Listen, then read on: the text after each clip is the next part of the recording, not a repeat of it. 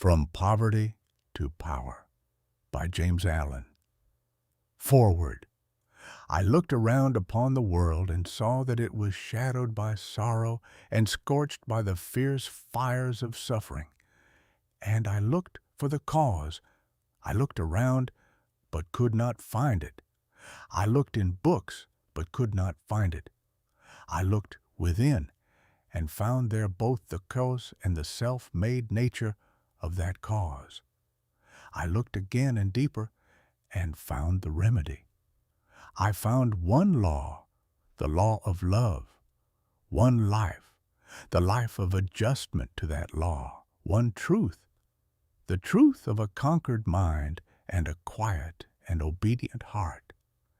And I dreamed of writing a book which should help men and women, whether rich or poor, learned or unlearned, worldly or unworldly, to find within themselves the source of all success, all happiness, all accomplishment, all truth.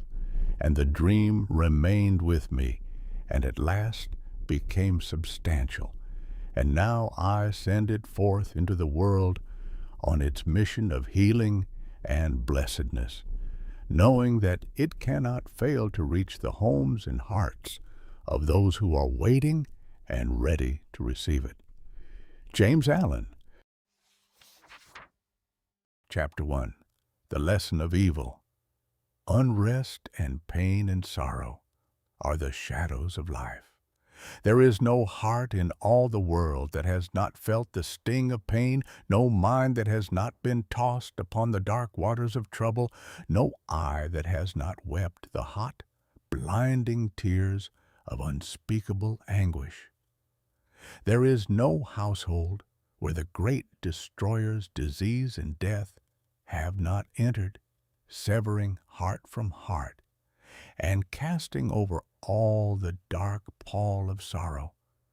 In the strong and apparently indestructible meshes of evil, all are more or less fast caught, and pain, unhappiness, and misfortune wait upon mankind. With the object of escaping, or in some way mitigating this overshadowing gloom, men and women rush blindly into innumerable devices, pathways by which they fondly hope to enter into a happiness which will not pass away. Such are the drunkard and the harlot who revel in sensual excitements.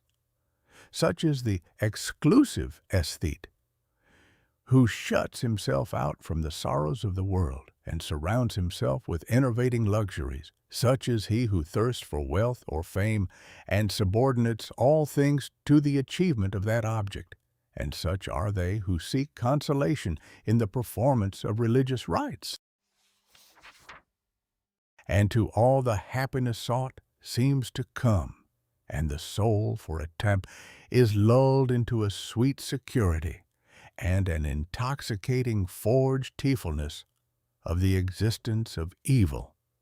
But the day of disease comes at last, or some great sorrow, temptation, or misfortune breaks suddenly in on the unfortified soul, and the fabric of its fancied happiness is torn to shreds. So, over the head of every personal joy hangs the Damocletian sword of pain, ready, at any moment, to fall and crush the soul of him who is unprotected by knowledge. The child cries to be a man or woman. The man and woman sigh for the lost felicity of childhood.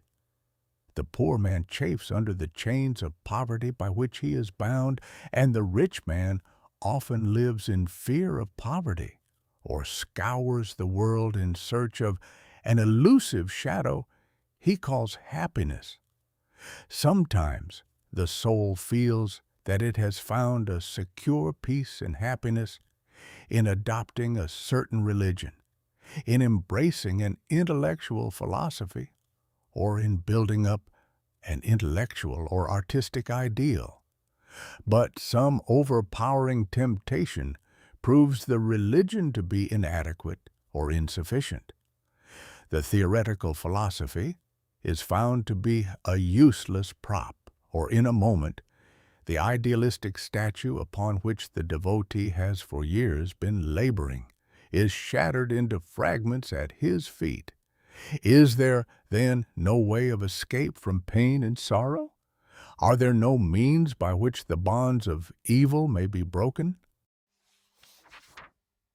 Is permanent happiness, secure prosperity, and abiding peace a foolish dream? No, there is a way, and I speak it with gladness, by which evil can be slain forever. There is a process by which disease, poverty, or any adverse condition or circumstance can be put on one side, never to return.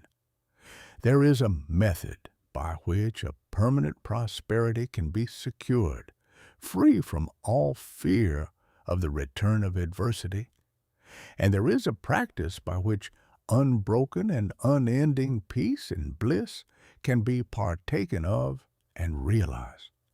And the beginning of the way which leads to this glorious realization is the acquirement of a right understanding of the nature of evil. 16. The path of prosperity. It is not sufficient to deny or ignore evil. It must be understood. It is not enough to pray to God to remove the evil. You must find out why it is there and what lesson it has for you. It is of no avail to fret and fume and chafe at the chains which bind you. You must know why and how you are bound. Therefore, reader, you must get outside yourself and must begin to examine and understand yourself. You must cease to be a disobedient child in the school of experience and must begin to learn with humility and patience the lessons that are set for your edification and ultimate perfection. For evil, when rightly understood, is found to be not an unlimited power or principle in the universe, but a passing phase of human experience, and it therefore becomes a teacher to those who are willing to learn. Evil is not an abstract something outside yourself. It is an experience in your own heart, and by patiently examining and rectifying your heart, you will be gradually led into the discovery of the origin and nature of evil, which will necessarily be followed by its complete eradication. All evil is corrective and remedial, and is therefore not permanent. It is rooted in ignorance of the true nature and relation of things. And so long as we remain in that state of ignorance, we remain subject to evil. There is in the universe, which is not the result of ignorance, and which would not, if we were ready and willing to learn its lesson, lead us to higher wisdom, and then vanish away. But men remain in evil, and it does not pass away, because men are not willing or prepared to learn the lesson which it came to teach them. I knew a child who every night when its mother took it to bed cried to be allowed to play with a candle, and one night, when the mother was off guard for a moment, the child took hold of the candle. The inevitable result followed, and the child never wished to play with the candle again.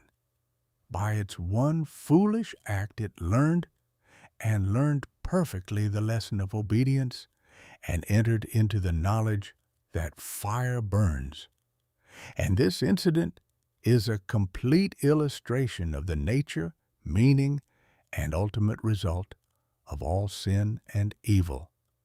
As the child suffered through its own ignorance of the real nature of fire, so older children suffer through their ignorance of the real nature of the things which they weep for and strive after, and which harm them when they are secured, the only difference being that in the latter case, the ignorance and evil are more deeply rooted and obscure.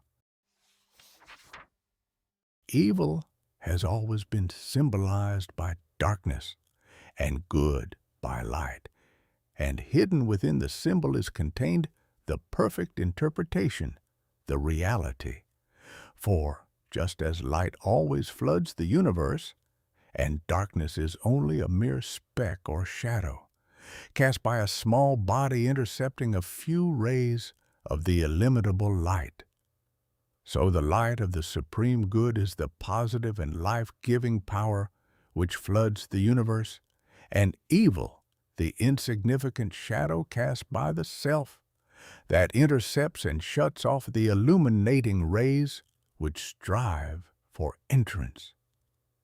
When night folds the world in its black impenetrable mantle, no matter how dense the darkness, it covers but the small space of half our little planet, while the whole universe is ablaze with living light, and every soul knows that it will awake in the light in the morning. Know then that when the dark night of sorrow, pain, or misfortune settles down upon your soul, and you stumble along with weary and uncertain steps, that you are merely intercepting your own personal desires between yourself and the boundless light of joy and bliss, and the dark shadow that covers you is cast by none and nothing but yourself. And just as the darkness without is but a negative shadow, an unreality which comes from nowhere, goes to nowhere, and has no abiding dwelling place, so the darkness within is equally a negative shadow passing over the evolving and light-born soul. Emma. But I fancy I hear someone say, why pass through the darkness of evil at all? Because by ignorance you have chosen to do so, and because by doing so you may understand both good and evil, and may the more appreciate the light by having passed through the darkness. As evil is the direct outcome of ignorance, so when the lessons of evil are fully learned, ignorance passes away and wisdom takes its place. But as a disobedient child refuses to learn its lessons at school, so it is possible to refuse to learn the lessons of experience, and thus to remain in continual darkness, and to suffer continually recurring punishments in the form of disease, disappointment, and sorrow. He, therefore, who would shake himself free of the evil which encompasses him, must be willing and ready to hew the path of prosperity to learn, and must be prepared to undergo that disciplinary process without which no grain of wisdom or abiding happiness and peace can be secured. A man may shut himself up in a dark room and deny that the light exists, but it is everywhere without, and darkness exists only in his own little room. So you may shut out the light of truth, or you may begin to pull down the walls of prejudice, self-seeking, and error which you have built around yourself, and so let in the glorious and omnipresent light. By earnest self-examination, strive to realize, and not merely hold as a theory, that evil is a passing phase, a self-created shadow, that all your pains, sorrows, and misfortunes have come to you by a process of undeviating and absolutely perfect law, have come to you because you deserve and require them, and that by first enduring and then understanding them, you may be made stronger, wiser, nobler. When you have fully entered into this realization, you will be in a position to mold your own circumstances, to transmute all evil into good, and to weave with a master hand the fabric of your destiny. What of the night, O watchman? Seest thou yet the glimmering dawn upon the mountain heights, the golden herald of the light of lights? Are his fair feet upon the hilltops set? Cometh he yet to chase away the gloom, and with it all the demons of the night?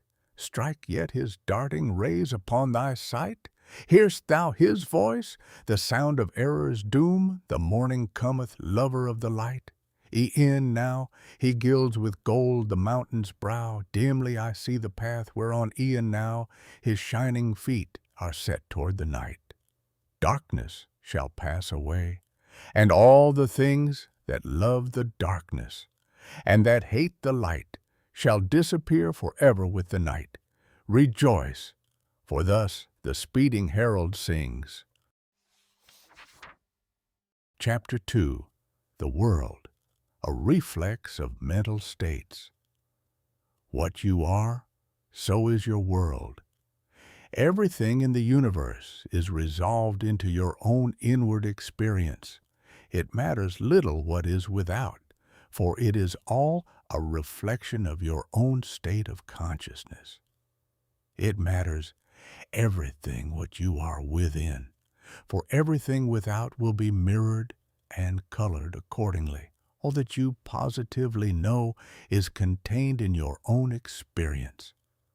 All that you ever will know must pass through the gateway of experience and so become part of yourself. Your own thoughts, desires, and aspirations comprise your world, and to you all that there is in the universe of beauty and joy and bliss, or of ugliness and sorrow and pain, is contained within yourself. By your own thoughts, you make or mar your life, your world, your universe. As you build within by the power of thought, so will your outward life, world, a reflex of mental states 23, and circumstances shape themselves accordingly. Whatsoever you harbor in the inmost chambers of your heart will, sooner or later, by the inevitable law of reaction, shape itself in your outward life. The soul that is impure, sordid, and selfish is gravitating with unerring precision toward misfortune and catastrophe. The soul that is pure, unselfish, and noble is gravitating with equal precision toward happiness and prosperity. Every soul attracts its own, and nothing can possibly come to it that does not belong to it. To realize this is to recognize the universality of divine law. The incidents of every human life, which both make and mar, are drawn to it by the quality and power of its own inner thought life. Every soul is a complex combination of gathered experiences and thoughts, and the body is but an improvised vehicle for its manifestation. What, therefore, your thoughts are, that is your real self. And the world around, both animate and inanimate, wears the aspect with which your thoughts clothe it. All that we are is the result of what we have thought. It is founded on our thoughts. It is made up of our thoughts. Thus said Buddha. And it therefore follows that if a man is happy, it is because he dwells in happy thoughts. If miserable, because he dwells in despondent and debilitating thoughts. Whether one be fearful or fearless, foolish or wise, troubled or serene, within that soul lies the cause of its own state or states, and never without. And now I seem to hear a chorus of voices exclaim, But do you really mean to say that outward circumstances do not affect our minds? I do not say that, but I say this, and know it to be an infallible truth, that circumstances can only affect you insofar as you allow them to do so. You are swayed by circumstances because you have not a right understanding of the nature, use, and power of thought. You believe, and upon this little word, belief, hang all our sorrows and joys, that outward things have the power to make or mar your life. By so doing, you submit to those outward things, confess that you are their slave, and they your unconditional master. By so doing, you invest them with a power which they do not of themselves possess, and you succumb, in reality, not to the mere circumstances, but to the gloom or gladness, the fear or hope, the world, a reflex of mental states. Was so deploy strength or weakness, which your thoughts fear has thrown around them. I knew two men who, at an early age, lost the hard-earned savings of years. One was very deeply troubled and gave way to chagrin, worry, and despondency. The other, on reading in his morning paper that the bank in which his money was deposited had hopelessly failed, and that he had lost all, quietly and firmly remarked, "Well, it's gone, and trouble and worry won't bring it back, but hard work will." He went to work with renewed vigor and rapidly became prosperous, while the former man, continuing to mourn the loss of his money and to grumble at his bad luck, remained the sport and tool of adverse circumstances, in reality of his own weak and slavish thoughts. The loss of money was a curse to the one because he clothed the event with dark and dreary thoughts. It was a blessing to the other because he threw around it thoughts of strength, of hope, and renewed endeavor. If circumstances had the power to bless or harm, they would bless and harm all men alike. But the fact that the same circumstances will be alike good and bad to different souls proves that the good or bad is not in the circumstance, but only in the mind of him that encounters it. When you begin to realize this, you will begin to control your thoughts, to regulate and discipline your mind, and to rebuild the inward temple of your soul, eliminating all useless and superfluous material, and incorporating into your being thoughts alone of joy and serenity, of strength and life, of compassion and love, of beauty and immortality. And as you do this, you will become joyful and serene, strong and healthy, compassionate and loving, and beautiful with the beauty of immortality. And as we clothe events with the drapery of our own thoughts, so likewise do we clothe the objects of the visible world around us. And where one sees harmony and beauty, another sees revolting ugliness. An enthusiastic naturalist was one day roaming the country lanes in pursuit of his hobby, and during his rambles came upon a pool of brackish water near a farmyard. As he proceeded to fill a small bottle with the water for the purpose of examination under the microscope, he dilated with more enthusiasm than discretion, whirled, a reflex of mental states 27, to an uncultivated son of the plow who stood close by upon the hidden and innumerable wonders contained in the pool, and concluded by saying, "Yes, my friend, within this pool is contained 100, nay, 1,000,000 universes, had we but the sense or the instrument by which we could apprehend them." And the unsophisticated one ponderously remarked, I know the water be full o' tadpoles, but they be easy to catch. You see, it's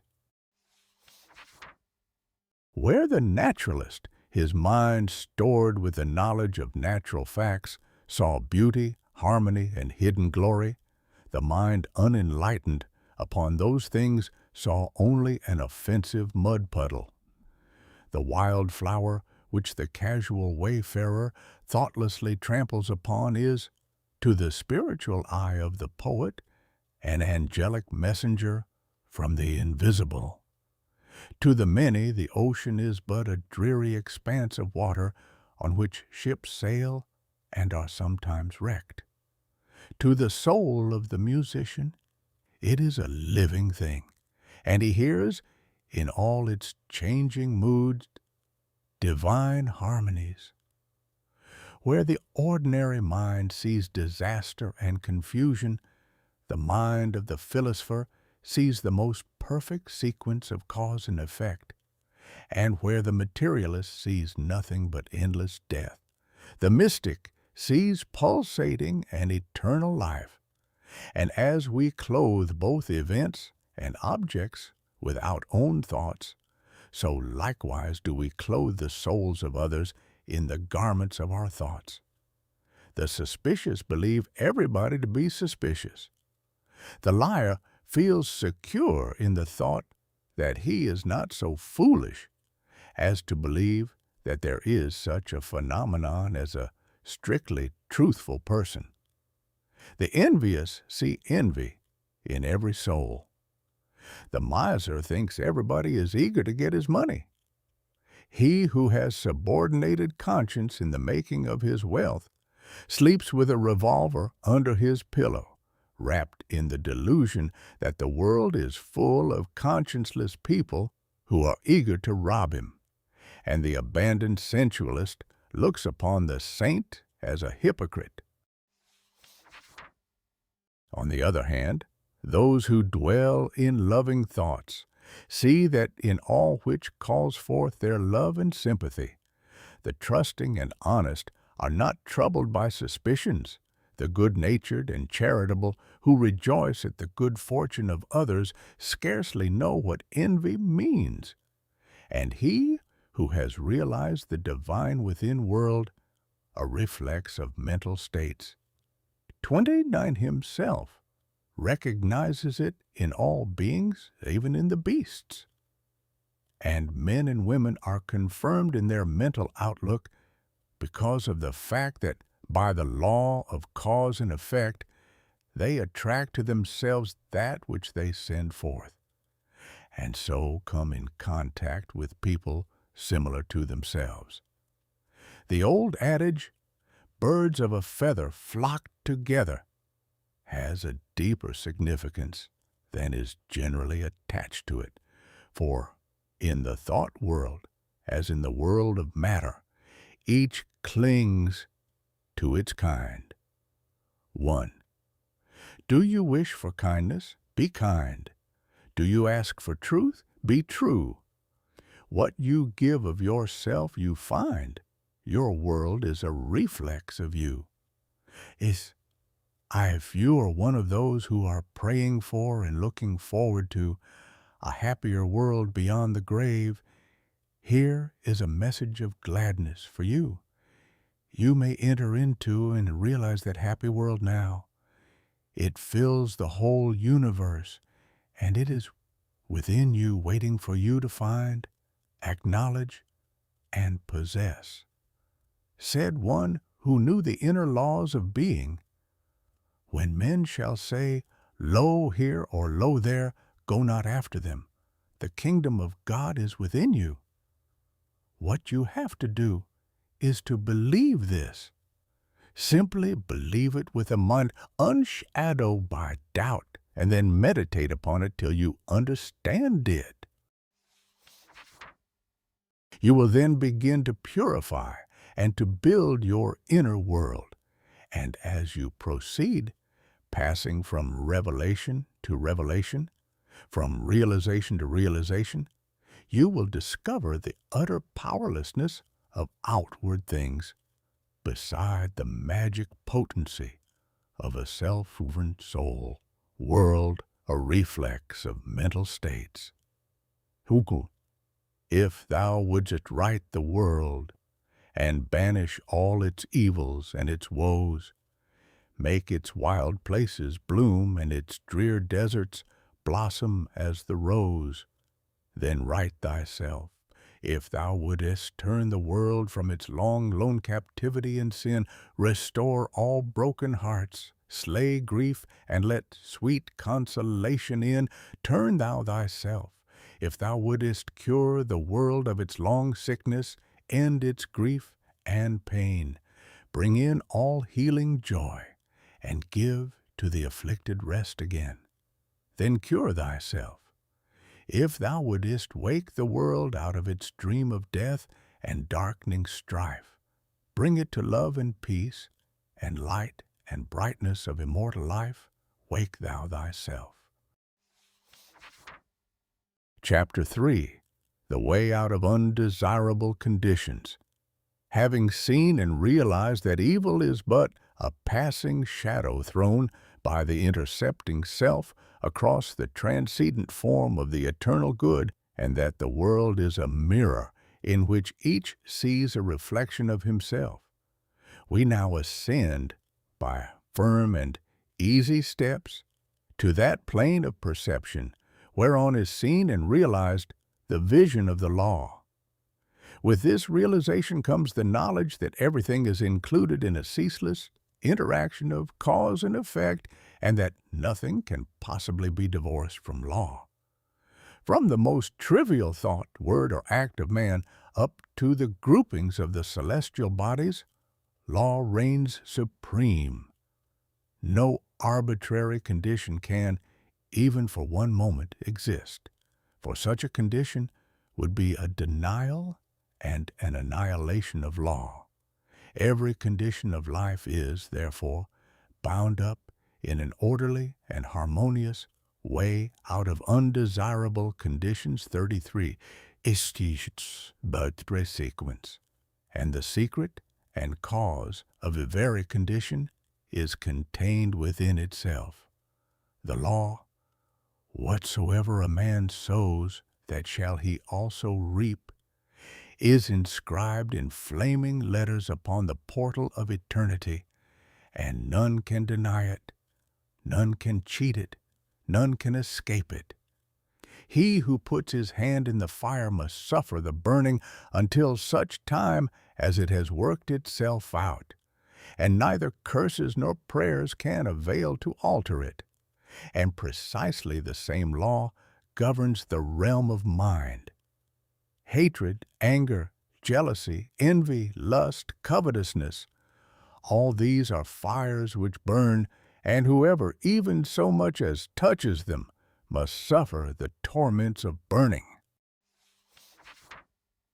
All these conditions of mind are rightly called evil, for they are the efforts of the soul to subvert in its ignorance the law, and they therefore lead to chaos and confusion within, and are sooner or later actualized in the outward circumstances as disease, failure, and misfortune, coupled with grief, pain, and despair. Whereas love, gentleness, goodwill, purity are cooling airs which breathe peace upon the soul that woos them, and being in harmony with the eternal law, they become actualized in the form of health, peaceful surroundings, and undeviating success and good fortune. A thorough understanding of this great law which permeates the universe leads to the acquirement of that state of mind known as obedience. To know that justice, harmony, and love are supreme in the universe is likewise to know that all adverse and painful conditions are the result of our own disobedience to that law. Such knowledge leads to strength and power, and it is upon such knowledge alone that a true life and an enduring success and happiness can be built. To be patient under all circumstances, and to accept all conditions as necessary factors in your training is to rise superior to all painful conditions and to overcome them with an overcoming which is sure and which leaves no fear of their return. For by the power of obedience to law, they are utterly slain.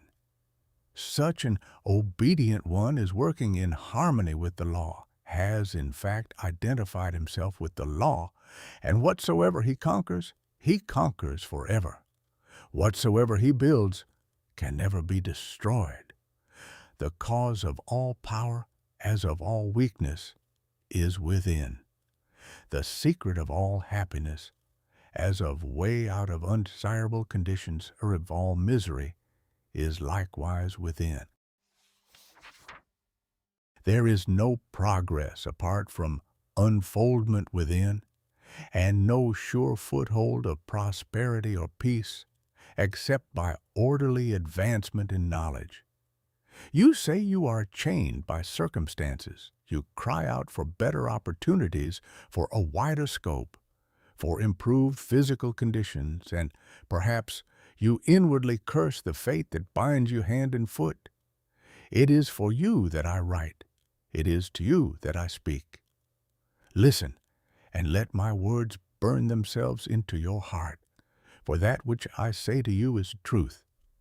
You may bring about that improved condition in your outward life which you desire if you will unswervingly resolve to improve your inner life. I know this pathway looks barren at its commencement. Truth always does. It is only error and delusion which are at first inviting and fascinating. But if you undertake to walk it, if you perseveringly discipline your mind, eradicating your weaknesses and allowing your soul forces and spiritual powers to unfold themselves, you will be astonished at the magical changes which will be brought about in your outward life. As you proceed, golden opportunities will be strewn across your path, and the power and judgment to properly utilize them will spring up within you. Genial friends will come unbidden to you. Sympathetic souls will be drawn to you as the needle is to the magnet, and books and all outward aids that you require will come to you unsought. Perhaps the chains of poverty hang heavily upon you, and you are friendless and alone, and you long with an intense longing that your load may be lightened. But the load continues, and you seem to be enveloped in an ever-increasing darkness. Perhaps you complain, you bewail your lot, you blame your birth, your parents, your employer, or the unjust powers who have bestowed upon you so undeservedly poverty and hardship, and upon another affluence and ease. Cease your complaining and fretting. None of these things which you blame are the cause of your poverty. The cause is within yourself, and where the cause is, there is the remedy. The very fact that you are against a complainer shows that you deserve your lot, shows that you lack that faith which is the ground of all effort and progress. There is no room for a complainer in a universe of law, and worry is way out of undesirable conditions at soul suicide. By your very attitude of mind, you are strengthening the chains which bind you, and are drawing about you the darkness by which you are enveloped. Alter your outlook upon life, and your outward life will alter. Build yourself up in the faith and knowledge, and make yourself worthy of better surroundings and wider opportunities. Be sure, first of all, that you are making the best of what you have. Do not delude yourself into supposing that you can step into greater advantages whilst overlooking smaller ones, for if you could, the advantage would be impermanent, and you would quickly fall back again in order to learn the lesson which you had neglected. As the child at school must master one standard before passing on to the next, so, before you can have that greater good which you so desire, must you faithfully employ that which you already possess. The parable of the talents is a beautiful story illustrative of this truth. For does it not plainly show that if we misuse, neglect, or degrade that which we possess, be it ever so mean and insignificant, even that little will be taken from us, for by our conduct we show that we are unworthy of it. Perhaps you are living in a small cottage and are surrounded by unhealthy and vicious influences. You desire a larger and more sanitary residence. Then you must fit yourself for such a residence by first of all making your cottage as far as possible a little paradise. Keep it spotlessly clean. Make it look as pretty and sweet as your limited means will allow. Cook your plain food with all care and arrange your humble table as tastefully as you possibly can. If you cannot afford a carpet, let your rooms be carpeted with smiles and welcomes, fastened down with the nails of kind words driven in with the hammer of patience. Such a carpet will not fade in the sun, and constant use will never wear it away. By so ennobling your present surroundings, you will rise above them and above the need of them, and at the right time you will pass on into the better house and surroundings which have all along been waiting for you and which you have fitted yourself to occupy. Perhaps you desire more time for thought and effort, and feel that your hours of labor are too hard and long. Then see to it that way out of undesirable conditions at 39. You are utilizing to the fullest possible extent what little spare time you have. It is useless to desire more time if you are already wasting what little you have, for you would only grow more indolent and indifferent. Even poverty and lack of time and leisure are not the evils that you imagine they are. And if they hinder you in your progress, it is because you have clothed them in your own weaknesses, and the evil that you see in them is really in yourself. Endeavor to fully and completely realize that insofar as you shape and mold your mind, you are the maker of your destiny.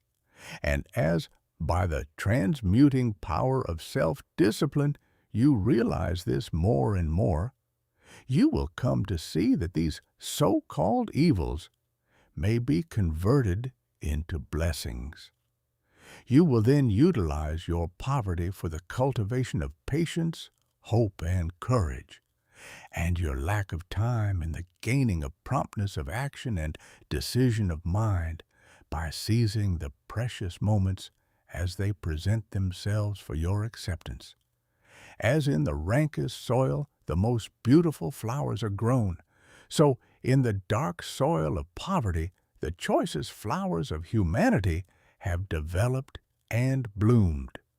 Where there are difficulties to cope with and unsatisfactory conditions to overcome, there virtue most flourishes and manifests its glory. It may be that you are in the employ of a tyrannous master or mistress, and you feel that you are harshly treated. Look upon this also as necessary to your training. Return your employer's unkindness with gentleness and forgiveness. Practice unceasingly patience and self-control. Turn the disadvantage to account by utilizing it for the gaining of mental and spiritual strength. And by your silent example and influence, you will thus be teaching your employer, will be helping him to grow ashamed of his conduct, and will, at the same time, be lifting yourself up to that height of spiritual attainment by which you will be enabled to step into new and more congenial surroundings at the time when they are presented to you. Do not complain that you are a slave, but lift yourself up by noble conduct above the plane of slavery. Before complaining that you are a slave to another, be sure that you are not a slave to self. Look within, look searchingly, and have no mercy upon yourself. You will find there, perchance, way out of undesirable conditions, slavish thoughts, slavish desires, and in your daily life and conduct, slavish habits. Conquer these. Cease to be a slave to self, and no man will have the power to enslave you. As you overcome self, you will overcome all adverse conditions, and every difficulty will fall before you. Do not complain that you are oppressed by the rich. Are you sure that if you gained riches, you would not be an oppressor yourself? Remember that there is the eternal law, which is absolutely just, and that he who oppresses today must himself be oppressed tomorrow, and from this there is no way of escape. And perhaps you, yesterday, in some former existence, were rich and an oppressor, and that you are now merely paying off the debt which you owe to the great law. Practice, therefore, fortitude and faith. Dwell constantly in mind upon the eternal justice, the eternal good. Endeavor to lift yourself above the personal and the transitory into the impersonal and permanent. Shake off the delusion that you are being injured or oppressed by another, and try to realize, by a profounder comprehension of your inner life and the laws which govern that life, that you are only really injured by what is within you. There is no practice more degrading, debasing, and soul-destroying than that of self-pity. Cast it out from you. While such a canker is feeding upon your heart, you can never expect to grow into a fuller life. Cease from the condemnation of others and begin to condemn yourself.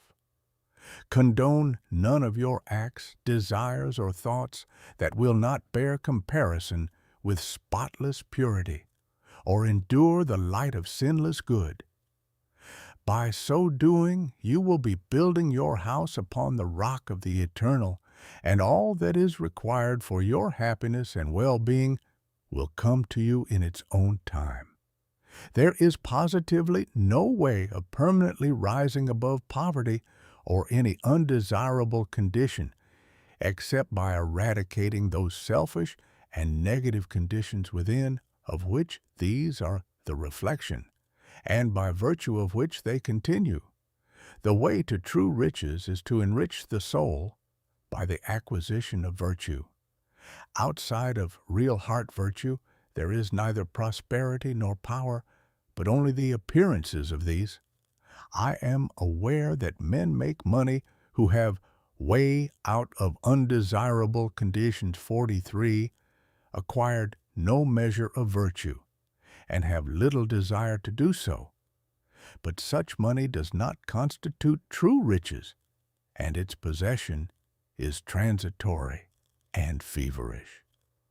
Here is David's testimony. For I was envious at the foolish when I saw the prosperity of the wicked. Their eyes stand out with fatness. They have more than heart could wish.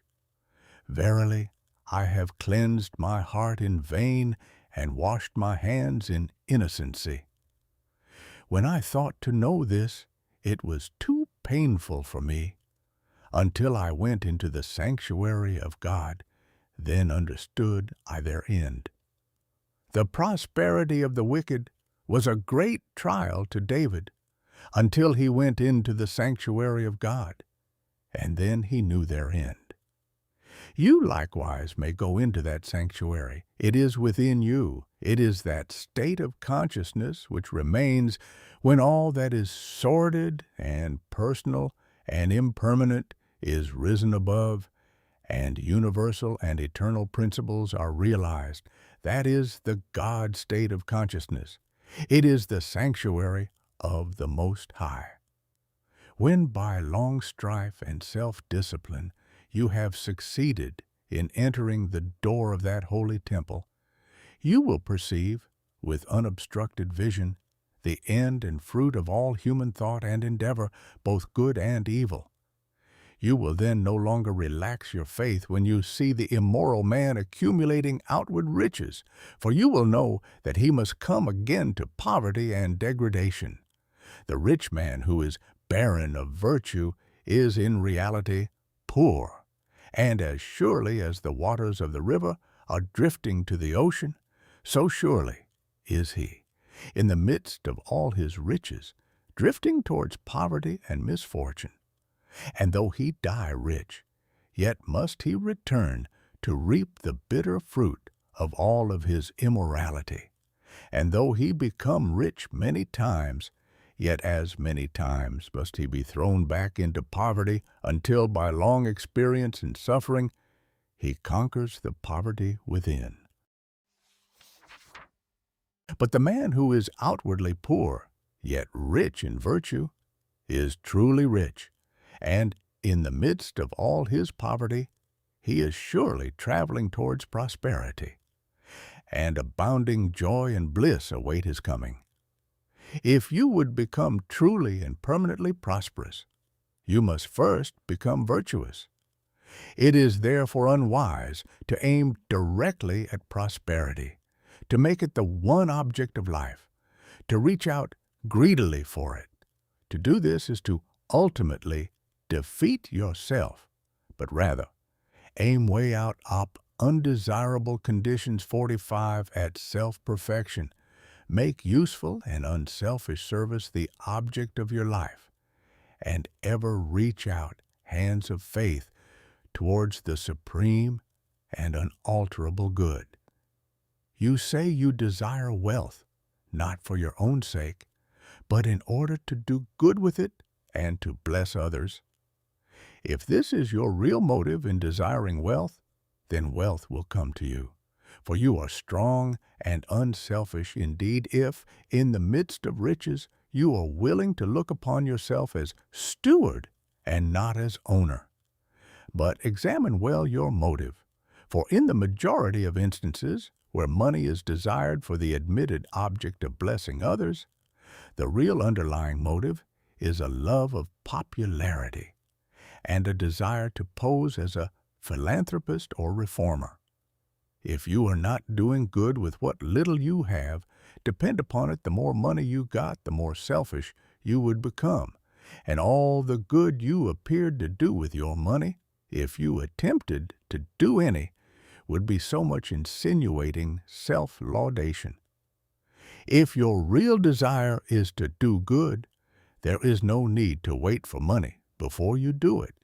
You can do it now, this very moment, and just where you are.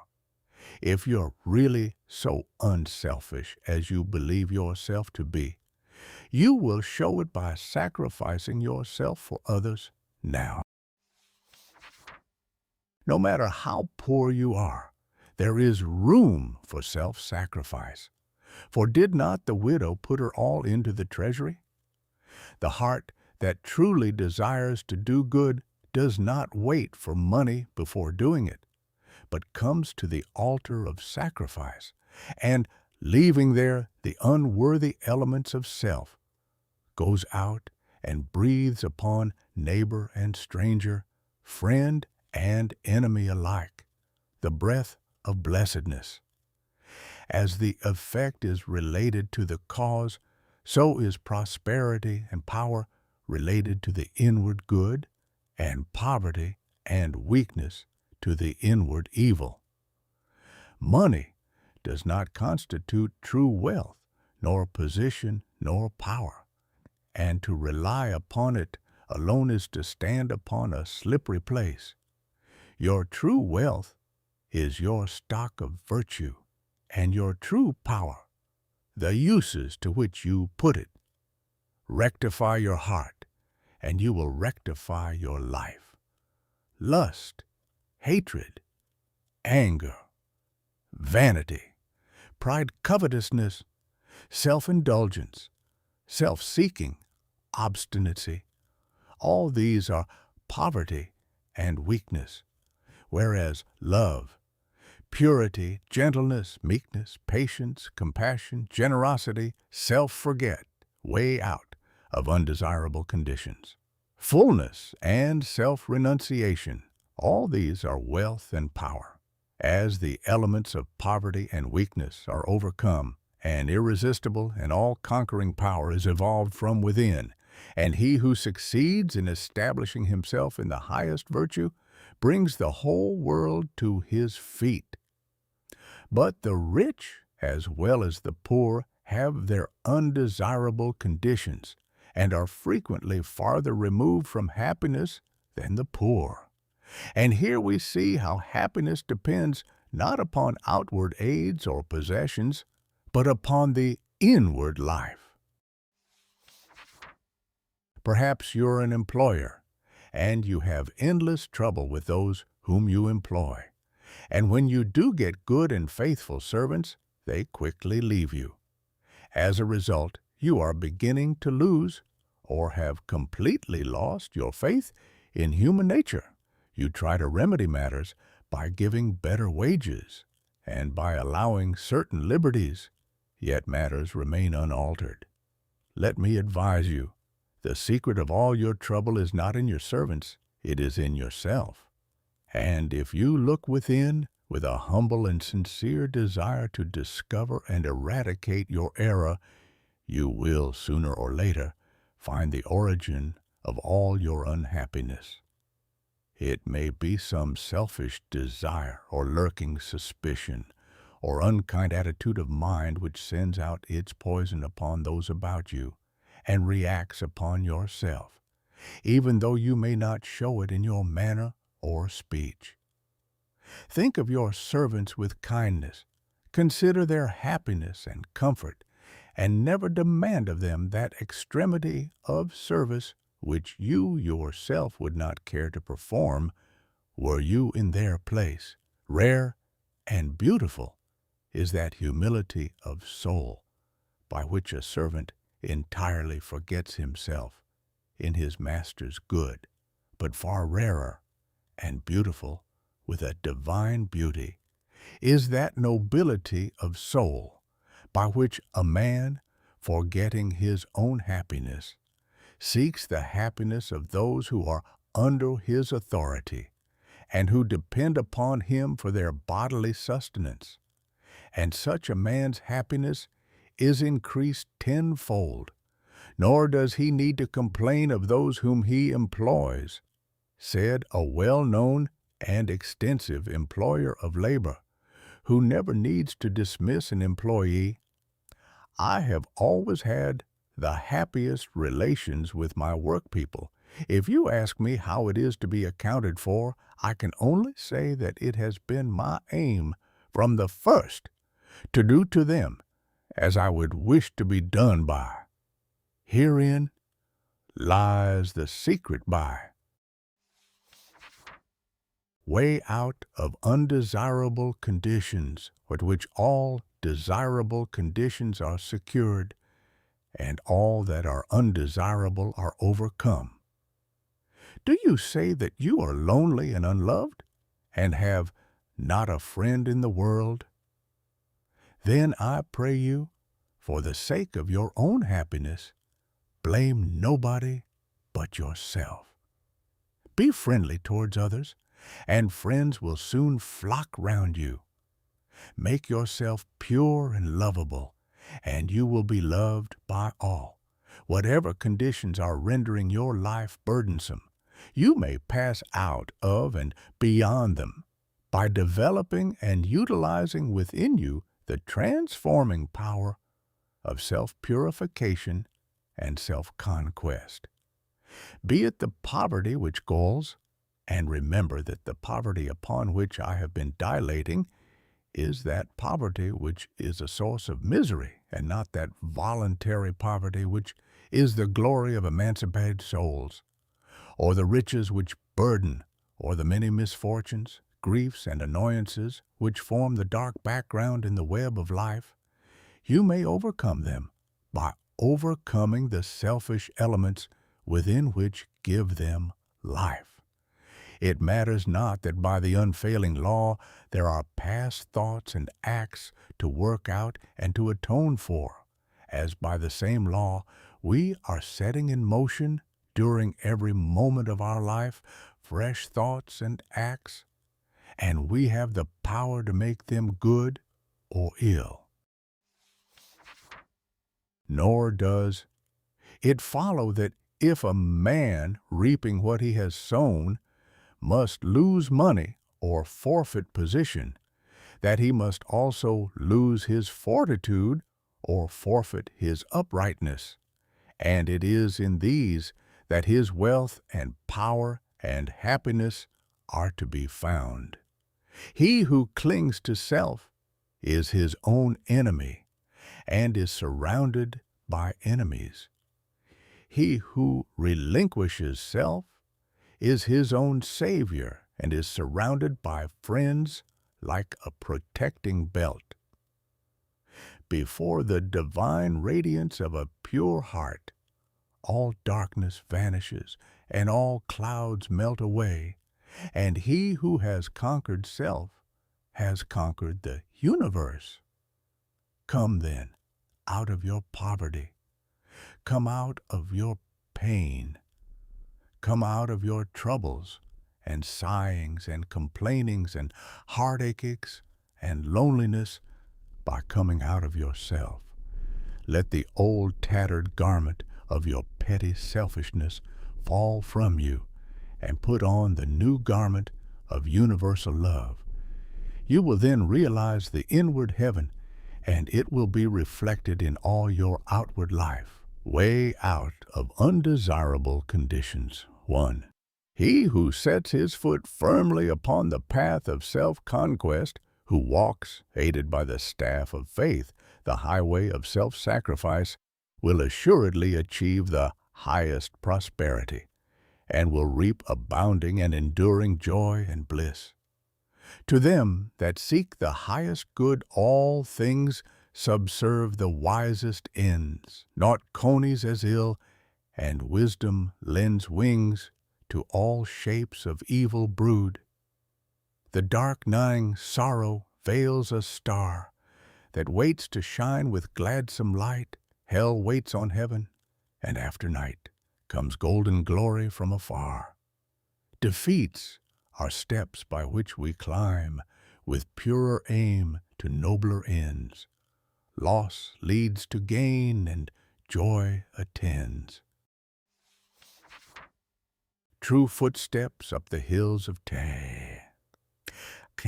pain leads to paths of holy bliss, to thoughts and words and deeds divine, and clouds that gloom and rays that shine along life's upward highway kiss. Misfortune does but cloud the way, whose end and summit in the sky of bright success, sun-kissed and high, awaits our seeking and our stay. The heavy pall of doubts and fears that clouds the valley of our hopes, the shades with which the spirit copes, the bitter harvesting of tears, the heartaches, miseries, and griefs, the bruisings born of broken ties, all these are steps by which we rise to living ways of sound beliefs, way out of undesirable conditions. Love, pitying, watchful, runs to meet the pilgrim from the land of fate. All glory and all good await the coming of obedient feet. Chapter 4. The silent power of thought, controlling and directing one's forces. The most powerful forces in the universe are the silent forces, and in accordance with the intensity of its power, does a force become beneficent when rightly directed and destructive when wrongly employed. This is a common knowledge in regard to the mechanical forces, such as steam, electricity, etc. But few have yet learned to apply this knowledge to the realm of mind, where the thought forces, most powerful of all, are continually being generated and sent forth as currents of salvation or destruction.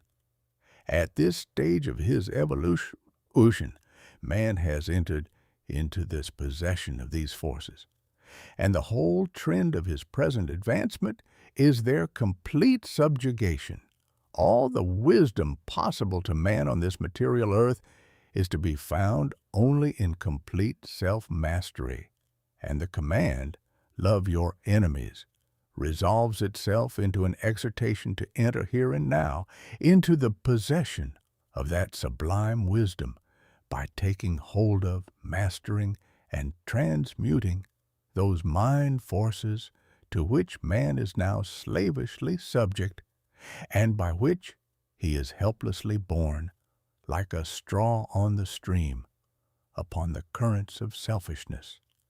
The Hebrew prophets, with their perfect knowledge of the supreme law, always related outward events to inward thought, and associated national disaster or success with the thoughts and desires that dominated the nation at the time. The knowledge of the causal power of thought is the basis of all their prophecies, as it is the basis of all real wisdom and power.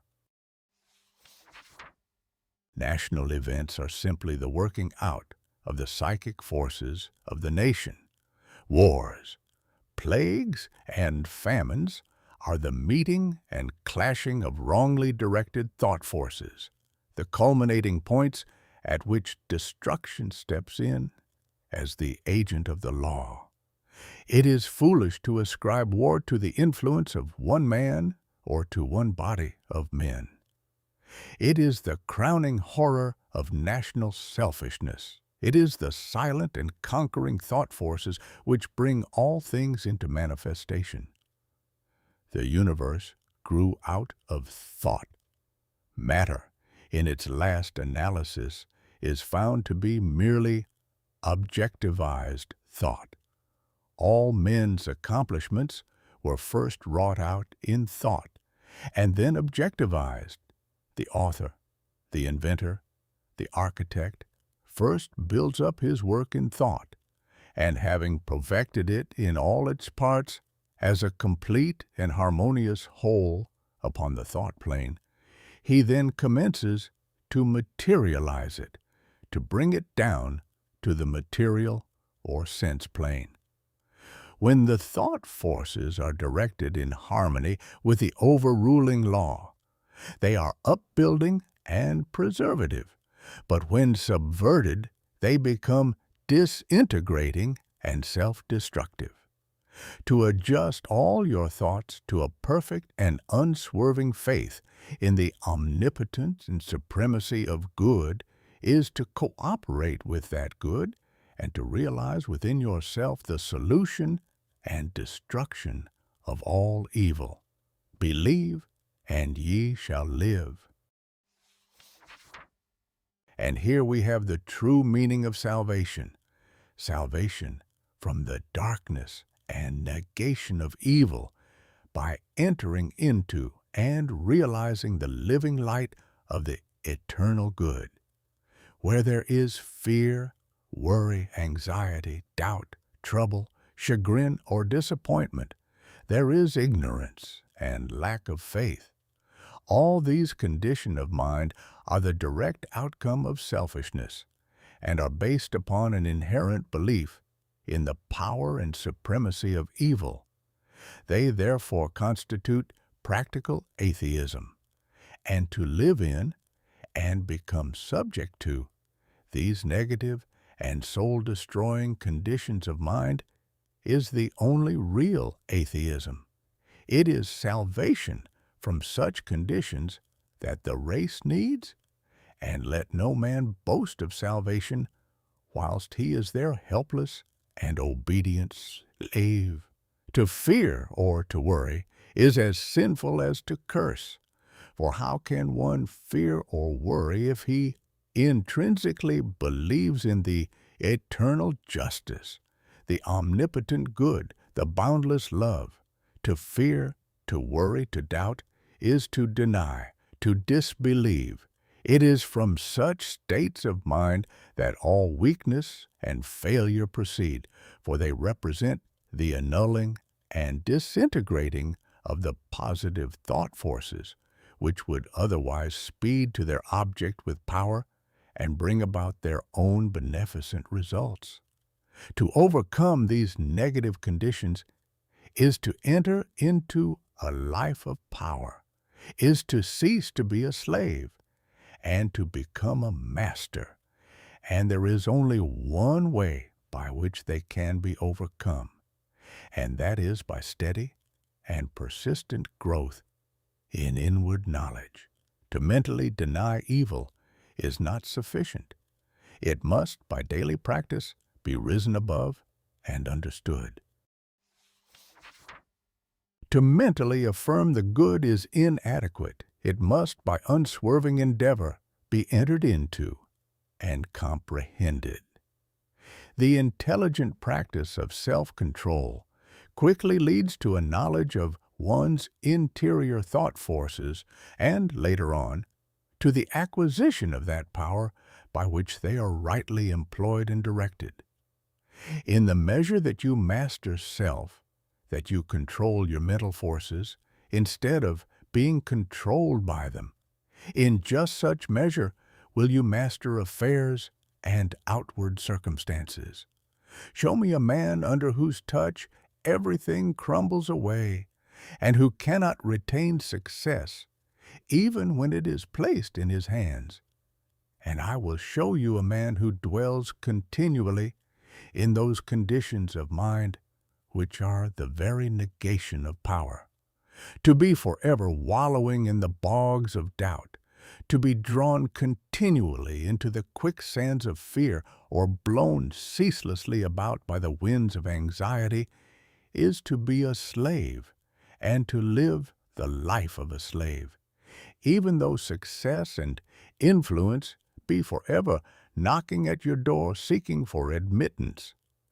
Such a man, being without faith and without self-government, is incapable of the right government of his affairs, and is a slave to circumstances, in reality, a slave to himself. Such are taught by affliction, and ultimately pass from weakness to strength. By the stress of bitter experience, faith and purpose constitute the motive power of life. There is nothing that a strong faith and an unflinching purpose may not accomplish. By the daily exercise of silent faith, the thought forces are gathered together, and by the daily strengthening of silent purpose, those forces are directed toward the object of accomplishment. Whatever your position in life may be, before you can hope to enter into any measure of success, usefulness, and power, you must learn how to focus your thought forces by cultivating calmness and repose. It may be that you are a businessman and you are suddenly confronted with some overwhelming difficulty or probable disaster. You grow fearful and anxious and are at your wits' end. To persist in such a state of mind would be fatal, for when anxiety steps in, correct judgment passes out. Now, if you will take advantage of a quiet hour or two in the early morning or at night, and go away to some solitary spot or to some room in your house where you know you will be absolutely free from intrusion, and having seated yourself in an easy attitude, you forcibly direct your mind right away from the object of anxiety by dwelling upon something in your life that is pleasing and bliss-giving. A calm, reposeful strength will gradually steal into your mind, and your anxiety will pass away. Upon the instant that you find your mind reverting to the lower plane of worry, bring it back again and reestablish it on the plane of peace and strength.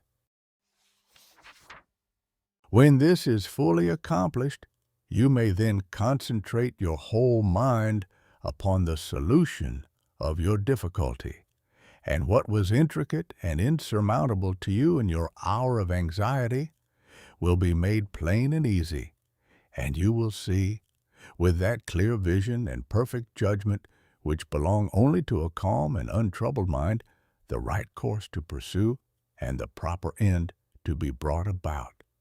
It may be that you will have to try day after day before you will be able to perfectly calm your mind, but if you persevere, you will certainly accomplish it. And the course which is presented to you in that hour of calmness must be carried out. Doubtless, when you are again involved in the business of the day and worries again creep in and begin to dominate you, you will begin to think that the course is a wrong or foolish one. But do not heed such suggestions. Be guided absolutely and entirely by the vision of calmness and not by the shadows of anxiety.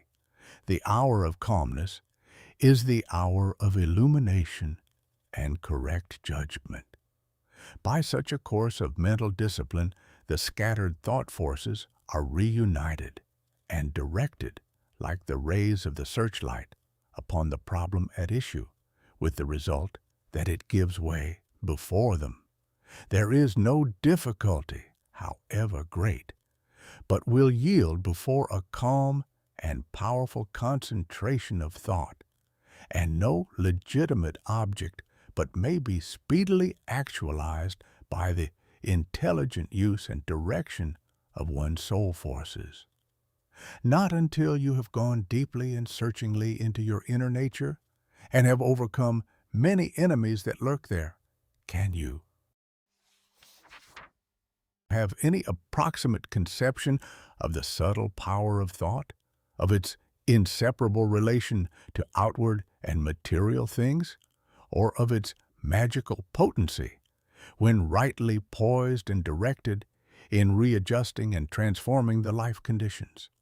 Every thought you think is a force sent out, and in accordance with its nature and intensity will it go out to seek a lodgment in minds receptive to it, and will react upon yourself for good or evil. There is ceaseless reciprocity between mind, and a continual interchange of thought forces. Selfish and disturbing thoughts are so many malignant and destructive forces, messengers of evil, sent out to stimulate and augment the evil in other minds, which in turn send them back upon you with added power, while thoughts that are calm, pure, and unselfish are so many angelic messengers sent out into the world with health, healing, and blessedness upon their wings, counteracting the evil forces, pouring the oil of joy upon the troubled waters of anxiety and sorrow, and restoring to broken hearts their heritage of immortality. Think good thoughts, and they will quickly become actualized in your outward life in the form of good conditions. Control your soul forces, and you will be able to shape your outward life as you will. The difference between a Savior and a sinner is this, that the one has a perfect control of all the forces within him. The other is dominated and controlled by them. There is absolutely no other way to true power and abiding peace but by self-control, self-government, self-purification. To be at the mercy of your disposition is to be impotent, unhappy, and of little real use in the world. The conquest of your petty likes and dislikes, your capricious loves and hates, your fits of anger, suspicion, jealousy, and all the changing moods to which you are more or less helplessly subject. This is the task you have before you. If you would weave into the web of life the golden threads of happiness and prosperity. Insofar as you are enslaved by the changing moods within you, will you need to depend upon others and upon outward aids as you walk through life. If you would walk firmly and securely and would accomplish any achievement, you must learn to rise above and control all such disturbing and returning vibrations. You must daily practice the habit of putting your mind at rest, going into the silence, as it is commonly called. This is a method of replacing a troubled thought with one of peace, a thought of weakness with one of strength. Until you succeed in doing this, you cannot hope to direct your mental forces upon the problems and pursuits of life with any appreciable measure of success. It is a process of diverting one's shattered forces into one powerful channel. Just as a useless marsh may be converted into a field of golden corn, or a fruitful garden by draining and directing the scattered and harmful streams into one well-cut channel, so he who acquires calmness and subdues and directs the thought currents within himself saves his soul and fructifies his heart and life. As you succeed in gaining mastery over your impulses and thoughts, you will begin to feel growing up within you a new and silent power, and a settled feeling of composure and strength will remain with you. Your latent powers will begin to unfold themselves, and whereas formerly your efforts were weak and ineffectual, you will now be able to work with that calm confidence which commands success. And along with this new power and strength, there will be awakened within you that interior illumination known as Ibu, Oschimes intuition, and you will walk no longer in darkness and speculation, but in light and certainty. With the development of this soul vision, judgment and mental penetration will be incalculably increased, and there will evolve within you that prophetic vision, by the aid of which you will be able to sense coming events and to forecast with remarkable accuracy the result of your efforts. And in just the measure that you alter from within will your outlook upon life alter. And as you alter your mental attitude towards others, they will alter in their attitude and conduct toward you.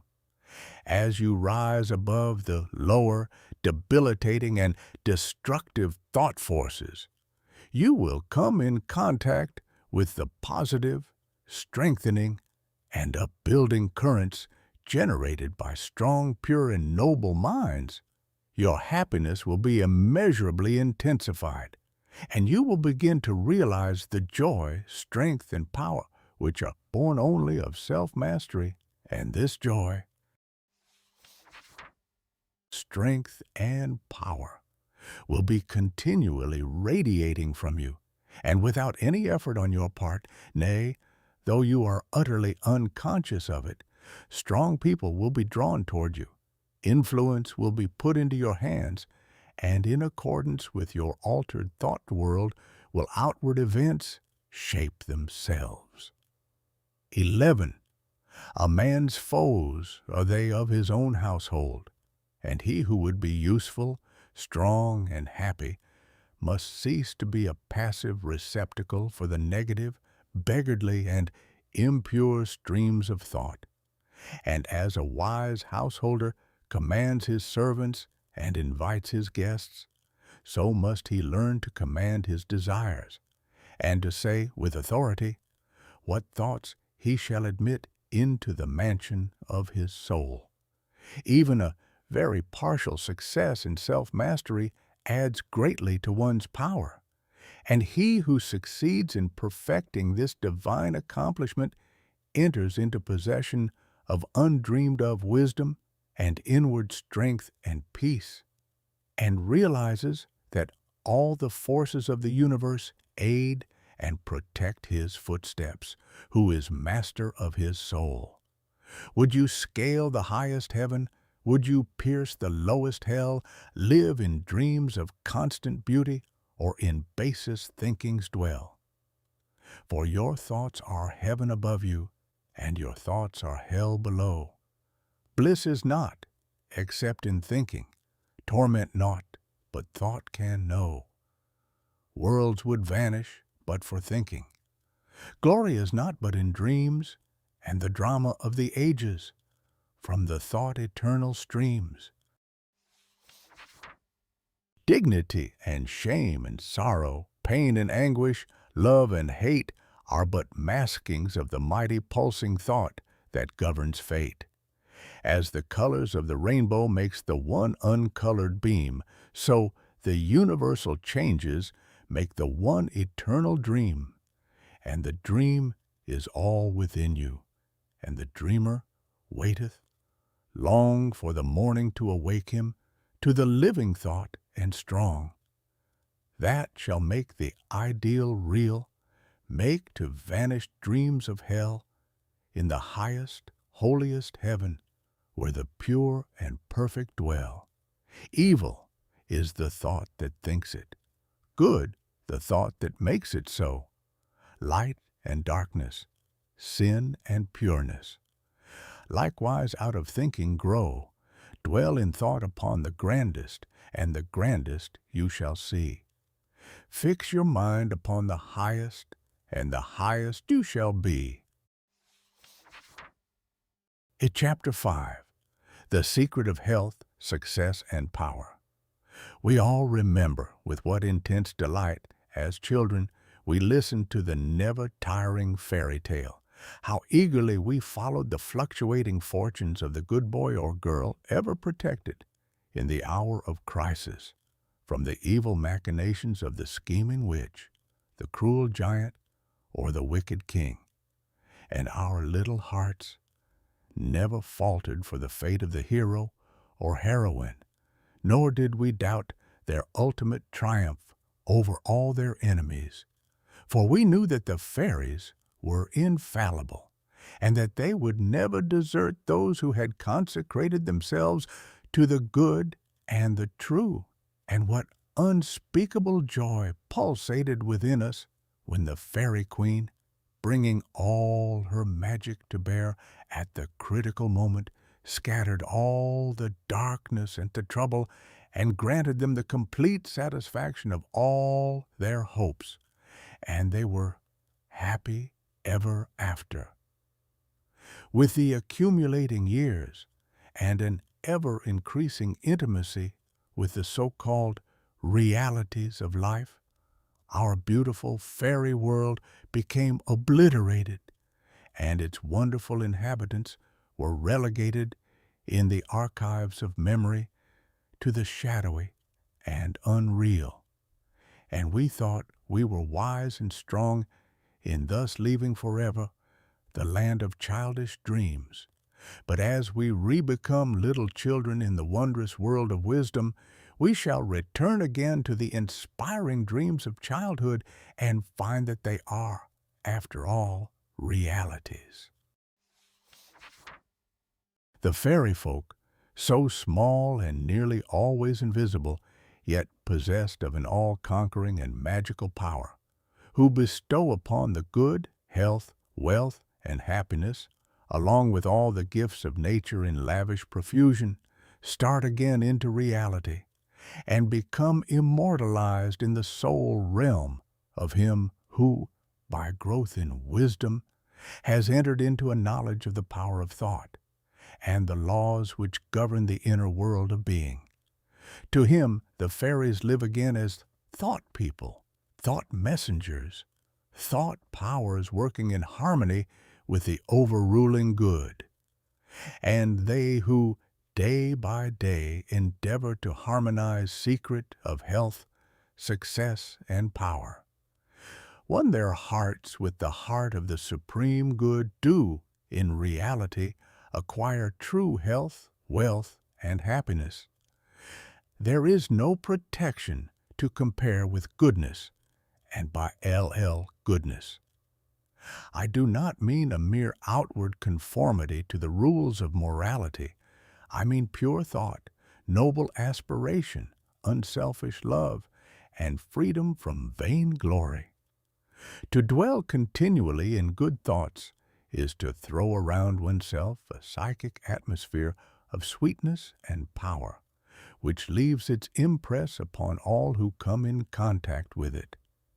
As the rising sun puts to rout the helpless shadows, so are all the impotent forces of evil put to flight by the searching rays of positive thought which shine forth from a heart made strong in purity and faith.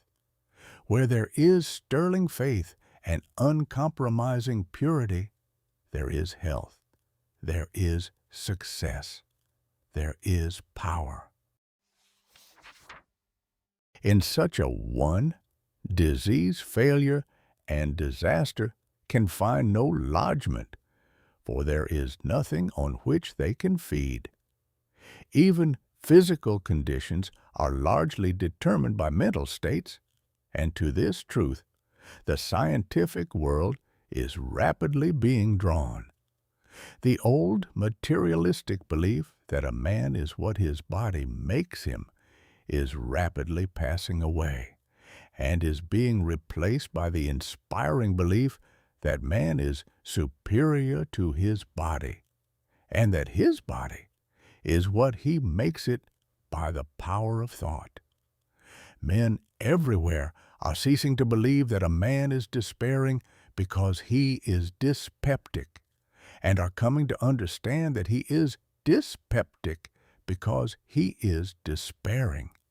And in the near future, the fact that all disease has its origin in the mind will become common knowledge.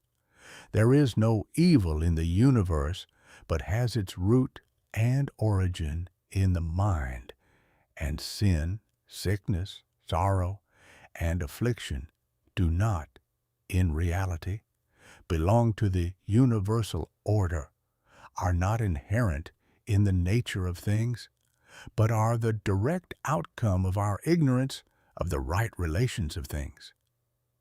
According to tradition, there once lived in India a school of philosophers who led a life of such absolute purity and simplicity that they commonly reached the age of 150 years, and to fall sick was looked upon by them as an unpardonable disgrace, for it was considered to indicate a violation of law. The sooner we realize and acknowledge that secret of health, success, and power. 3. Sickness, far from being the arbitrary visitation of an offended God, or the test of an unwise providence, is the result of our own error or sin. The sooner shall we enter upon the highway of health.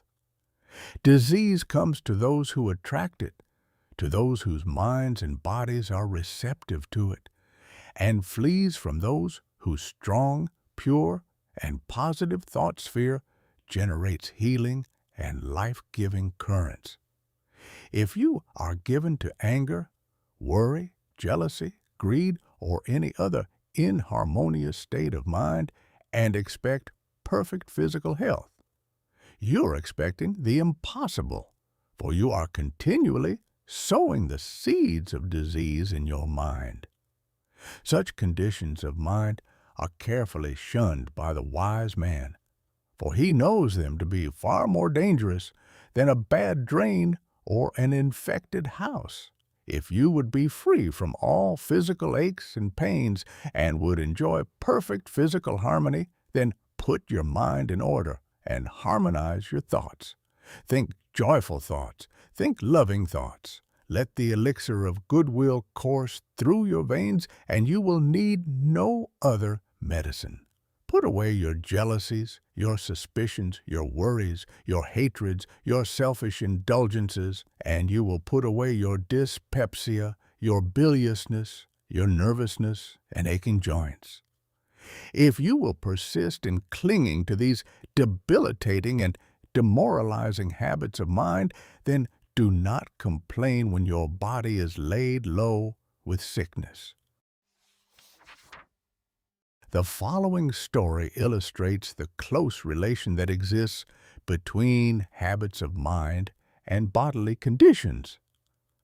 A certain man was afflicted with a painful disease, and he tried one physician after another, but all to no purpose. He then visited towns which were famous for their curative waters, and after having bathed in them all, his disease was more painful than ever. One night he dreamed that a presence came to him and said, "Brother, hast thou tried all the means of cure?" And he replied, "I have tried all." "Nay," said the presence, "come with me, and I will show thee a healing bath which has escaped thy notice." The afflicted man followed, and the presence led him to a clear pool of water, and said, "Plunge thyself in this water, and thou shalt surely recover," and thereupon vanished. The man plunged into the water, secret of health, success, and power.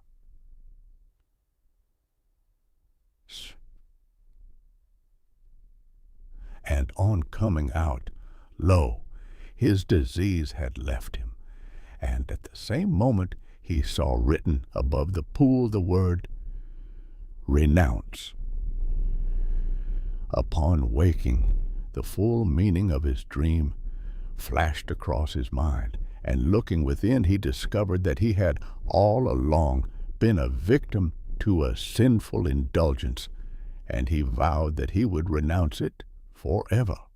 He carried out his vow, and from that day his affliction began to leave him, and in a short time he was completely restored to health. Many people complain that they have broken down through overwork. In the majority of such cases, the breakdown is more frequently the result of foolishly wasted energy. If you would secure health, you must learn to work without friction. To become anxious or excited or to worry over needless details is to invite a breakdown.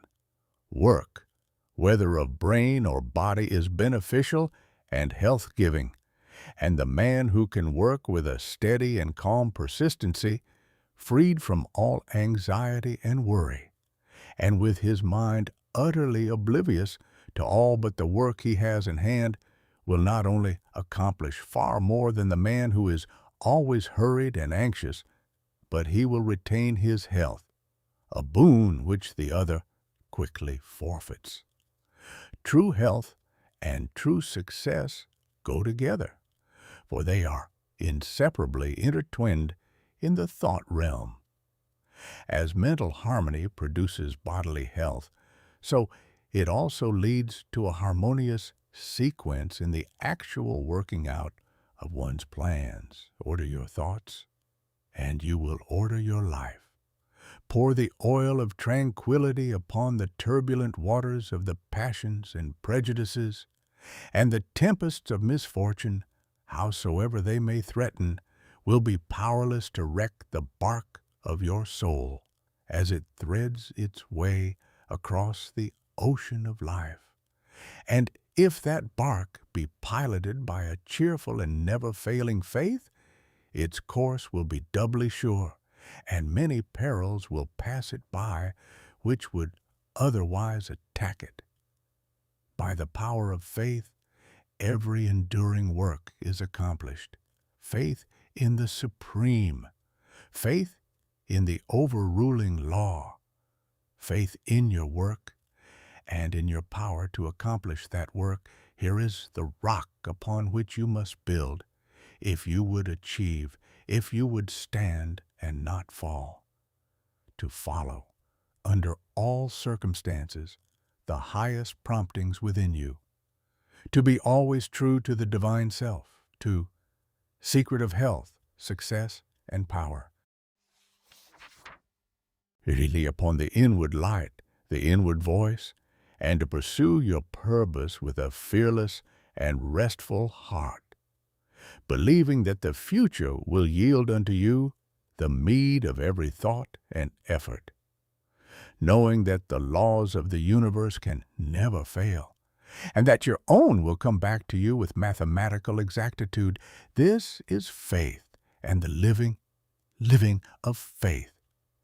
By the power of such a faith, the dark waters of uncertainty are divided.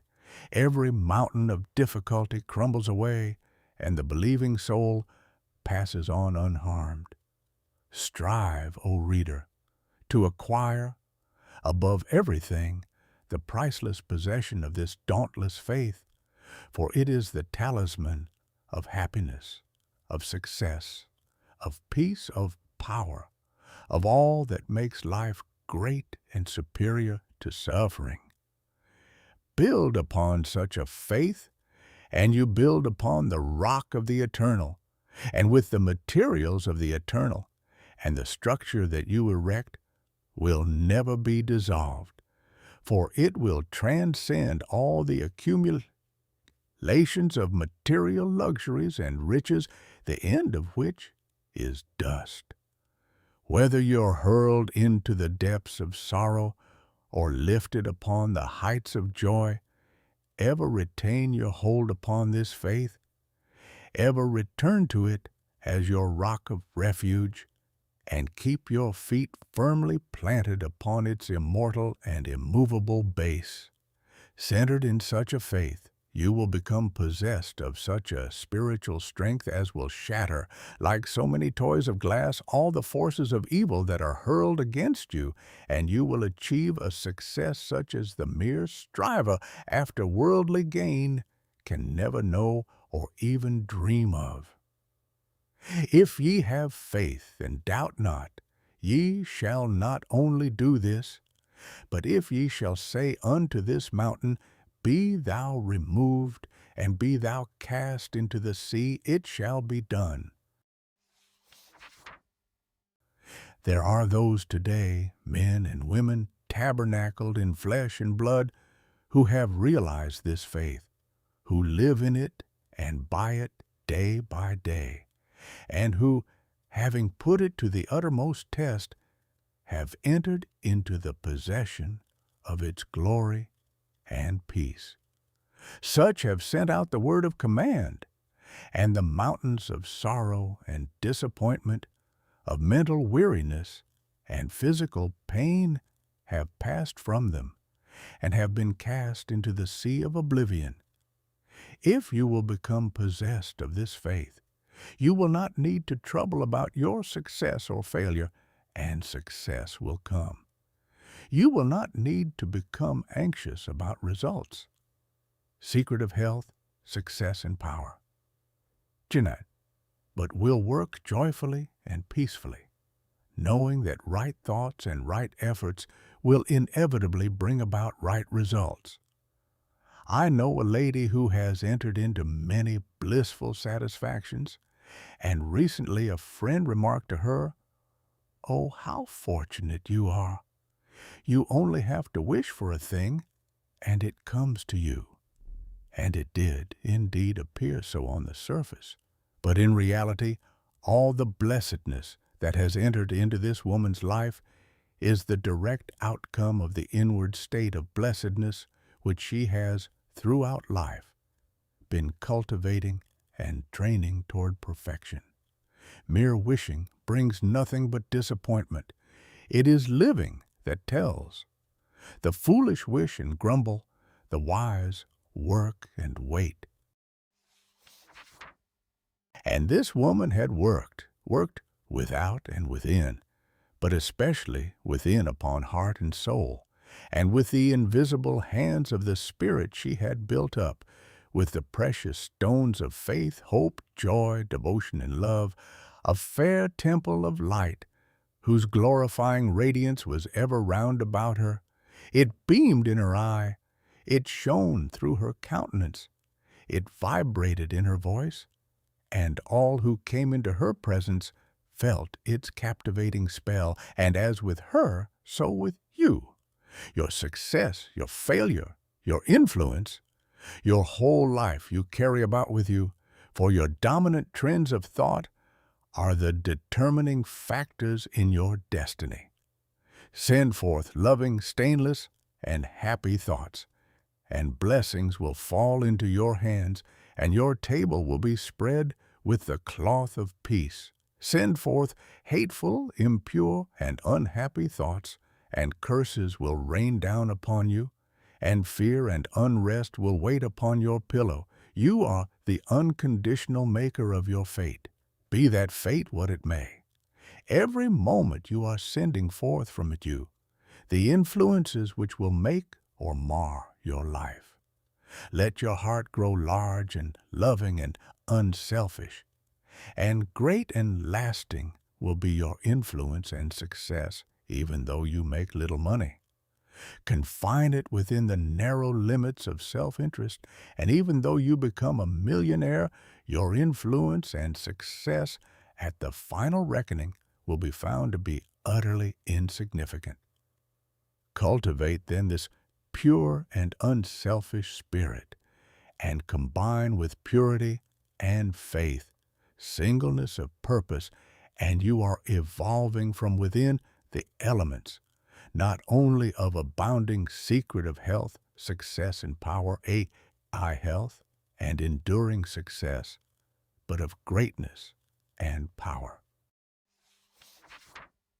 If your present position is distasteful to you, and your heart is not in your work, nevertheless perform your duties with scrupulous diligence, and whilst resting your mind in the idea that the better position and greater opportunities are waiting for you, ever keep an active mental outlook for budding possibilities, so that when the critical moment arrives and the new channel presents itself, you will step into it with your mind fully prepared for the undertaking, and with that intelligence and foresight which is born of mental discipline. Whatever your task may be, concentrate your whole mind upon it. Throw into it all the energy of which you are capable. The faultless completion of small tasks leads inevitably to larger tasks. See to it that you rise by steady climbing, and you will never fall. And herein lies the secret of true power. Learn by constant practice how to husband your resources, and to concentrate them at any moment upon a given point. The foolish waste all their mental and spiritual energy in frivolity, foolish chatter, or selfish argument, not to mention wasteful physical excesses. If you would acquire overcoming power, you must cultivate poise and passivity. You must be able to stand alone. All power is associated with immovability. The mountain, the massive rock, the storm-tried oak will speak to us of power, because of their combined solitary grandeur and defiant fixity, while the shifting sand, the yielding twig, and the waving reeds speak to us of weakness, because they are movable and non-resistant, and are utterly useless when detached from their fellows. He is the man of power who, when all his fellows are swayed by some emotion or passion, remains calm and unmoved. He only is fitted to command and control who has succeeded in commanding and controlling himself. The hysterical, the fearful, the thoughtless, and frivolous, let such seek company, or they will fall for lack of support. But the calm, the fearless, the thoughtful, and grave, let such seek the solitude of the forest, the desert, and the mountain top, and to their power more power will be added, and they will more and more successfully stem the secret of health, success, and power. 83 psychic currents and whirlpools which engulf mankind. Passion is not power. It is the abuse of power, the dispersion of power. Passion is like a furious storm which beats fiercely and wildly upon the embattled rock, whilst power is like the rock itself, which remains silent and unmoved through it all. That was a manifestation of true power, when Martin Luther, wearied with the persuasions of his fearful friends, who were doubtful as to his safety, should he go to Worms, replied, "If there were as many devils in Worms as there are tiles on the housetops, I would go." And when Benjamin Disraeli broke down in his first parliamentary speech and brought upon himself the derision of the House, that was an exhibition of germinal power when he exclaimed, "The day will come when you will consider it an honor to listen to me. Coquatas isco astis." When that young man, whom I knew, passing through continual reverses and misfortunes, was mocked by his friends and told to desist from further effort, and he replied, "The time is not far distant when you will marvel at my good fortune and success." He showed that he was possessed of that silent and irresistible power which has taken him over innumerable difficulties and crowned his life with success. If you have not this power, you may acquire it by practice, and the beginning of power is likewise the beginning of wisdom. You must commence by overcoming those purposeless trivialities to which you have hitherto been a willing victim. Boisterous and uncontrolled laughter, slander, and idle talk, and joking merely to raise a laugh. All these things must be put on one side as so much waste of valuable energy. St. Paul never showed his wonderful insight into the hidden laws of human progress to greater advantage than when he warned the Ephesians against foolish talking and jesting, which is not convenient. For to dwell habitually in such practices is to destroy all spiritual power and life. As you succeed in rendering yourself impervious to such mental dissipations, you will begin to understand what true power is, and you will then commence to grapple with the more powerful desires and appetites which hold your soul in bondage and bar the way to power, and your further progress will then be made clear. Secret of health, success, and power. Should 85, above all, be of single aim, have a legitimate and useful purpose, and devote yourself unreservedly to it. Let nothing draw you aside. Remember that the double-minded man is unstable in all his ways. Be eager to learn, but slow to beg. Have a thorough understanding of your work, and let it be your own. And as you proceed, ever following the inward guide, the infallible voice, you will pass on from victory to victory, and will rise step by step to higher resting places.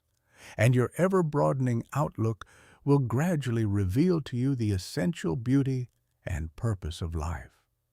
Self, purified, health will be yours. Faith protected, success will be yours. Self-governed, power will be yours, and all that you do will prosper. For ceasing to be a disjointed unit, self-enslaved, you will be in harmony with the great law, working no longer against, but with, the universal life, the eternal good. And what health you gain, it will remain with you. What success you achieve will be beyond all human computation and will never pass away.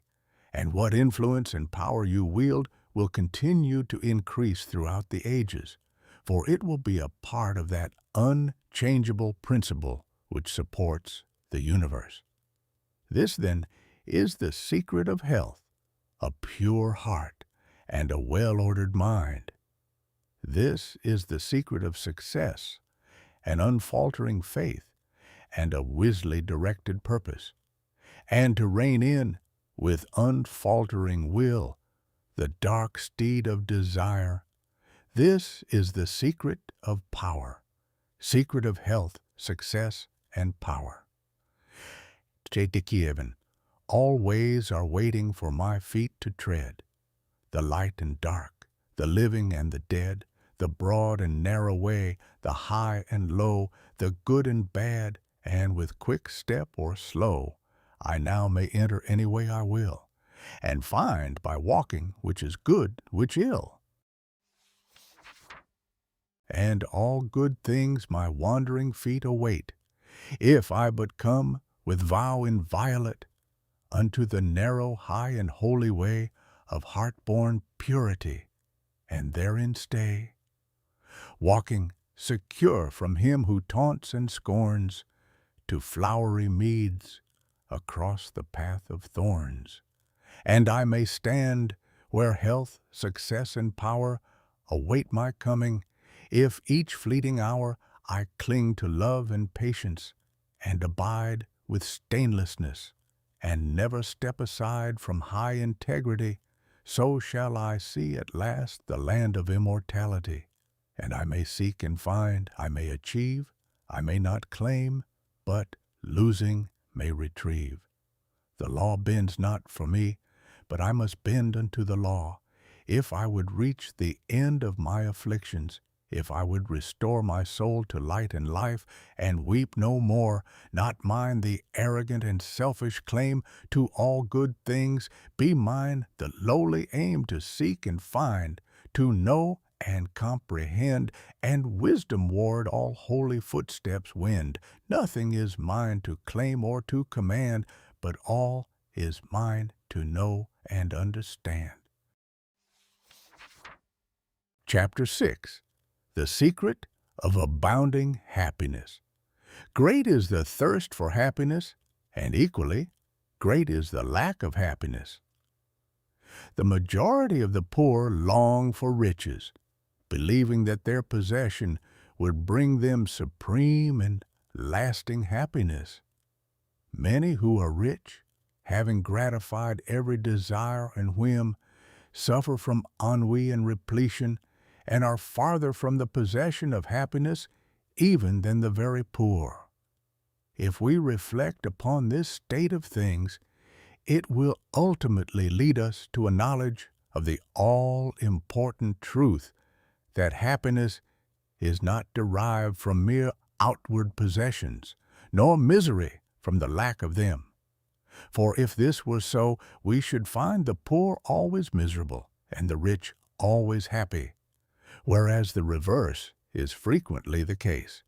Some of the most wretched people whom I have known were those who were surrounded with riches and luxury, whilst some of the brightest and happiest people I have met were possessed of only the barest necessities of life. Many men who have accumulated riches have confessed that the selfish gratification which followed the acquisition of riches has robbed life of its sweetness, and that they were never so happy as when they were poor. What then is happiness, and how is it to be secured? Is it a figment, a delusion, and is suffering alone perennial? We shall find, after earnest observation and reflection, that all, except those who have entered the way of wisdom, believe that happiness is only to be obtained by the gratification of desire. It is this belief, rooted in the soil of ignorance and continually watered by selfish cravings, that is the cause of all the misery in the world. And I do not limit the word desire to the grosser animal cravings. It extends to the higher psychic realm, where far more powerful, subtle, and insidious cravings hold in bondage the intellectual and refined, depriving them of all that beauty, harmony, and purity of soul whose expression is happiness. Most people will admit that selfishness is the cause of all the unhappiness in the world, but they fall under the soul-destroying delusion that it is somebody else's selfishness and not their own. When you are willing to admit that all your unhappiness is the result of your own selfishness, you will not be far from the gates of paradise. But so long as you are convinced that it is the selfishness of others that is robbing you of joy, so long will you remain a prisoner in your self-created purgatory. Happiness is that inward state of perfect satisfaction which is joy and peace, and from which all desire is eliminated. The satisfaction which results from gratified desire is brief and illusionary, and is always followed by an increased demand for gratification. Desire is as insatiable as the ocean, and clamors louder and louder as its demands are attended to. It claims ever-increasing service from its deluded devotees until at last they are struck down with physical or mental anguish and are hurled into the purifying fires of suffering. Desire is the region of hell, and all torments are centered there. The giving up of desire is the realization of heaven, and all delights await the pilgrim there. For I sent my soul through the invisible, some letter of that afterlife to spell, and by my soul returned to me, and whispered, I myself am heaven and hell. Heaven and hell are inward states. Sink into self and all its gratifications, and you sink into hell, above self, into that state of consciousness which is the utter denial and forgetfulness of self, and you enter heaven. Self is blind, without judgment, not possessed of true knowledge, and always leads to suffering. Correct perception, unbiased judgment, and true knowledge belong only to the divine state, and only insofar as you realize this divine consciousness can you know what real happiness is. So long as you persist in selfishly seeking for your own personal happiness, so long will happiness elude you, and you will be sowing the seeds of wretchedness.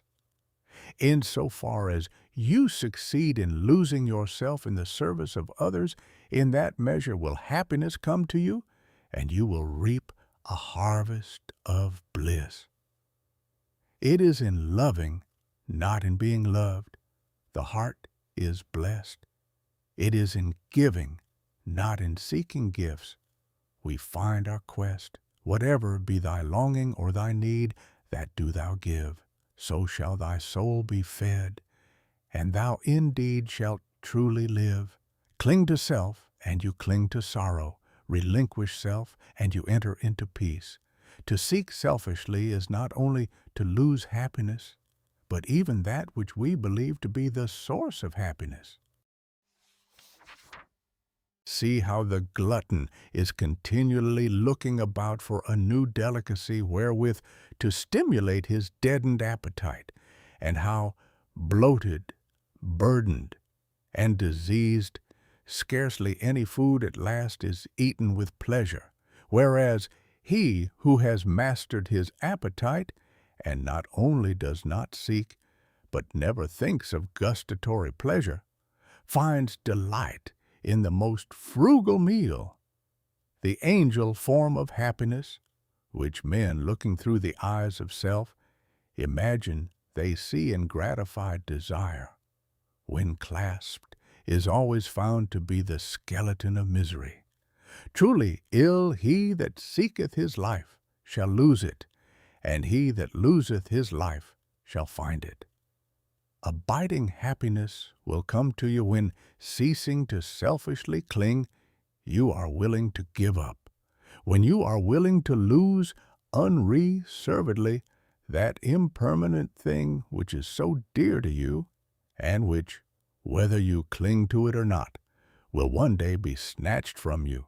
Then you will find that that which seemed to you like a painful loss turns out to be a supreme gain. To give up in order to gain than this, there is no greater delusion nor no more prolific source of misery. But to be willing to yield up and to suffer loss, this is indeed the way of life.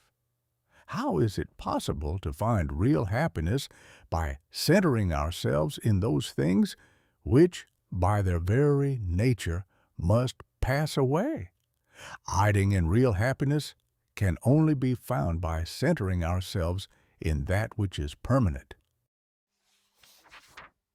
Rise, therefore, above the clinging to and the craving for impermanent things, and you will then enter into a consciousness of the eternal, and as rising above self, and by growing more and more into the spirit of purity, self-sacrifice, and universal love, you become centered in that consciousness. You will realize that happiness, which has no reaction, and which can never be taken from you, the heart that has reached utter self-forgetfulness in its love for others, has not only become possessed of the highest happiness, but has entered into immortality, for it has realized the divine. Look back upon your life, and you will find that the moments of supremest happiness were those in which you uttered some word or performed some act of compassion or self-denying love.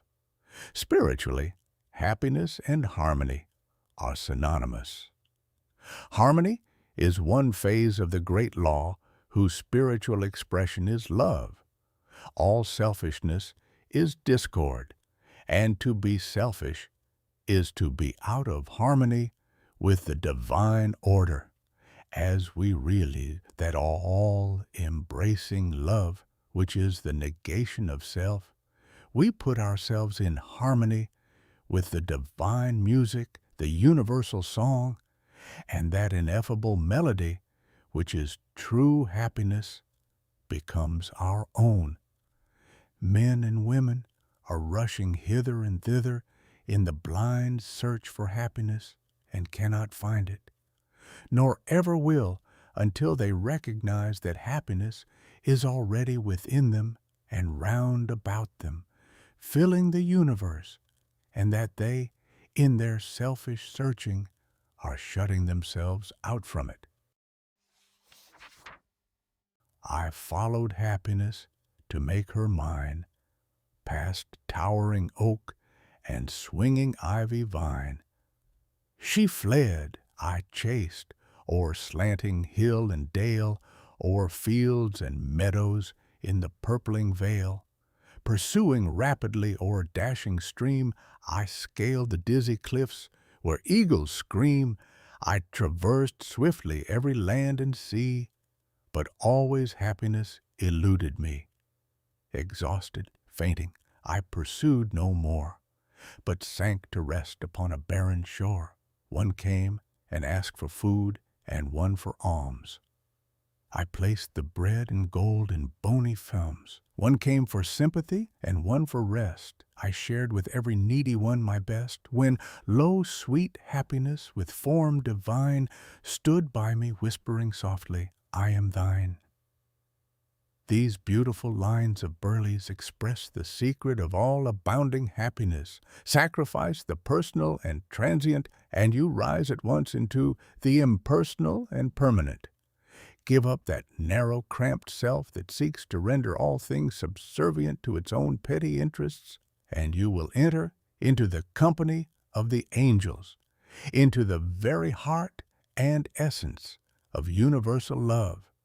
Forget yourself entirely in the sorrows of others and in ministering to others, and divine happiness will emancipate you from all sorrow and suffering. Taking the first step with a good thought, the second with a good word, and the third with a good deed, I entered paradise. And you also may enter into paradise by pursuing the same course. It is not beyond, it is here. It is realized only by the unselfish. It is known in its fullness only to the pure in heart.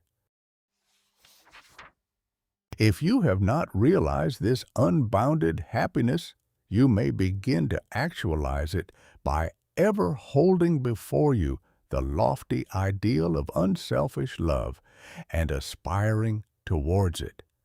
Aspiration or prayer is desire turned upward. It is the soul turning toward its divine source, where alone permanent satisfaction can be found. By aspiration, the destructive forces of desire are transmuted into divine and all-preserving energy. To aspire is to make an effort to shake off the trammels of desire. It is the prodigal made wise by loneliness and suffering, returning to his Father's mansion. As you rise above the sordid self, as you break one after another the chains that bind you, will you realize the joy of giving, as distinguished from the misery of grasping, giving of your substance, giving of your intellect, giving of the love and light that is growing within you. You will then understand that it is indeed more blessed to give than to receive.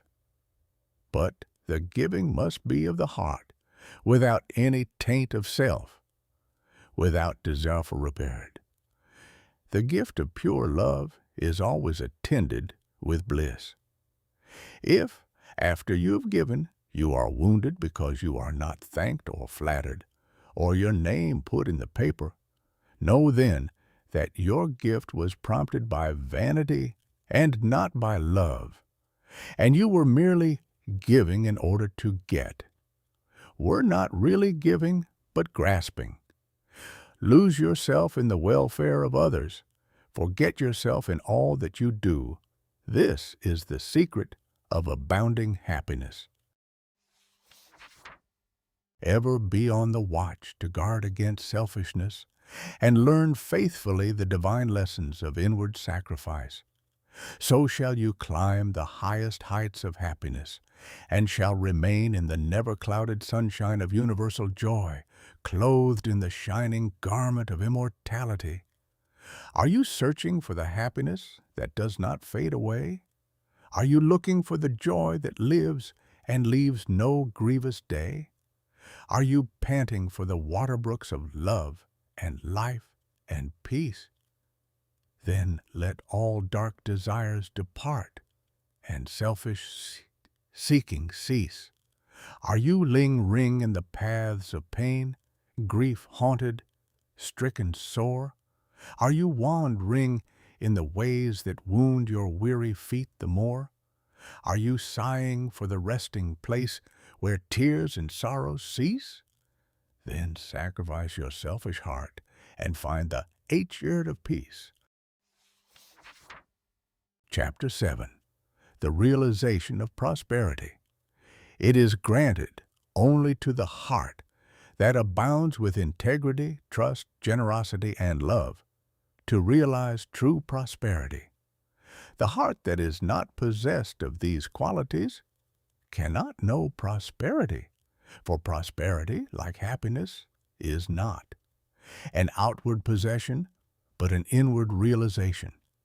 The greedy man may become a millionaire, but he will always be wretched and mean and poor, and will even consider himself outwardly poor so long as there is a man in the world who is richer than himself, whilst the upright, the open-handed, and loving will realize a full and rich prosperity even though their outward possessions may be small. He is poor who is dissatisfied. He is rich who is contented with what he has. And he is richer who is generous with what he has. When we contemplate the fact that the noble verse is abounding in all good things, material as well as spiritual, and compare it with man's blind eagerness to secure a few gold coins, or iu, the path of prosperity, a few acres of dirt, it is then that we realize how dark and ignorant selfishness is. It is then that we know that self-seeking is self-destruction. Nature gives all without reservation and loses nothing. Man, grasping all, loses everything. If you would realize true prosperity, do not settle down, as many have done, into the belief that if you do right, everything will go wrong. Do not allow the word competition to shake your faith in the supremacy of righteousness. I care not what men may say about the laws of competition, for do I not know the unchangeable law, which shall one day put them all to rout, and which puts them to rout even now in the heart and life of the righteous man? And knowing this law, I can contemplate all dishonesty with undisturbed repose, for I know where certain destruction awaits it. Under all circumstances, do that which you believe to be right, and trust the law, trust the divine power that is immanent in the universe, and it will never desert you, and you will always be protected by the realization of prosperity. I trust all your losses will be converted into gains, and all curses which threaten will be transmuted into blessings. Never let go of integrity, generosity, and love, for these, coupled with energy, will lift you into the truly prosperous state. Do not believe the world when it tells you that you must always attend to number one first, and to others afterwards. To do this is not to think of others at all, but only of one's own comforts.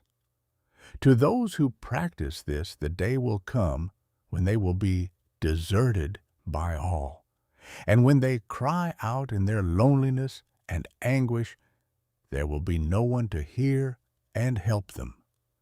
To consider oneself before all others is to cramp and warp and hinder every noble and divine impulse. Let your soul expand, let your heart reach out to others in loving and generous warmth, and great and lasting will be your joy, and all prosperity will come to you. Those who have wandered from the highway of righteousness guard themselves against competition. Those who always pursue the right need not to trouble about such defense. This is no empty statement. There are men today who, by the power of integrity and faith, have defied all competition, and who, without swerving in the least from their methods when competed with, have risen steadily into prosperity, whilst those who tried to undermine them have fallen back defeated. To possess those inward qualities which constitute goodness is to be armored against all the powers of evil, and to be doubly protected in every time of trial. And to build oneself up in those qualities is to build up a success which cannot be shaken, and to enter into a prosperity which will endure forever. The white robe of the heart, invisible, is stained with sin and sorrow, grief and pain, and all repentant pools and springs of prayer shall not avail to wash it white again. While in the path of ignorance I walk, the stains of error will not cease to cling. Defilements mark the crooked path of self, where anguish lurks and disappointment sting. Knowledge and wisdom only can avail to purify and make my garment clean, for therein lie love's waters. Therein rests peace undisturbed, eternal and serene. Sin and repentance is the path of pain. Knowledge and wisdom is the path of peace. By the near way of practice I will find where bliss begins, how pains and sorrows cease. Self shall depart, and truth shall take its place. The changeless one, the indivisible, shall take up his abode in me, and cleanse the white robe of the heart, invisible. Chapter 8. The power of meditation. Spiritual meditation is the pathway to divinity. It is the mystic ladder which reaches from earth to heaven, from error to truth, from pain to peace. Every saint has climbed it. Every sinner must sooner or later come to it. And every weary pilgrim that turns his back upon self and the world and sets his face resolutely towards the Father's home must plant his feet upon its golden rounds. Without its aid, you cannot grow into the divine state, the divine likeness, the divine peace, and the fadeless glories and unpolluting joys of truth will remain hidden from you. Meditation is the intense dwelling in thought upon an idea or theme, with the object of thoroughly comprehending it. And whatsoever you constantly meditate upon, you will not only come to understand, but will grow more and more into its likeness, for it will become incorporated into your very being, will become, in fact, your very self. If, therefore, you constantly dwell upon that which is selfish and debasing, you will ultimately become selfish and debased. If you ceaselessly think upon that which is pure and unselfish, you will surely become pure and unselfish. Tell me what that is upon which you most frequently and intensely think, that to which, in your silent hours, your soul most naturally turns, and I will tell you to what place of pain or peace you are traveling, and whether you are growing into the likeness of the divine or the bestial. There is an unavoidable tendency to become literally the embodiment of that quality upon which one most constantly thinks. Let, therefore, the object of your meditation be above and not below, so that every time you revert to it in thought, you will be lifted up. Let it be pure and unmixed with any selfish element. So shall your heart become purified and drawn nearer to truth, and not defiled and dragged more hopelessly into error.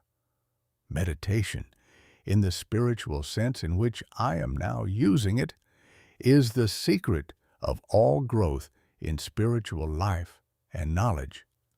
Every prophet, sage, and savior became such by the power of meditation. Buddha meditated upon the truth until he could say, "I am the truth." Jesus brooded upon the divine immanence until at last he could declare, "I and my Father are one." Meditation centered upon divine realities is the very essence and soul of prayer.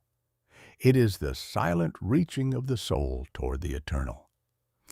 Mere petitionary prayer without meditation is a body without a soul, and is powerless to lift the mind and heart above sin and affliction.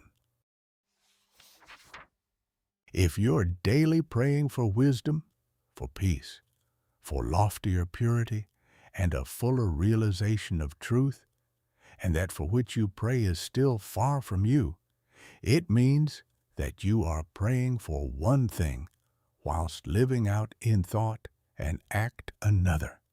If you will cease from such waywardness, taking your mind off those things the selfish, clinging to, which debars you from the possession of the stainless realities for which you pray, if you will no longer ask God to grant you that which you do not deserve, or to bestow upon you that love and compassion which you refuse to bestow upon others, but will come, know the way of peace, meant to think and act in the spirit of truth, you will day by day be growing into those realities, so that ultimately you will become one with them. He who would secure any worldly advantage must be willing to work vigorously for it, and he would be foolish indeed who, waiting with folded hands, expected it to come to him for the mere asking. Do not then vainly imagine that you can obtain the heavenly possessions without making an effort.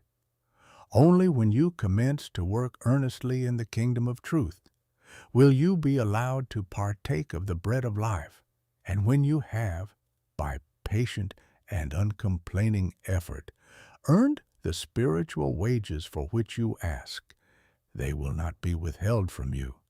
If you really seek truth, and not merely your own gratification, if you love it above all worldly pleasures and gains, more even than happiness itself, you will be willing to make the effort necessary for its achievement.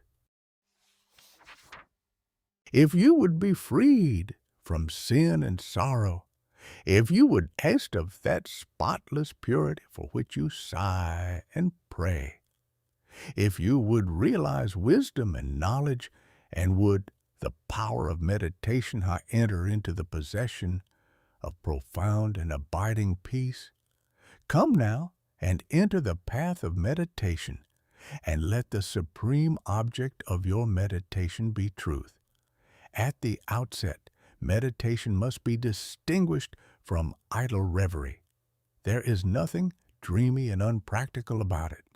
It is a process of searching and uncompromising thought, which allows nothing to remain but the simple and naked truth. Thus, meditating, you will no longer strive to build yourself up in your prejudices, but, forgetting self, you will remember only that you are seeking the truth. And so, you will remove, one by one, the errors which you have built around yourself in the past, and will patiently wait for the revelation of truth, which will come when your errors have been sufficiently removed. In the silent humility of your heart, you will realize that there is an inmost center in us all, where truth abides in fullness, and around, wall upon wall, the gross flesh hems it in.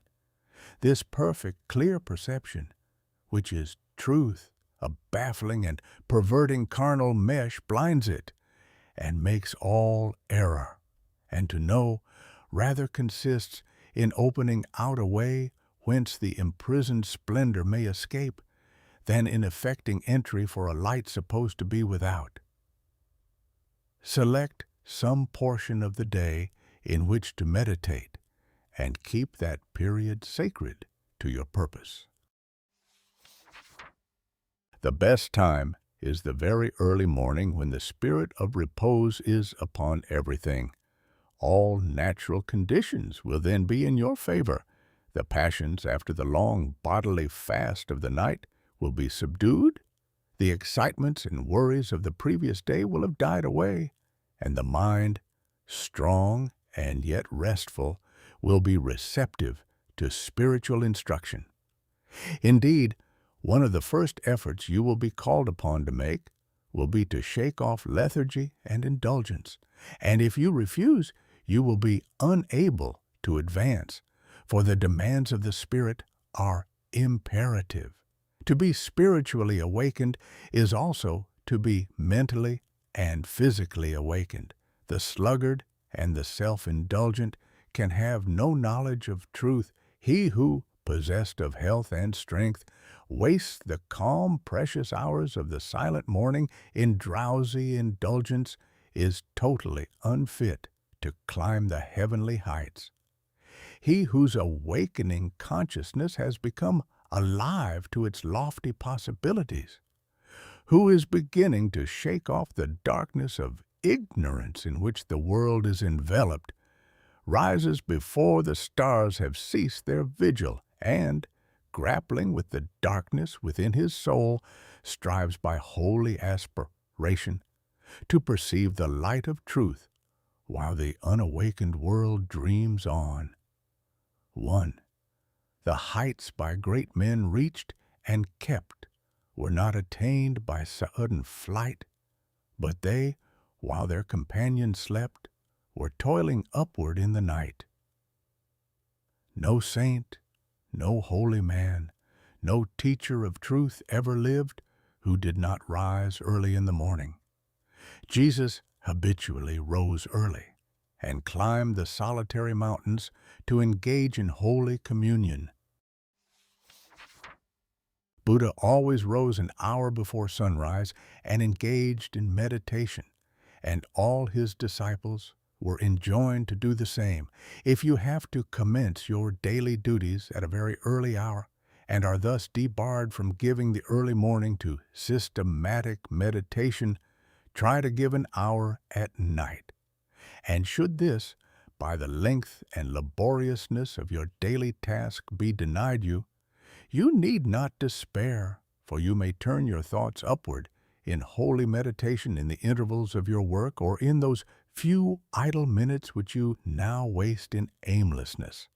And should your work be of that kind which becomes by practice automatic, you may meditate while engaged upon it. That eminent Christian saint and philosopher, Jacob Boehme, realized his vast knowledge of divine things whilst working long hours as a shoemaker. In every life there is time to think, and the busiest, the most laborious, is not shut out from aspiration and meditation. Spiritual meditation and self-discipline are inseparable.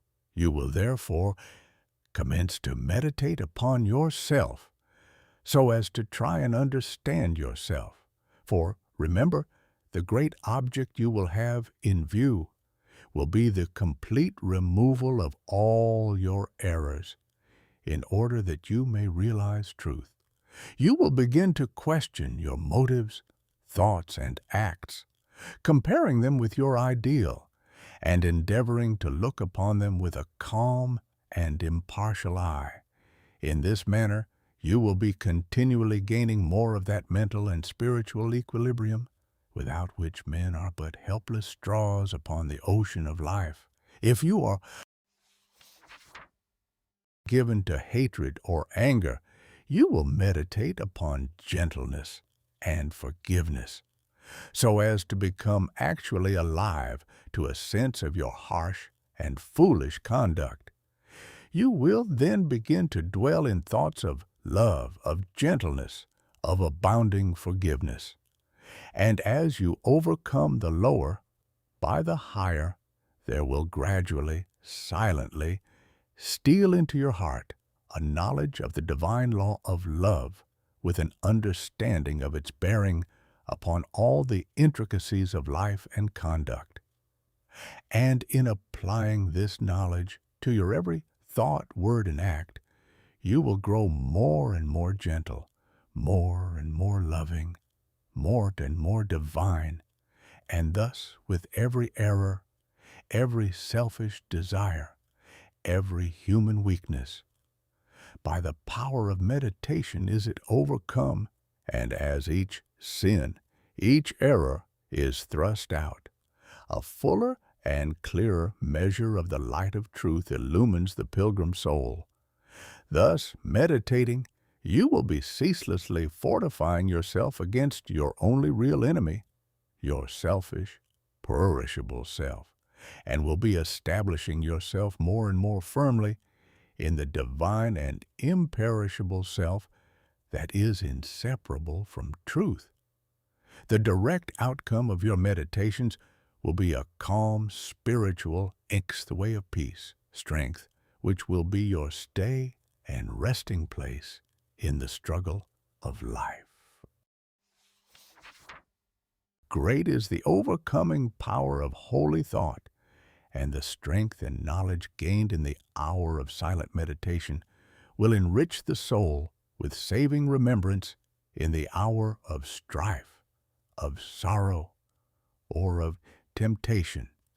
As by the power of meditation you grow in wisdom, you will relinquish more and more your selfish desires, which are fickle, impermanent, and productive of sorrow and pain, and will take your stand with increasing steadfastness and trust upon unchangeable principles, and will realize heavenly rest. The use of meditation is the acquirement of a knowledge of eternal principles, and the power which results from meditation is the ability to rest upon and trust those principles, and so become one with the eternal. The end of meditation is, therefore, direct knowledge of truth, God, and the realization of divine and profound peace. Let your meditations take their rise from the ethical ground which you now occupy. Remember that you are to grow into truth by steady perseverance. If you are an orthodox Christian, meditate ceaselessly upon the spotless purity and excellence of the character of Jesus, and apply his every precept to your inner life and outward conduct, so as to approximate more and more toward his perfection. Do not be as those religious ones who, refusing to meditate upon the law of truth and to put into practice the precepts given to them by their master, are content to formally worship, to cling to their particular creeds, and to continue in the ceaseless round of sin and suffering. Strive to raise by the power of meditation above all selfish clinging to partial gods or party creeds, above dead formalities and lifeless ignorance, thus walking the highway of wisdom, with mind fixed upon the spotless truth. You shall know no halting place short of the realization of truth.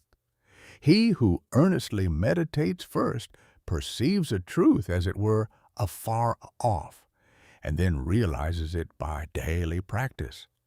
It is only the doer of the word of truth that can know of the doctrine of truth, for though by pure thought the truth is perceived, it is only actualized by practice.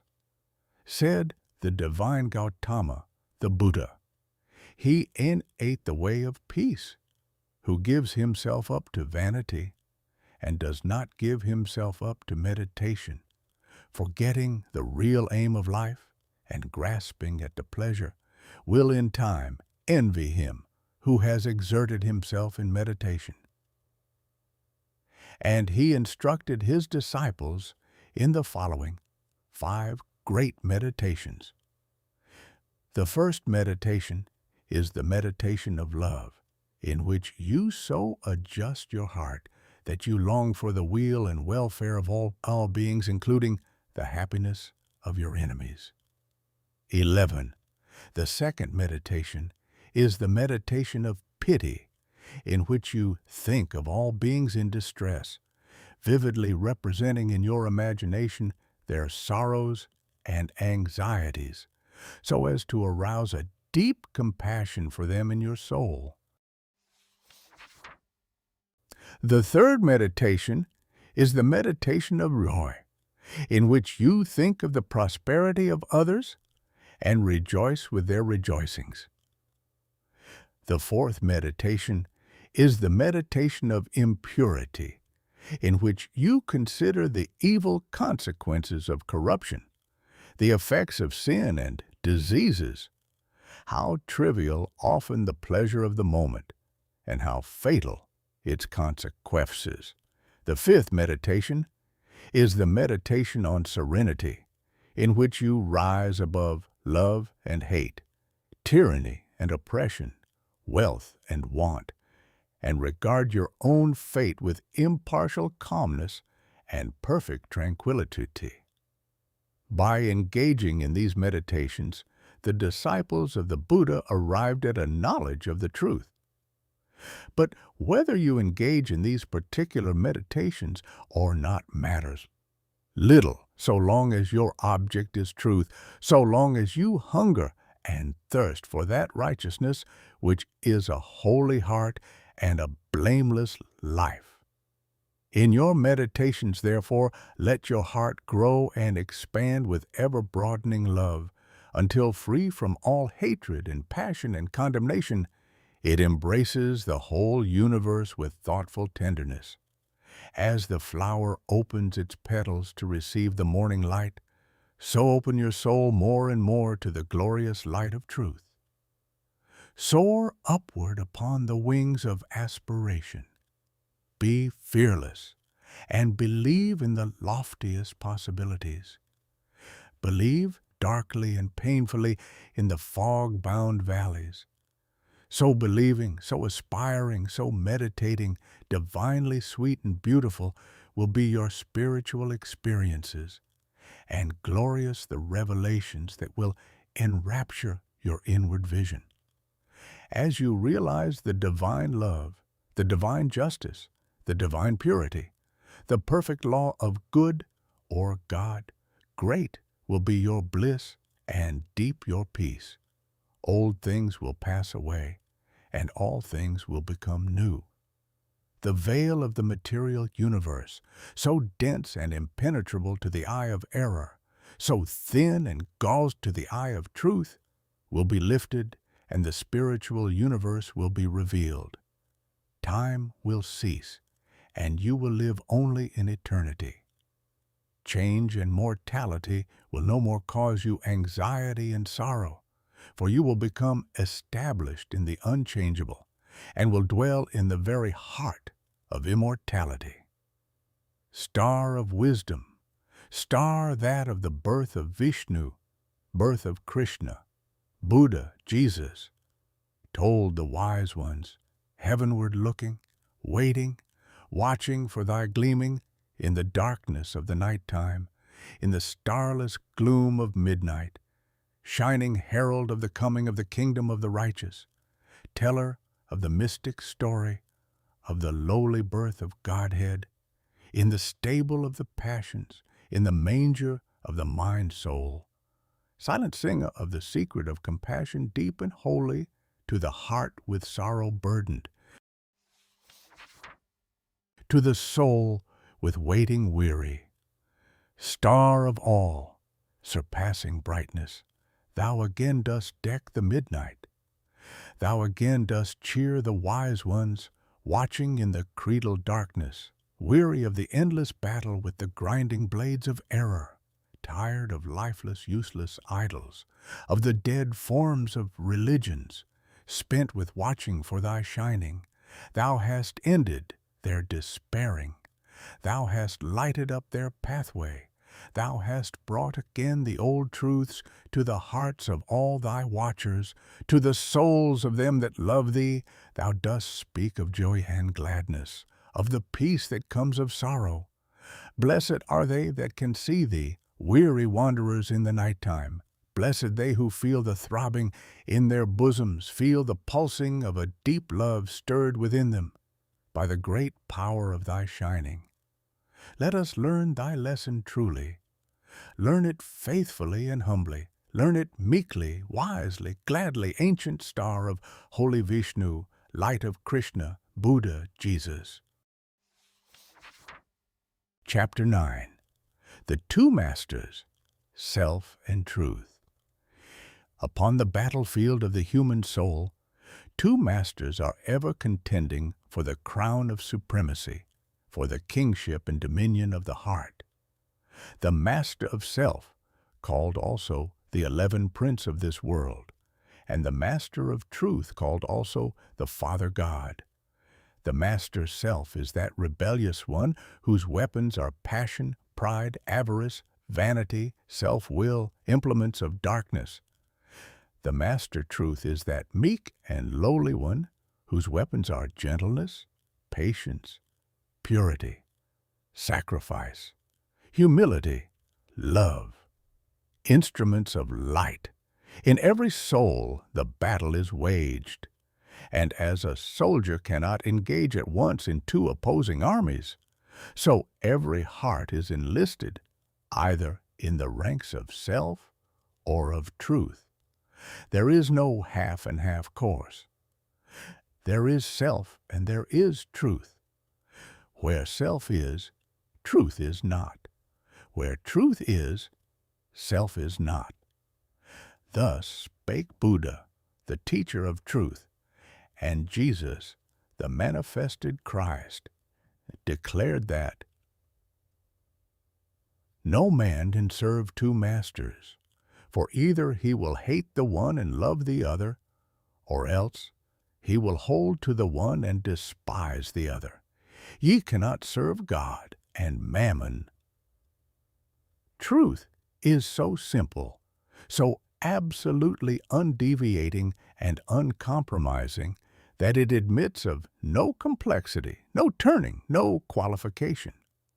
Self is ingenious, crooked, and governed by subtle and shaky desire, admits of endless turnings and qualifications, and the deluded worshippers of self vainly imagine that they can gratify every worldly desire, and at the same time possess the truth. But the lovers of truth worship truth with the sacrifice of self, and ceaselessly guard themselves against worldliness and self-seeking. Do you seek to know and to realize truth? Then you must be prepared to sacrifice, to renounce to the uttermost, for truth in all its glory can only be perceived and known when the last vestige of self has disappeared. The eternal Christ declared that he who would be his disciple must deny himself daily. Are you willing to deny yourself, to give up your lusts, your prejudices, your opinions? If so, you may enter the narrow way of truth and find that peace from which the world is shut out. The absolute denial, the utter extinction of self is the perfect state of truth, and all religions and philosophies are but so many aids to this supreme attainment. Self is the denial of truth. Truth is the denial of self. As you let self die, you will be reborn in truth. As you cling to self, truth will be hidden from you. Whilst you cling to self, your path will be beset with difficulties, and repeated pains, sorrows, and disappointments will be your lot. There are no difficulties in truth, and coming to truth, you will be freed from all sorrow and disappointment. Truth in itself is not hidden and dark. It is always revealed and is perfectly transparent, but the blind and wayward self cannot perceive it. The light of day is not hidden except to the blind, and the light of truth is not hidden except to those who are blinded by self. Truth is the one reality in the universe, the inward harmony, the perfect justice, the eternal love. Nothing can be added to it nor taken from it. It does not depend upon any man, but all men depend upon it. You cannot perceive the beauty of truth while you are looking out through the eyes of self. If you are vain, you will color everything with your own vanities. If lustful, your heart and mind will be so clouded with the smoke and flames of passion that everything will appear distorted through them. If proud and opinionative, you will see nothing in the whole universe except the magnitude and importance of your own opinions. There is one quality which preeminently distinguishes the man of truth from the man of self, and that is humility. To be not only free from vanity, stubbornness, and egotism, but to regard one's own opinions as of no value. This indeed is true humility. He who is immersed in self regards his own opinions as truth, and the opinions of other men as error. But that humble truth-lover who has learned to distinguish between opinion and truth regards all men with the eye of charity, and does not seek to defend his opinions against theirs, but sacrifices those opinions that he may love the more, that he may manifest the spirit of truth. For truth, in its very nature, is ineffable and can only be lived. He who has most of charity has most of truth. Men engage in heated controversies and foolishly imagine they are defending the truth, when in reality they are pyroly defending their own petty interests and perishable opinions. The follower of self takes up arms against others. The follower of truth takes up arms against himself. Truth, being unchangeable and eternal, is independent of your opinion and of we may enter into it or we may stay outside, but both our defense and our attack are superfluous and are hurled back upon ourselves. Men, enslaved by self, passionate, proud, and condemnatory, believe their particular creed or religion to be the truth and all other religions to be error, and they proselytize with passionate ardor. There is but one religion, the religion of truth. There is but one error, the error of self.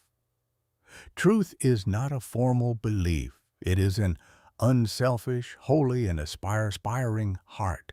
And he who has truth is at peace with all, and cherishes all with thoughts of love. You may easily know whether you are a child of truth or a worshiper of self, if you will silently examine your mind, heart, and conduct. Do you harbor thoughts of suspicion, enmity, envy, lust, pride, or do you strenuously fight against these? If the former, you are chained to self, no matter what religion you may profess. If the latter, you are a candidate for truth, even though outwardly you may profess no religion. Are you passionate, self-willed, ever seeking to gain your own ends, self-indulgent and self-centered? Or are you gentle, mild, unselfish, quit of every form of self-indulgence, and are ever ready to give up your own? If the former, self is your master. If the latter, truth is the object of your affection. Do you strive for riches? Do you fight with passion for your party? Do you lust for power and leadership? Are you given to ostentation and self-praise, or have you given up the love of riches? Have you relinquished all strife? Are you content to take the lowest place and to be passed by unnoticed? And have you ceased to talk about yourself and to regard yourself with self-complacent pride? If the former, even though you may imagine you worship God, the God of your heart is self. If the latter, even though you may withhold you from worship, you are dwelling with the Most High. The signs by which the truth lover is known are unmistakable. Hear the holy Krishna declare them in Sir Edwin Arnold's beautiful rendering of the Bhagavad Gita. Fearlessness, singleness of soul, the will always to strive for wisdom, opened hand and governed appetites, and piety, and love of lonely study, humbleness, uprightness, heed to injure naught which lives, truthfulness, slowness unto wrath, a mind that lightly letteth go what others prize, and equanimity and charity, which spieth no man's faults, and tenderness towards all that suffer, a contented heart, fluttered by no desires, a bearing mild, modest, and grave, with manhood nobly mixed, with patience, fortitude, and purity, an unrevengeful spirit never given to rate itself too high, such be the Sanzo Indian prince, of him whose feet are set on that fair path which leads to heavenly birth. When men, lost in the devious ways of error and self, have forgotten the heavenly birth, the state of holiness and truth, they set up artificial standards by which to judge one another, and make acceptance of, and adherence to, their own particular theology, the test of truth. And so men are divided one against another, and there is ceaseless enmity and strife, and unending sorrow and suffering. Reader, do you seek to realize the birth into truth? There is only one way. Let self die. All those lusts, appetites, distrust, opinions, limited conceptions, and prejudices to which you have hitherto so tenaciously clung, let them fall from you.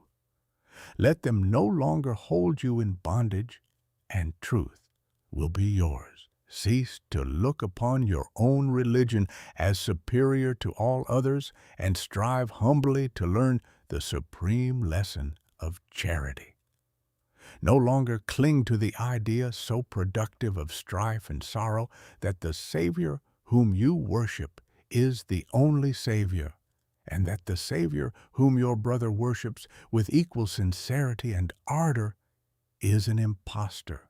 But seek diligently the path of holiness, and then you will realize that every holy man is a Savior of mankind. The giving up of self is not merely the renunciation of outward things. It consists of the renunciation of the inward sin, the inward error.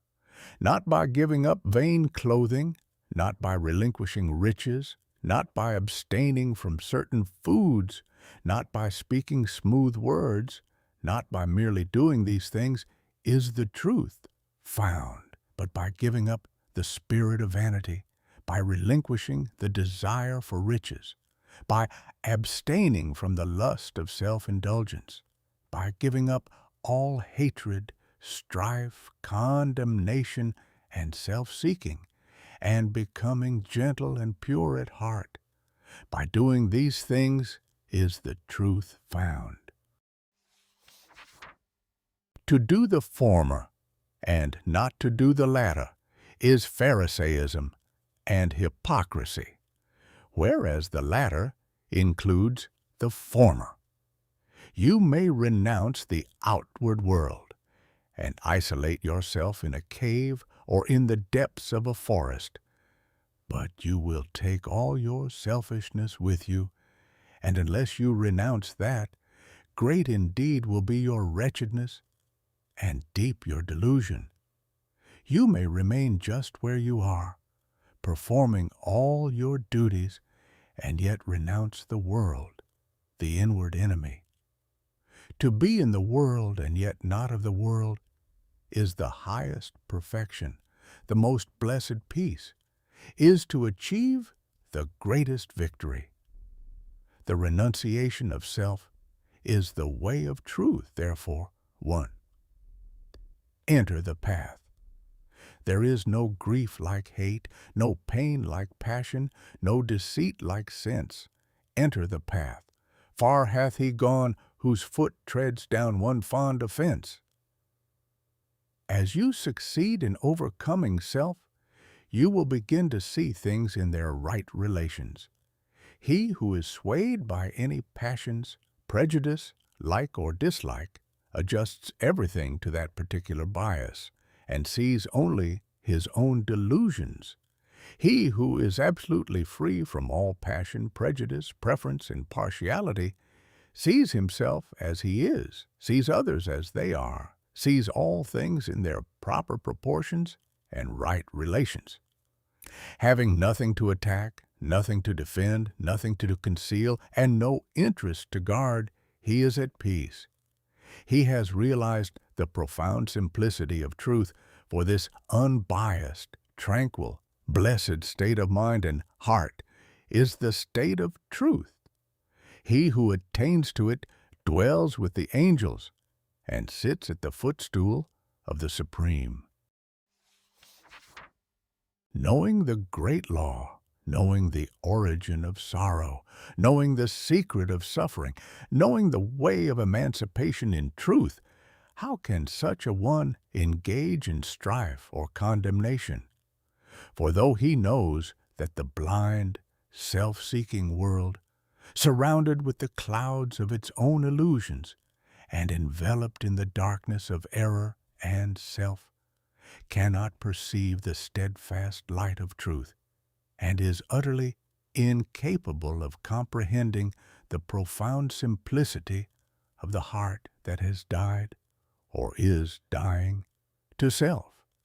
Yet he also knows that when the suffering ages have piled up mountains of sorrow, the crushed and burdened soul of the world will fly to its final refuge, and that when the ages are completed, every prodigal will come back to the fold of truth. And so he dwells in goodwill towards all, and regards all with that tender compassion which a father bestows upon his wayward children. Men cannot understand truth because they cling to self, because they believe in and love self, because they believe self to be the only reality, whereas it is the one delusion. When you cease to believe in and love self, you will desert it, and will fly to truth, and will find the eternal reality. When men are intoxicated with the wines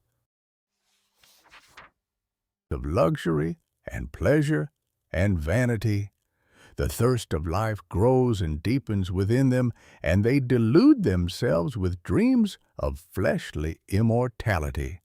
But when they come to reap the harvest of their own sowing, and pain and sorrow supervene, then, crushed and humiliated, relinquishing self and all the intoxications of self, they come with aching hearts to the one immortality, the immortality that destroys all delusions, the spiritual immortality in truth.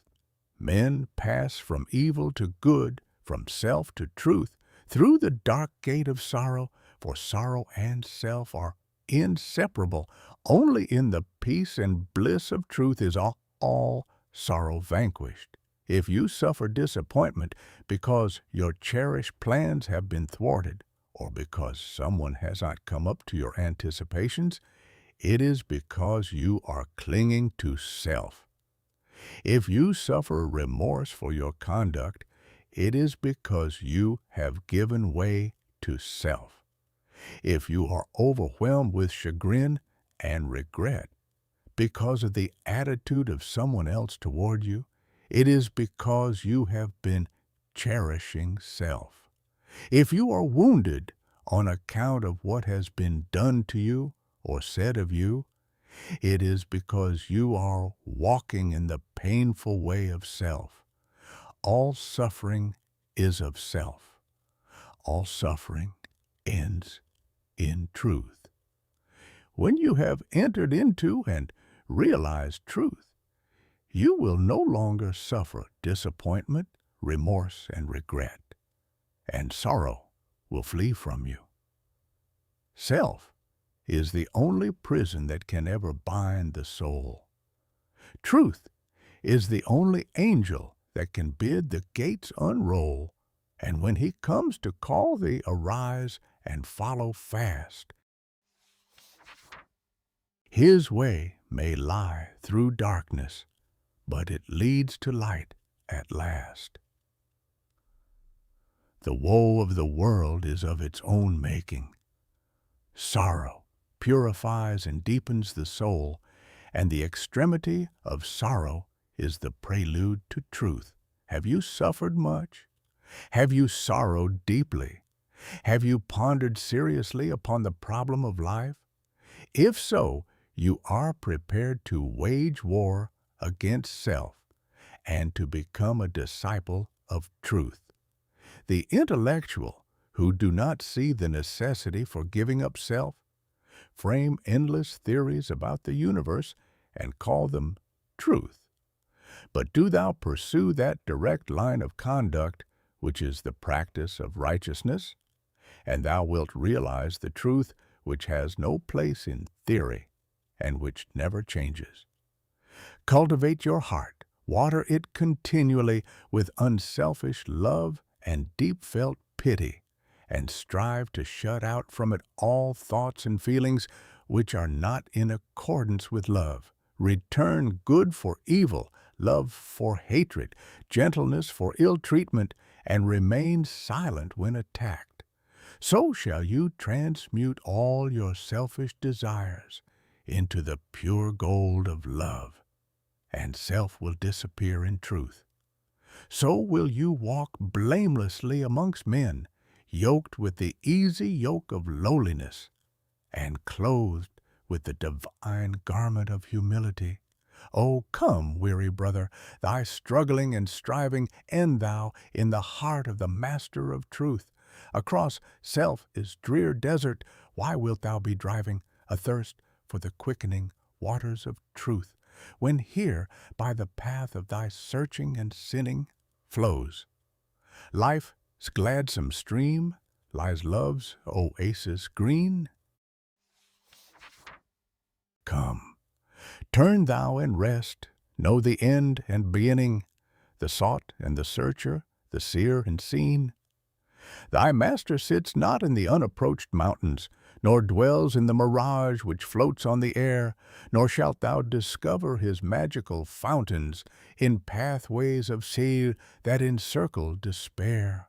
In selfhood his dark desert, cease wearily seeking the odorous tracks of the feet of thy King. And if thou wouldst hear the sweet sound of his speaking, be deaf to all voices that emptily sing. Flee the vanishing places, renounce all thou hast, leave all that thou lovest, and naked and bare, thyself at the shrine of the innermost cast. The highest, the holiest, the changeless is there. Within, in the heart of the silence he dwelleth. Leave sorrow and sin, leave thy wandering sore. Come bathe in his joy, whilst he, whispering, telleth thy soul what it seeketh, and wander no more. Then cease, weary brother, thy struggling and striving. Find peace in the heart of the Master of truth. Across self's dark desert, cease wearily driving. Come, drink at the beautiful waters of truth. Chapter 10. The Acquirement of Spiritual Power. The world is filled with men and women seeking pleasure, excitement, novelty, seeking ever to be moved to laughter or tears, not seeking strength, stability, and power, but courting weakness and eagerly engaged in dispersing what power they have. Men and women of real power and in influence are few because few are prepared to make the sacrifice necessary to the acquirement of power, and fewer still are ready to patiently build up character. To be swayed by your fluctuating thoughts and impulses is to be weak and powerless. To rightly control and direct those forces is to be strong and powerful. Men of strong animal passions have much of the ferocity of the beast, but this is not power. The elements of power are there, but it is only when this ferocity is tamed and subdued by the higher intelligence that real power begins. And men can only grow in power by awakening themselves to higher and ever higher states of intelligence and consciousness. The difference between a man of weakness and one of power lies not in the strength of the personal will, for the stubborn man is usually weak and foolish, but in that focus of consciousness which represents their states of knowledge. The pleasure seekers, the lovers of excitement, the hunters after novelty, and the victims of impulse and hysterical emotion lack that knowledge of principles which gives balance, stability, and influence. A man commences to develop power when, checking his impulses and selfish inclinations, he falls back upon the higher and calmer consciousness within him and begins to steady himself upon a principle. The realization of unchanging principles in consciousness is at once the source and secret of the highest power.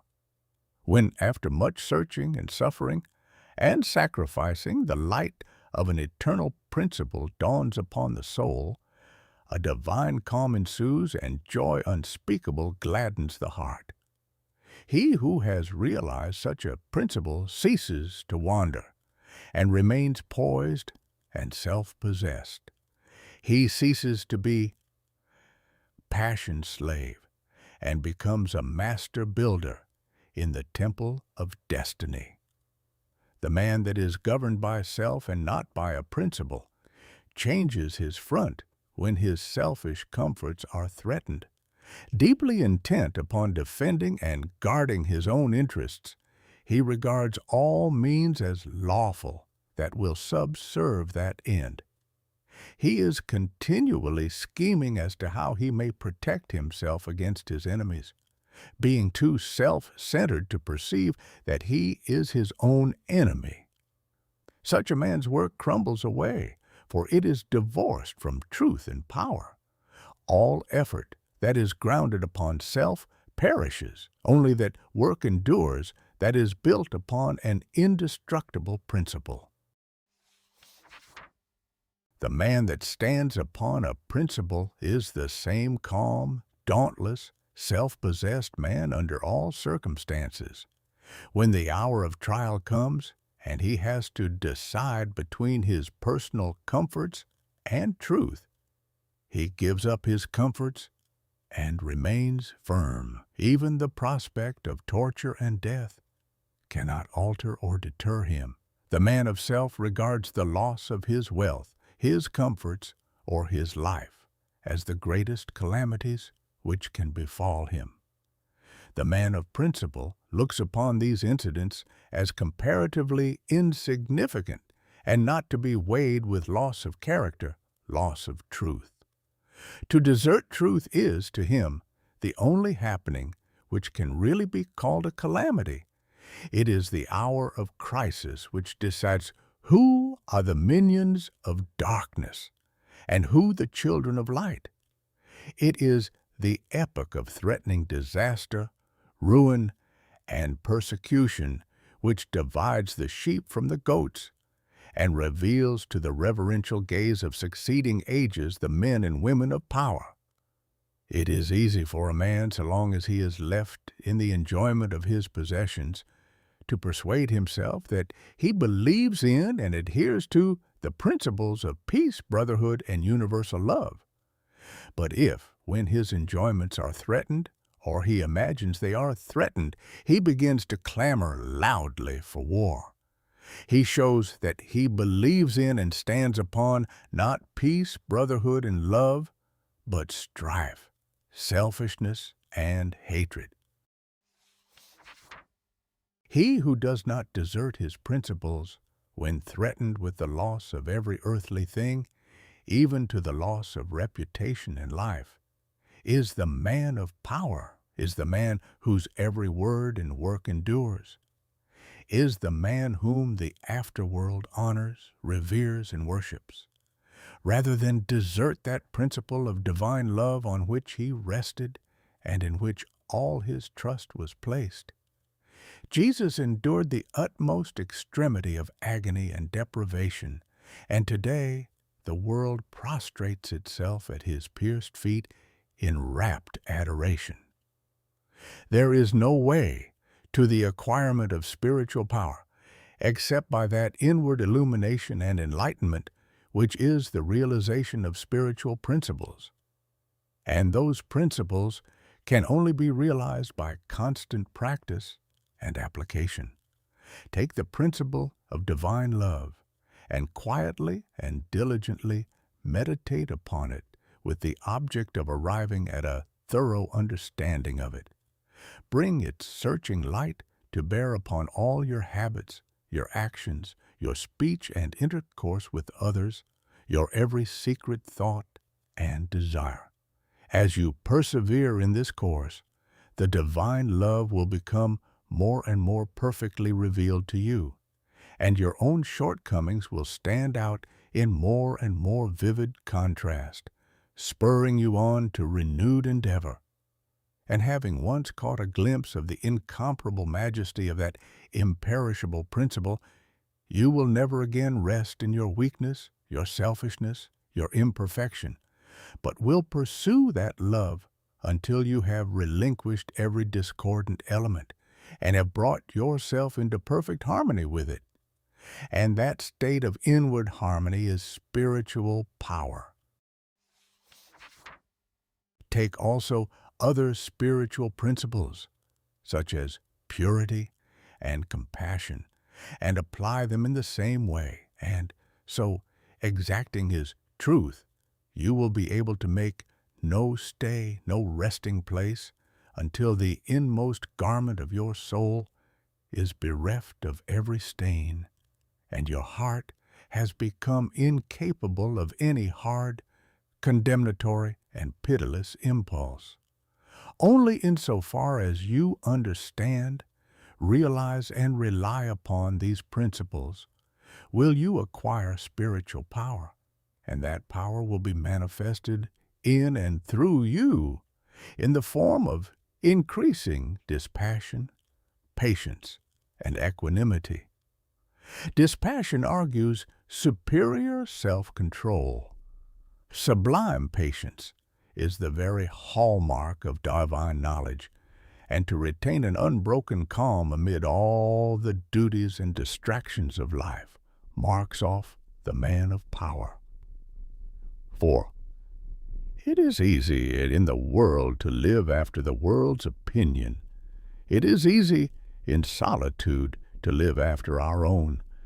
But the great man is he who in the midst of the crowd keeps with perfect sweetness the independence of solitude. Some mystics hold that perfection in dispassion is the source of that power by which miracles, so-called, are performed. And truly he who has gained such perfect control of all his interior forces that no shock, however great, can for one moment unbalance him, must be capable of guiding and directing those forces with a master hand. To grow in self-control, in patience, in equanimity, is to grow in strength and power, and you can only thus grow by focusing your consciousness upon a principle. As a child, after making many and vigorous attempts to walk unaided, at last succeeds, after numerous falls, in accomplishing this, so you must enter the way of power by first attempting to stand alone. Break away from the tyranny of custom, tradition, conventionality, and the opinions of others, until you succeed in walking lonely and erect amongst men. Rely upon your own judgment. Be true to your own conscience. Follow the light that is within you. All outward lights are so many will-o'-the-wisps. There will be those who will tell you that you are foolish, that your judgment is faulty, that your conscience is all awry, and that the light within you is darkness. But heed them not. If what they say is true, the sooner you, as a searcher for wisdom, find it out, the better, and you can only make the discovery by bringing your powers to the test. Therefore, pursue your course bravely. Your conscience is at least your own, and to follow it is to be a man. To follow the conscience of another is to be a slave. You will have many falls, will suffer many wounds, will endure many buffetings for a time, but press on in faith, believing that sure and certain victory lies ahead. Search for a rock, a principle, and having found it, cling to it. Get it under your feet and stand erect upon it until at last, immovably fixed upon it, you succeed in defying the fury of the waves and storms of selfishness. For selfishness in any and every form is dissipation, weakness, death.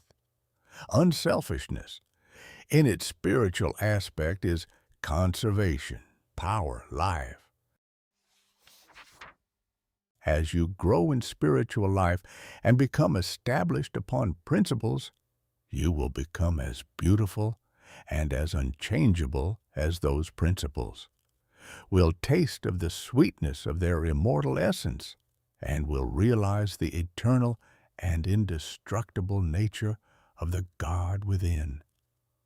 No harmful shaft can reach the righteous man, standing erect amid the storms of hate, defying hurt and injury and ban, surrounded by the trembling slaves of fate. Majestic in the strength of silent power, serene he stands, nor changes not nor turns. Patient and firm in suffering's darkest hour, time bends to him, and death and doom he spurns. Wrath's lurid lightnings round about him play, and hell's deep thunders roll about his head.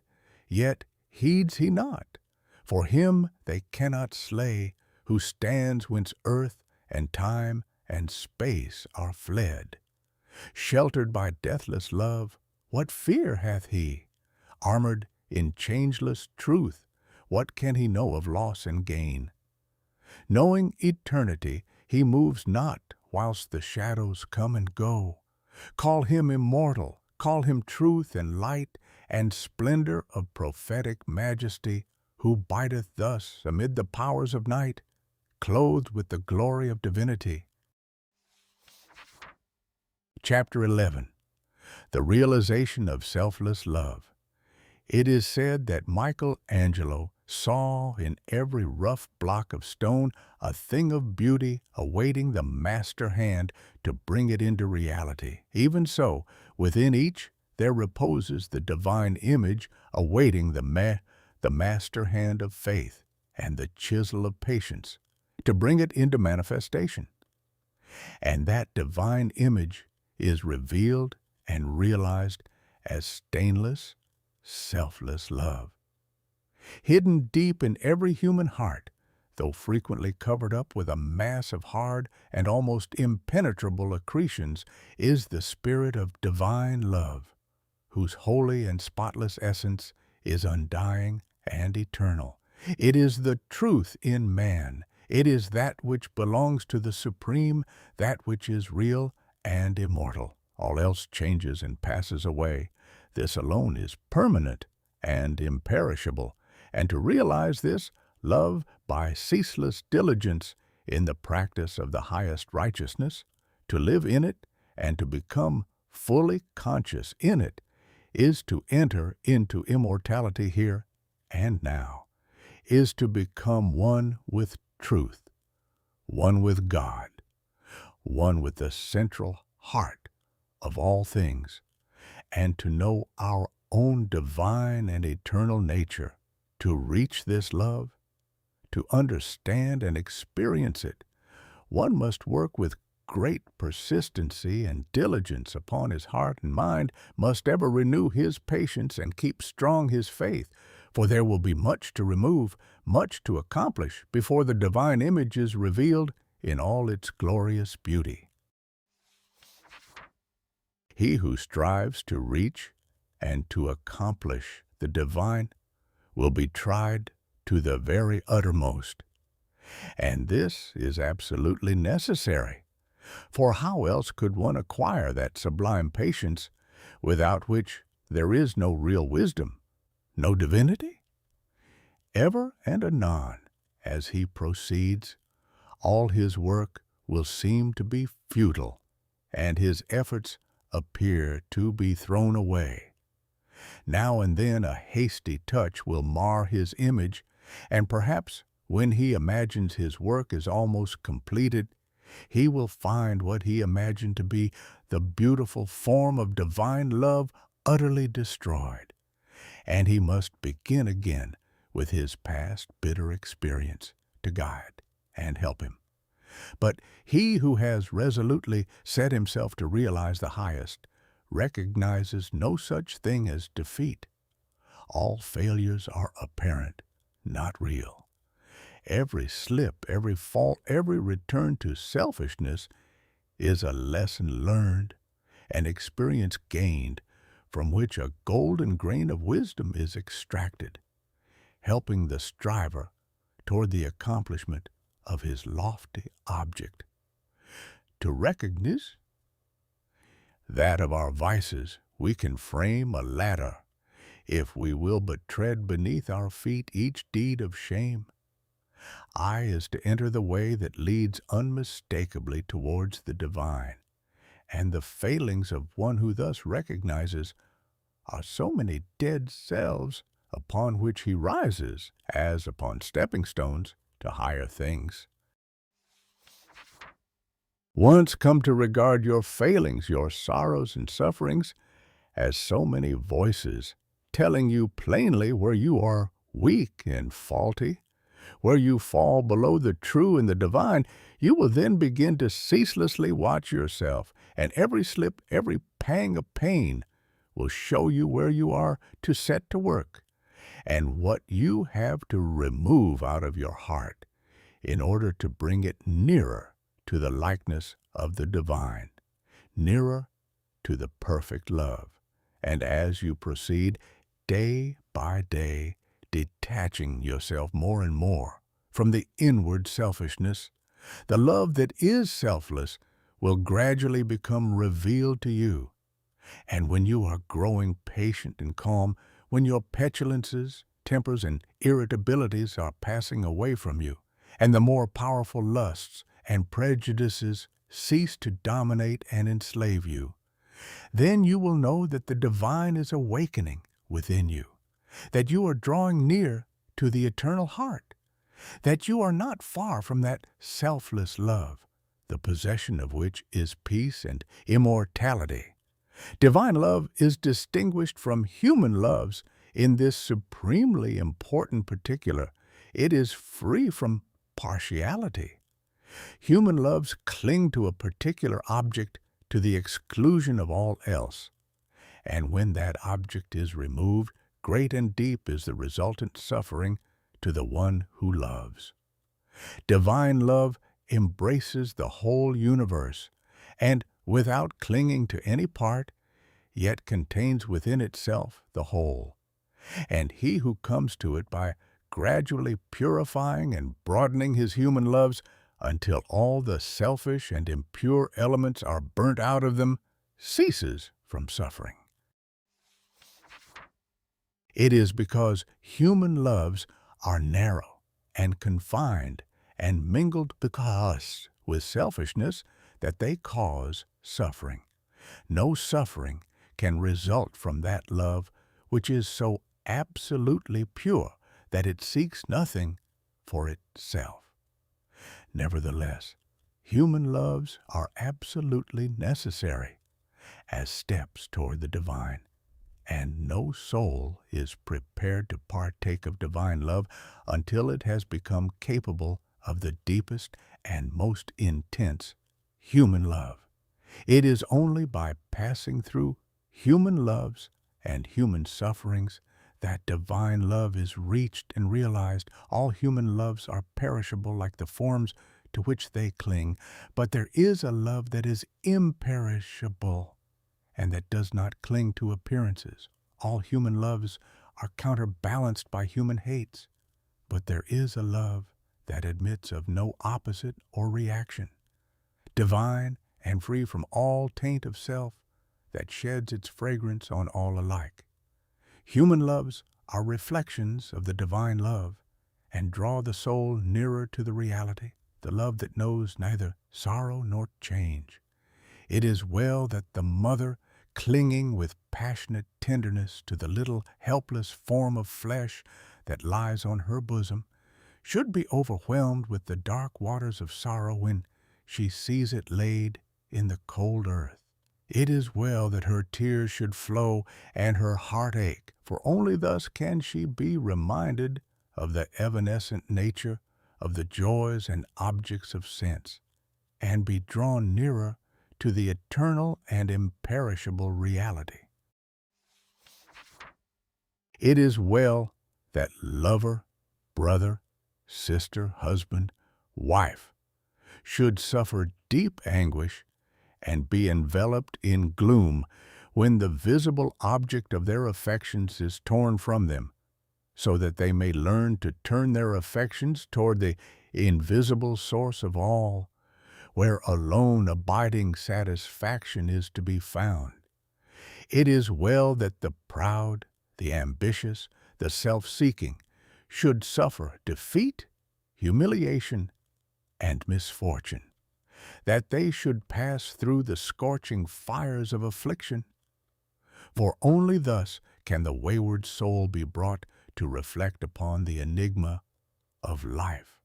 Only thus can the heart be softened and purified and prepared to receive the truth. When the sting of anguish penetrates the heart of human love, when gloom and loneliness and desertion cloud the soul of friendship and trust, then it is that the heart turns toward the sheltering love of the eternal and finds rest in its silent peace. And whosoever comes to this love is not turned away comfortless, is not pierced with anguish, nor surrounded with gloom, and is never deserted in the dark hour of trial. The glory of divine love can only be revealed in the heart that is chastened by sorrow, and the image of the heavenly state can only be perceived and realized when the lifeless, formless accretions of ignorance and self are hewn away. Only that love that seeks no personal gratification or reward, that does not make distinctions, and that leaves behind no heartaches, can be called divine. Men, clinging to self and to the comfortless shadows of evil, are in the habit of thinking of divine love as something belonging to a God who is out of reach, as something outside themselves, and that must forever remain outside. Truly, the love of God is ever beyond the reach of self. But when the heart and mind are emptied of self, then the selfless love, the supreme love, the love that is of God or good becomes an inward and abiding reality. And this inward realization of holy love is none other than the love of Christ that is so much talked about and so little comprehended. The love that not only saves the soul from sin, but lifts it also above the power of temptation. But how may one attain to this sublime realization? The answer which truth has always given, and will ever give to this question is, empty thyself, and I will fill thee. Divine love cannot be known until self is dead. For self is the denial of love, and how can that which is known be also denied? Not until the stone of self is rolled away from the sepulchre of the soul does the immortal Christ, the pure Spirit of love, hitherto crucified, dead and buried, cast off the bands of ignorance, and come forth in all the majesty of his resurrection. You believe that the Christ of Nazareth was put to death and rose again. I do not say you err in that belief, but if you refuse to believe that the gentle Spirit of love is crucified daily upon the dark cross of your selfish desires, then, I say, you err in this unbelief and have not yet perceived, even afar off, the love of Christ. You say that you have tasted of salvation in the love of Christ.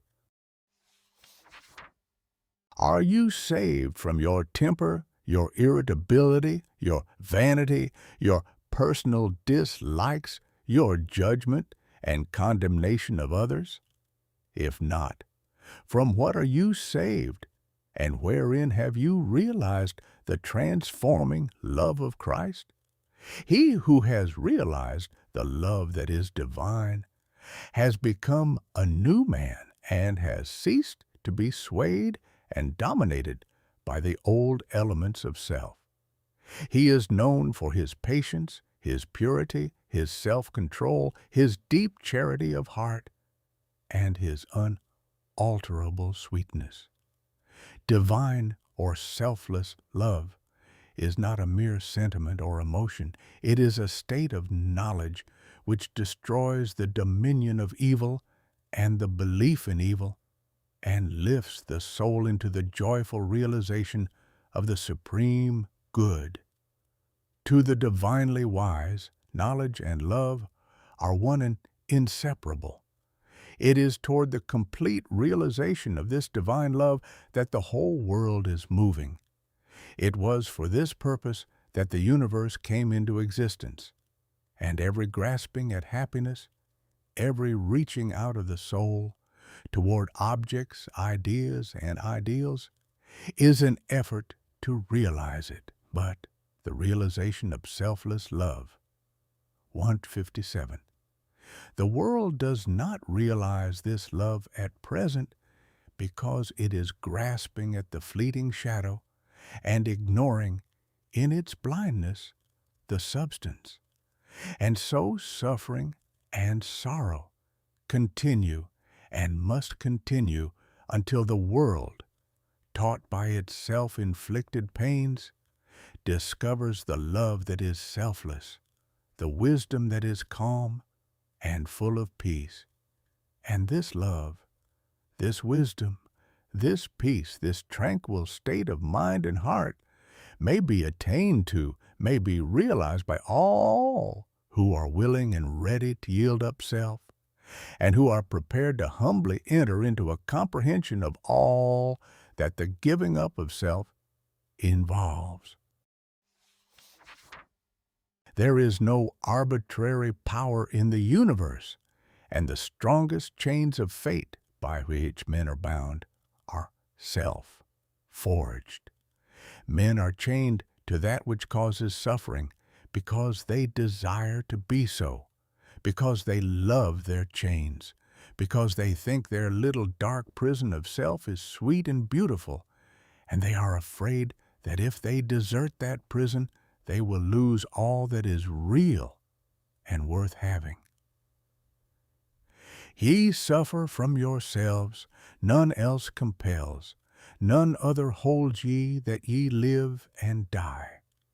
And the indwelling power which forged the chains and built around itself the dark and narrow prison can break away when it desires and wills to do so, and the soul does will to do so when it has discovered the worthlessness of its prison, when long suffering has prepared it for the reception of the boundless light and love. As the shadow follows the form, And as smoke comes after fire, so effect follows cause, and suffering and bliss follow the thoughts and deeds of men.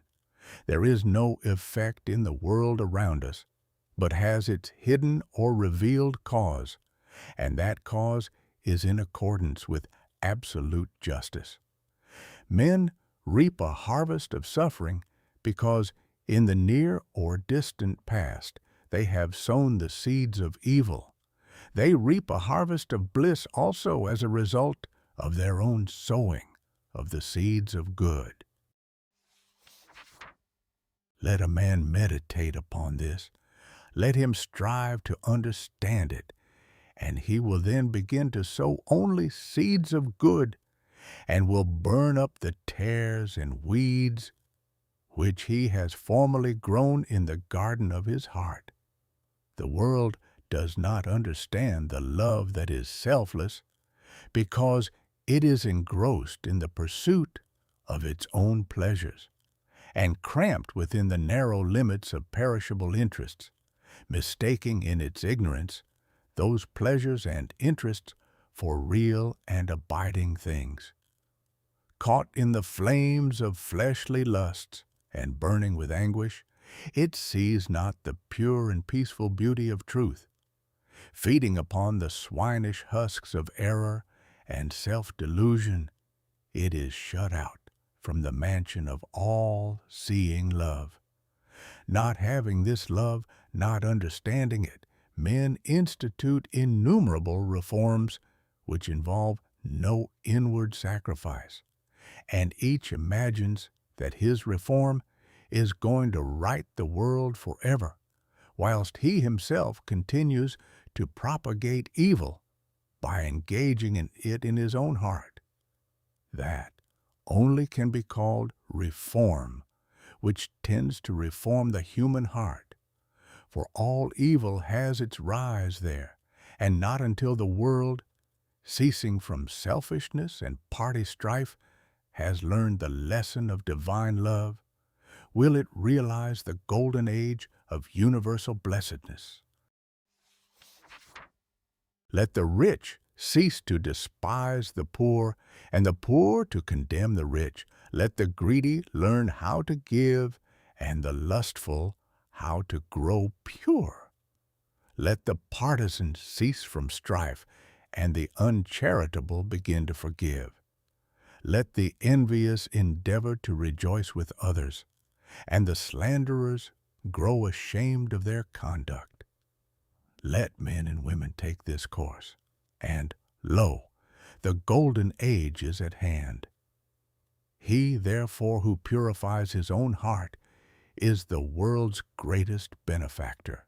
Yet, though the world is and will be for many ages to come shut out from that age of gold, which is the realization of selfless love, you, if you are willing, may enter it now by rising above your selfish self. If you will pass from prejudice, hatred, and condemnation to gentle and forgiving love, where hatred, dislike, and condemnation are, selfless love does not abide. It resides only in the heart that has ceased from all condemnation. You say, "How can I love the drunkard, the hypocrite, the sneak, the murderer? I am compelled to dislike and condemn such Iphian." It is true you cannot love such men emotionally, but when you say that you must perforce dislike and condemn them, you show that you are not acquainted with the great overruling love. For it is possible to attain to such a state of interior enlightenment as will enable you to perceive the train of causes by which these men have become as they are, to enter into their intense sufferings, and to know the certainty of their ultimate purification. Possessed of such knowledge, it will be utterly impossible for you any longer to dislike or condemn them, and you will always think of them with perfect calmness and deep compassion. If you love people and speak of them with praise until they in some way thwart you or do something of which you disapprove, and then you dislike them and speak of them with dispraise, you are not governed by the love which is of God. If in your heart you are continually arraigning and condemning others, selfless love is hidden from you. He who knows that love is at the heart of all things and has realized the all-sufficing power of that love has no room in his heart for condemnation. Men, not knowing this love, constitute themselves judge and executioner of their fellows, forgetting that there is the eternal judge and executioner. And insofar as men deviate from them in their own views, their particular reforms and methods, they brand them as fanatical, unbalanced, lacking judgment, sincerity, and honesty. Insofar as others approximate to their own standard, do they look upon them as being everything that is admirable. Such are the men who are centered in self. But he whose heart is centered in the supreme love does not so brand and classify men, does not seek to convert men to his own views, not to convince them of the superiority of his methods. Knowing the law of love, he lives it and maintains the same calm attitude of mind and sweetness of heart towards all.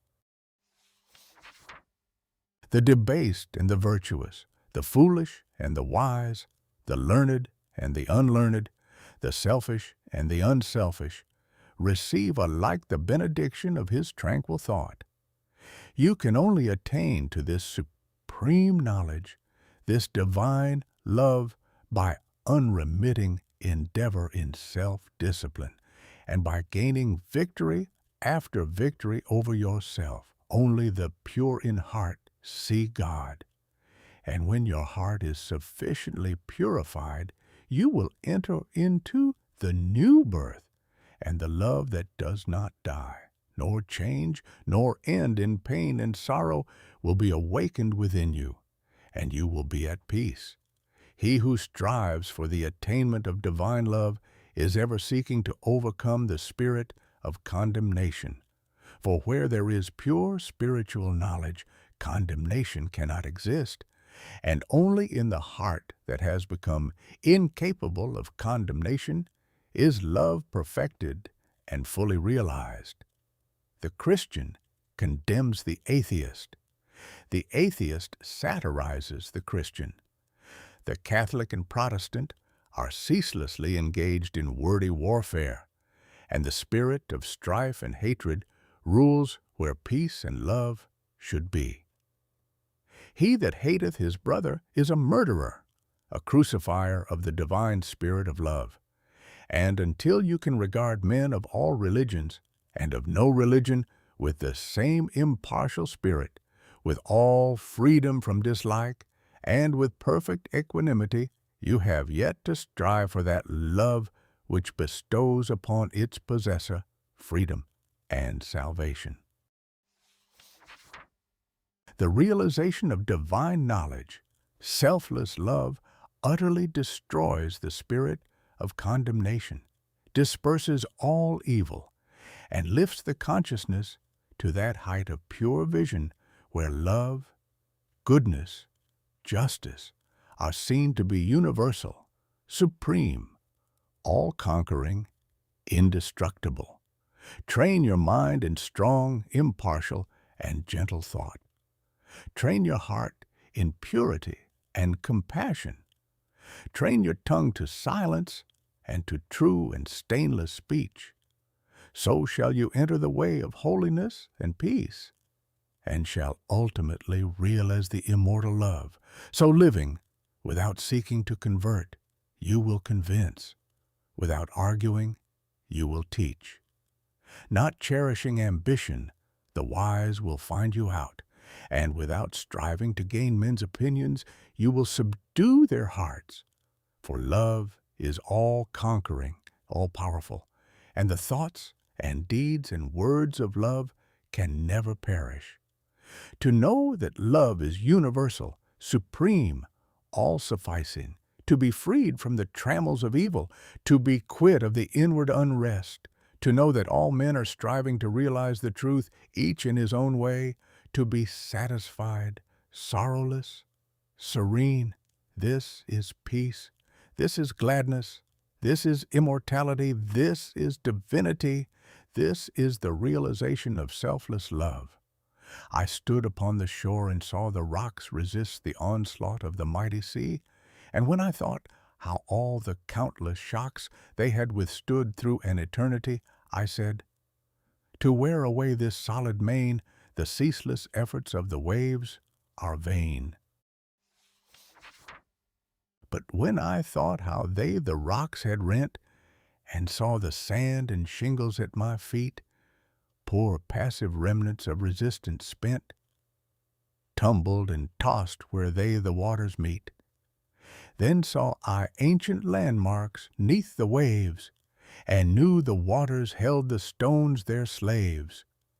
I saw the mighty work the waters wrought by patient softness and unceasing flow, how they the proudest promontory brought unto their feet, and mossy hills laid low, how the soft drops the adamantine wall conquered at last, and brought it to its fall. And then I knew that hard resisting sin should yield at last to love's soft ceaseless roll, coming and going, ever flowing in upon the proud rocks of the human soul, that all resistance should be spent and past, and every heart yield unto it at last. Chapter 12. Entering into the infinite. From the beginning of time, man, in spite of his bodily appetites and desires, in the midst of all his clinging to earthly and impermanent things, has ever been intuitively conscious of the limited, transient, and illusionary nature of his material existence, and in his sane and silent moments has tried to reach out into a comprehension of the infinite, and has turned with tearful aspiration towards the restful reality of the eternal heart, whilst vainly imagining that the pleasures of earth are real and satisfying. Pain and sorrow continually remind him of their unreal and unsatisfying nature, ever striving to believe that complete satisfaction is to be found in material things. He is conscious of an inward and persistent revolt against this belief, which revolt is at once a refutation of his essential mortality, and an inherent and imperishable proof that only in the immortal, the eternal, the infinite, can he find abiding satisfaction and unbroken peace. And here is the common ground of faith, here the root and spring of all religion, here the soul of brotherhood and the heart of love. That man is essentially and spiritually divine and eternal, and that, immersed in mortality and troubled with unrest, he is ever striving to enter into a consciousness of his real nature. The spirit of man is inseparable from the infinite, and can be satisfied with nothing short of the infinite, and the burden of pain will continue to weigh upon man's heart, and the shadows of sorrow to darken his pathway, until, ceasing from his wanderings in the dream world of matter, he comes back to his home in the reality of the eternal. As the smallest drop of water detached from the ocean contains all the qualities of the ocean, so man, detached in consciousness from the infinite, contains within him its likeness.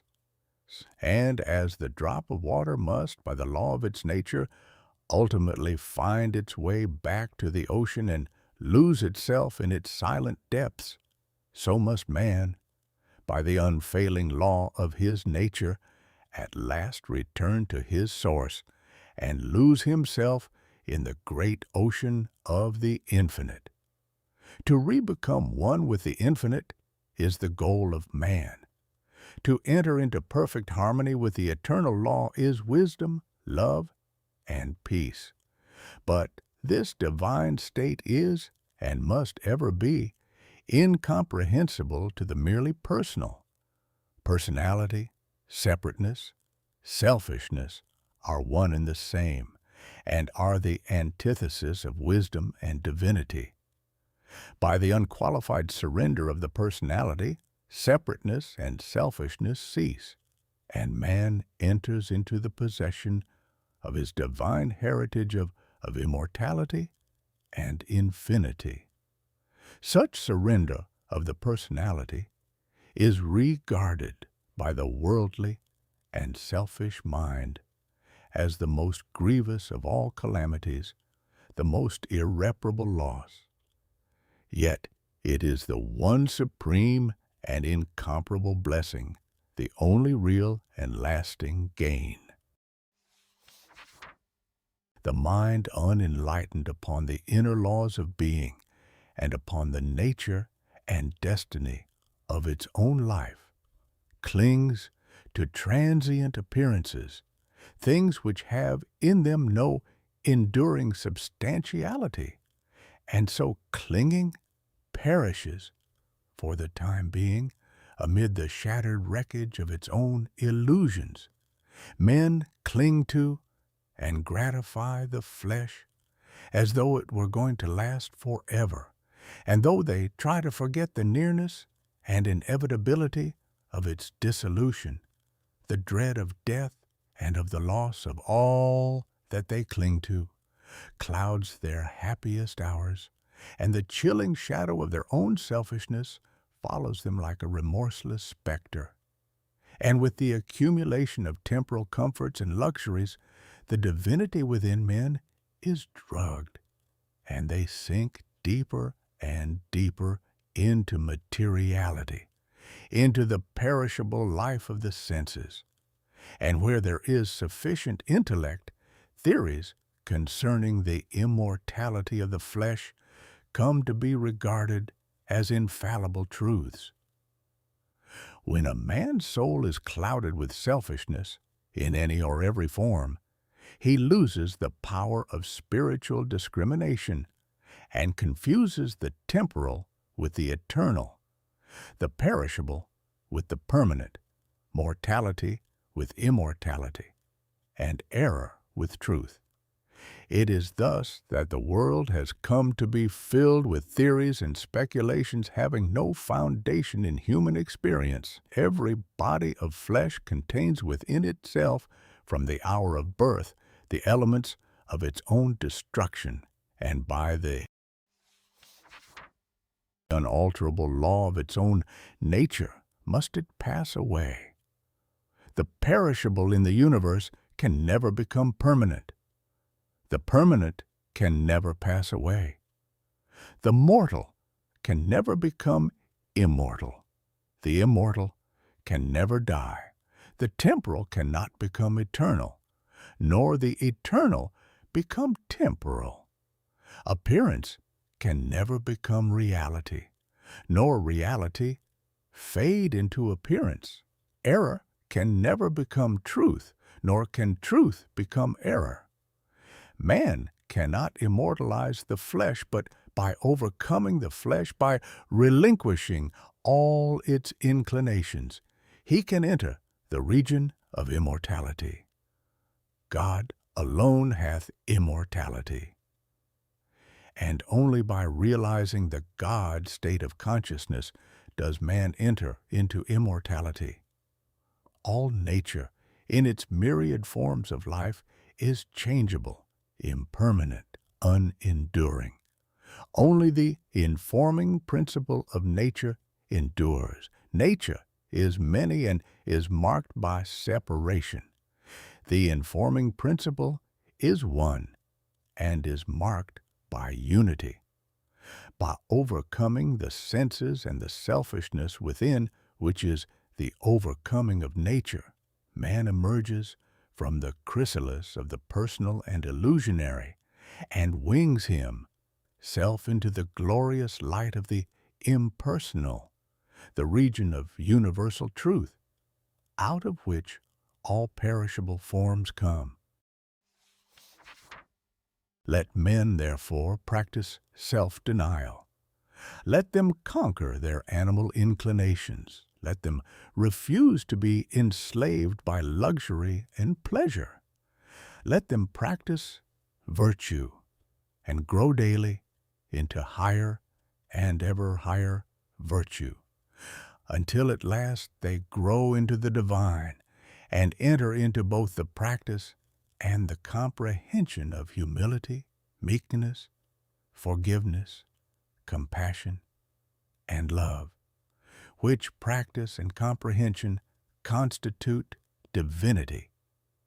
Goodwill gives insight, and only he who has so conquered his personality that he has but one attitude of mind, that of goodwill toward all creatures, is possessed of divine insight and is capable of distinguishing the true from the false. The supremely good man is therefore the wise man, the divine man, the enlightened seer, the knower of the eternal. Where you find unbroken gentleness, enduring patience, sublime lowliness, graciousness of speech, self-control, self-forged tearfulness, and deep and abounding sympathy, look there for the highest wisdom. Seek the company of such a one, for he has realized the divine, he lives with the eternal, he has become one with the infinite.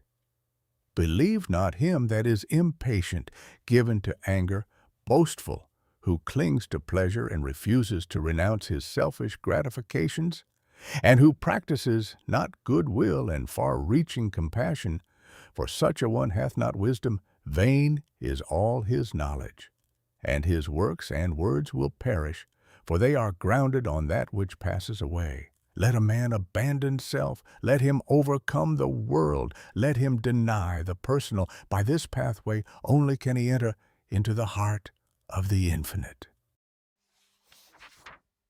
The world, the body, the personality are mirages upon the desert of time, transitory dreams in the dark night of spiritual slumber, and those who have crossed the desert, those who are spiritually awakened, have alone comprehended the universal reality, where all appearances are dispersed, and dreaming and delusion are destroyed. There is one great law which exacts unconditional obedience, one unifying principle which is the basis of all diversity, one eternal truth wherein all the problems of earth pass away like shadows. To realize this law, this unity, this truth, is to enter into the infinite, is to become one with the eternal. To center one's life in the great law of love is to enter into rest, harmony, peace, to refrain from all participation in evil and discord, to cease from all resistance to evil and from the omission of that which is good, and to fall back upon unswerving obedience to the holy calm within, is to enter into the inmost heart of things, is to attain to a living, conscious experience of that eternal and infinite principle which must ever remain a hidden mystery to the merely perceptive intellect. Until this principle is realized, the soul is not established in peace, and he who so realizes is truly wise. Not wise with the wisdom of the learned, but with the simplicity of a blameless heart and of a divine manhood. To enter into a realization of the infinite and eternal is to rise superior to time and the world and the body, which comprise the kingdom of darkness, and is to become established in immortality, heaven, and the spirit, which make up the empire of light, Entering into the infinite is not a mere theory or sentiment. It is a vital experience, which is the result of assiduous practice in inward purification. When the body is no longer believed to be, even remotely, the real man. When all appetites and desires are thoroughly subdued and purified. When the emotions are rested and calm, and when the oscillation of the intellect ceases, and perfect poise is secured, then, and not till then, does consciousness become one with the infinite. Not until then is childlike wisdom and profound peace secured. Men grow weary and gray over the dark problems of life, and finally pass away and leave them unsolved because they cannot see their way out of the darkness of the personality, being too much engrossed in its limitations. Seeking to save his personal life, man forfeits the greater impersonal life in truth. Clinging to the perishable, he is shut out from a knowledge of the eternal. By the surrender of self, all difficulties are overcome, and there is no error in the universe but the fire of inward sacrifice will burn it up like chaff. No problem, however great, but will disappear like a shadow under the searching light of a self-abnegation. Problems exist only in our own self, created illusions, and they vanish away when self is yielded up. Self and error are synonymous. Error is involved in the darkness of unfathomable complexity, but eternal simplicity is the glory of truth. Love of self shuts men out from truth, and seeking their own personal happiness, they lose the deeper, purer, and more abiding bliss. Says Carlyle, there is in man a higher than love of happiness. He can do without happiness, and instead thereof find blessedness. Love not pleasure, love God.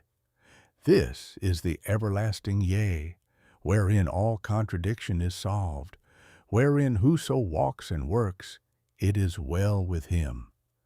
He who has yielded up that self, that personality that men most love, and to which they cling with such fierce tenacity, has left behind him all perplexity and has entered into a simplicity so profoundly simple as to be looked upon by the world, involved as it is in a network of error, as foolishness.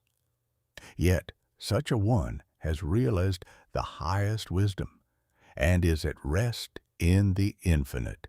He accomplishes without striving, and all problems melt before him, for he has entered the region of reality, and deals not with changing effects, but with the unchanging principles of things. He is enlightened with a wisdom which is as superior to ratiocination as reason is to animality. Having yielded up his lusts, his errors, his opinions and prejudices, he has entered into possession of the knowledge of God, having slain the selfish desire for heaven, and along with it, the ignorant fear of hell. Having relinquished even the love of life itself, he has gained supreme bliss and life eternal, the life which bridges life and death, and knows its own immortality. Having yielded up all without reservation, he has gained all, and rests in peace on the bosom of the infinite. Only he who has become so free from self as to be equally content to be annihilated as to live, or to live as to be annihilated, is fit to enter into the infinite.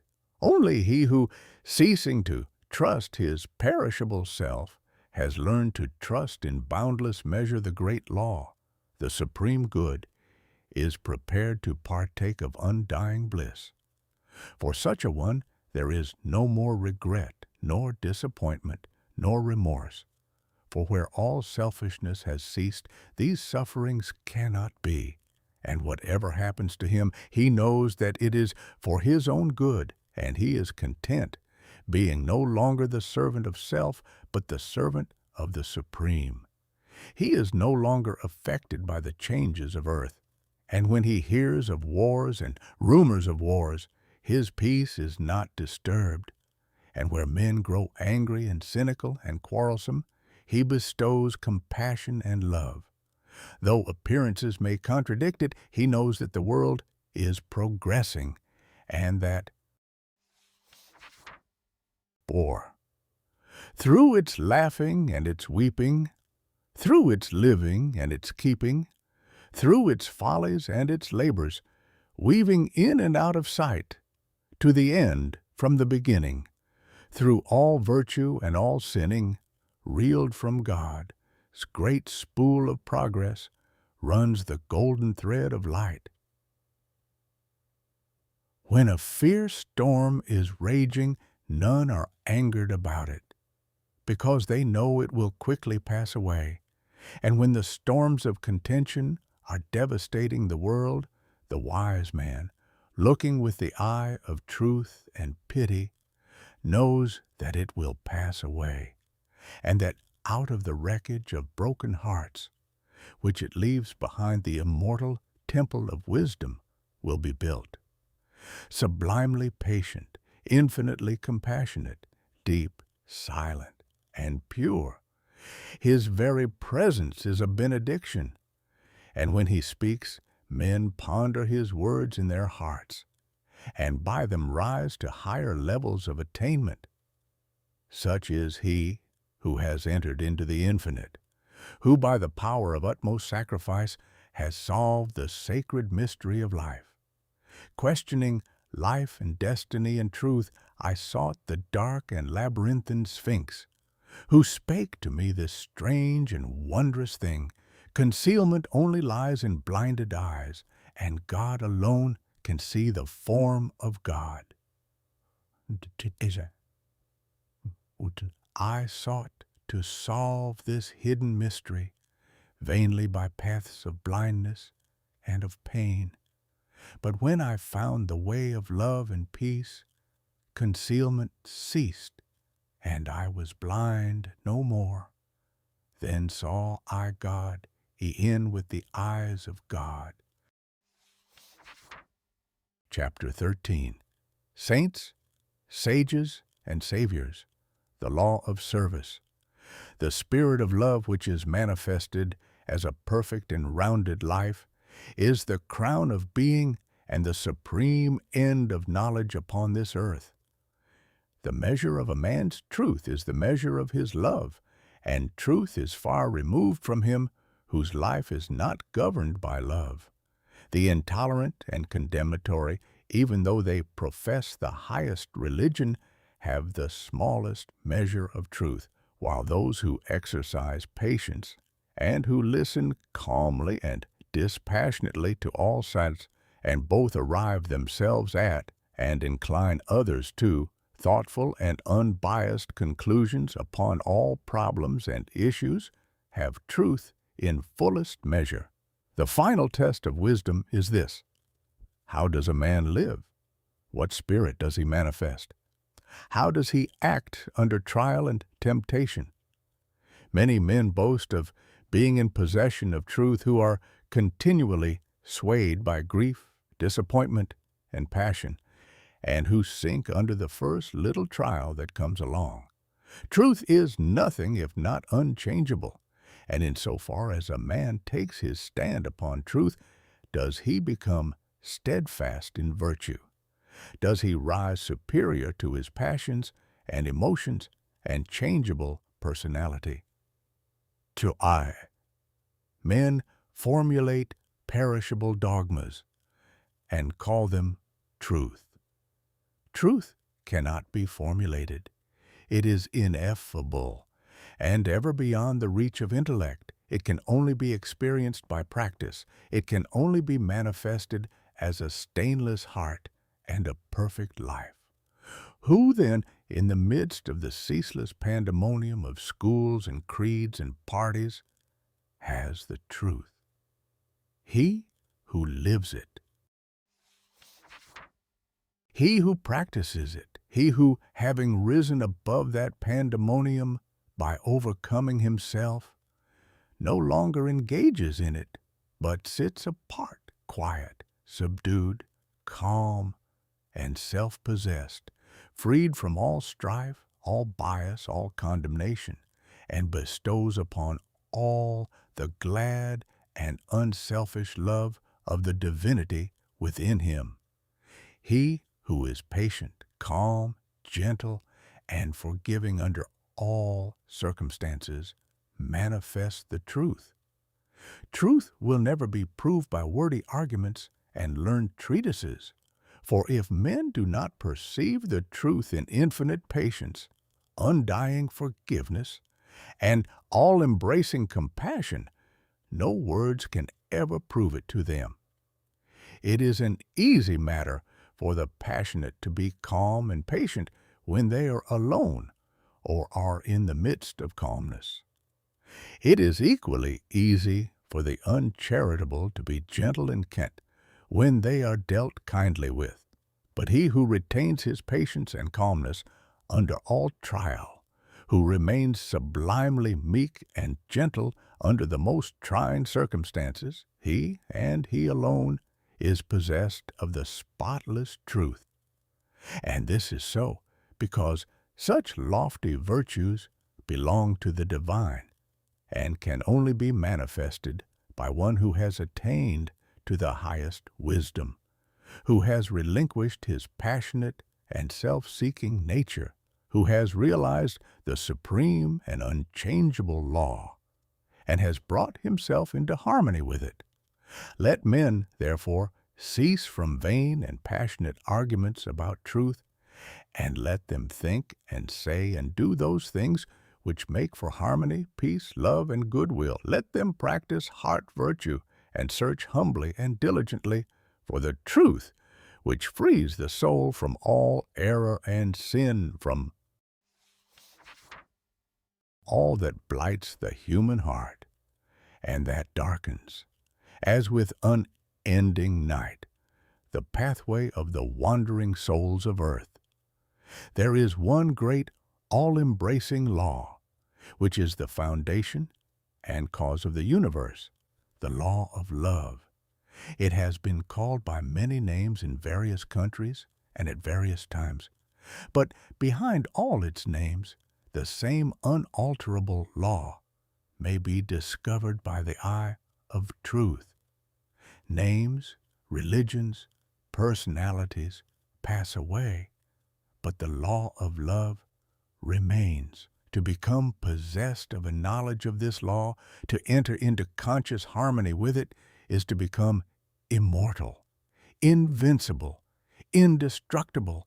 It is because of the effort of the soul to realize this law that men come again and again to live, to suffer, and to die. And when realized, suffering ceases, personality is dispersed, and the fleshly life and death are destroyed, for consciousness becomes one with the eternal. The law is absolutely impersonal, and its highest manifested expression is that of service. When the purified heart has realized truth, it is then called upon to make the last, the greatest and holiest sacrifice, the sacrifice of the well-earned enjoyment of truth. It is by virtue of this sacrifice that the divinely emancipated soul comes to dwell amongst men, clothed with a body of flesh, content to dwell amongst the lowliest and least, and to be esteemed the servant of all mankind. That sublime humility which is manifested by the world's Saviors is the seal of Godhead, and he who has annihilated the personality and has become a living, visible manifestation of the impersonal, eternal, boundless spirit of love is alone singled out as worthy to receive the unstinted worship of posterity. He only who succeeds in humbling himself with that divine humility which is not only the extinction of self, but is also the pouring out upon all the spirit of unselfish love, is exalted above measure and given spiritual dominion in the hearts of mankind. All the great spiritual teachers have denied themselves personal luxuries, comforts, and rewards, have abjured temporal power, and have lived and taught the limitless and impersonal truth. Compare their lives and teachings, and you will find the same simplicity, the same self-sacrifice, the same humility, love, and peace, both lived and preached by them. They taught the same eternal principles, the realization of which destroys all evil. Those who have been hailed and worshipped as the saviors of mankind are manifestations of the great impersonal law, and being such, were free from passion and prejudice, and having no opinions, and no special letter of doctrine to preach and defend, they never sought to convert and to proselytize, living in the highest goodness, the supreme perfection. Their sole object was to uplift mankind by manifesting that goodness in thought, word, and deed. They stand between man, the personal, and God, the impersonal, and serve as exemplary types for the salvation of self, enslaved mankind. Men who are immersed in self and who cannot comprehend the goodness that is absolutely impersonal deny divinity to all saviors except their own, and thus introduce personal hatred and doctrinal controversy, and, whilst defending their own particular views with passion, look upon each other as being heathens or infidels, and so render null and void, as far as their lives are concerned, the unselfish beauty and holy grandeur of the lives and teachings of their own masters. Truth cannot be limited. It can never be the special prerogative of any man, school, or nation, and when personality steps in, truth is lost. The glory alike of the saint, the sage, and the Savior is this, that he has realized the most profound lowliness, the most sublime unselfishness. Having given up all, even his own personality, all his works are holy and enduring, for they are freed from every taint of self. He gives, yet never thinks of receiving. He works without regretting the past or anticipating the future, and never looks for reward. When the farmer has tilled and dressed his land and put in the seed, he knows that he has done all that he can possibly do, and that now he must trust to the elements and wait patiently for the course of time to bring about the harvest, and that no amount of expectancy on his part will affect the result. Even so, he who has realized truth goes forth as a sower of the seeds of goodness, purity, love, and peace without expectancy, and never looking for results, knowing that there is the great overruling law, which brings about its own harvest in due time, and which is alike the source of preservation and destruction. Men, not understanding the divine simplicity of a profound, unselfish heart, look upon their particular Savior as the manifestation of a social miracle, as being something entirely apart and distinct from the nature of things, and as being, in his ethical excellence, eternally unapproachable by the whole of mankind. This attitude of unbelief, for such it is in the divine perfectibility of man, paralyzes effort and binds the souls of men as with strong ropes to sin and suffering. Jesus grew in wisdom and was perfected by suffering. What Jesus was, he became such. What Buddha was, he became such. And every holy man became such by unremitting perseverance in self-sacrifice. Once recognize this, once realize that by watchful effort and hopeful perseverance, you can rise above your lower nature, and great and glorious will be the vistas of attainment that will open out before you. Buddha vowed that he would not relax his efforts until he arrived at the state of perfection, and he accomplished his purpose. What the saints, sages, and saviors have accomplished, you likewise may accomplish, if you will only tread the way which they trod and pointed out, the way of self-sacrifice, of self-denying service. Truth is very simple. It says, "Give up self, come unto me, away from all that defiles, and I will give you rest." All the mountains of commentary that have been piled upon it cannot hide it from the heart that is earnestly seeking for righteousness. It does not require learning. It can be known in spite of learning. Disguised under many forms by erring, self-seeking man, the beautiful simplicity and clear transparency of truth remains unaltered and undimmed, and the unselfish heart enters into and partakes of its shining radiance. Not by weaving complex theories, not by building up speculative philosophies, is truth realized, but by weaving the web of inward purity, by building up the temple of a stainless life, is truth realized. He who enters upon this holy way begins by restraining his passions. This is virtue, and is the beginning of saintship. And saintship is the beginning of holiness. The entirely worldly man gratifies all his desires and practices no more restraint than the law of the land in which he lives demands. The virtuous man restrains his passions.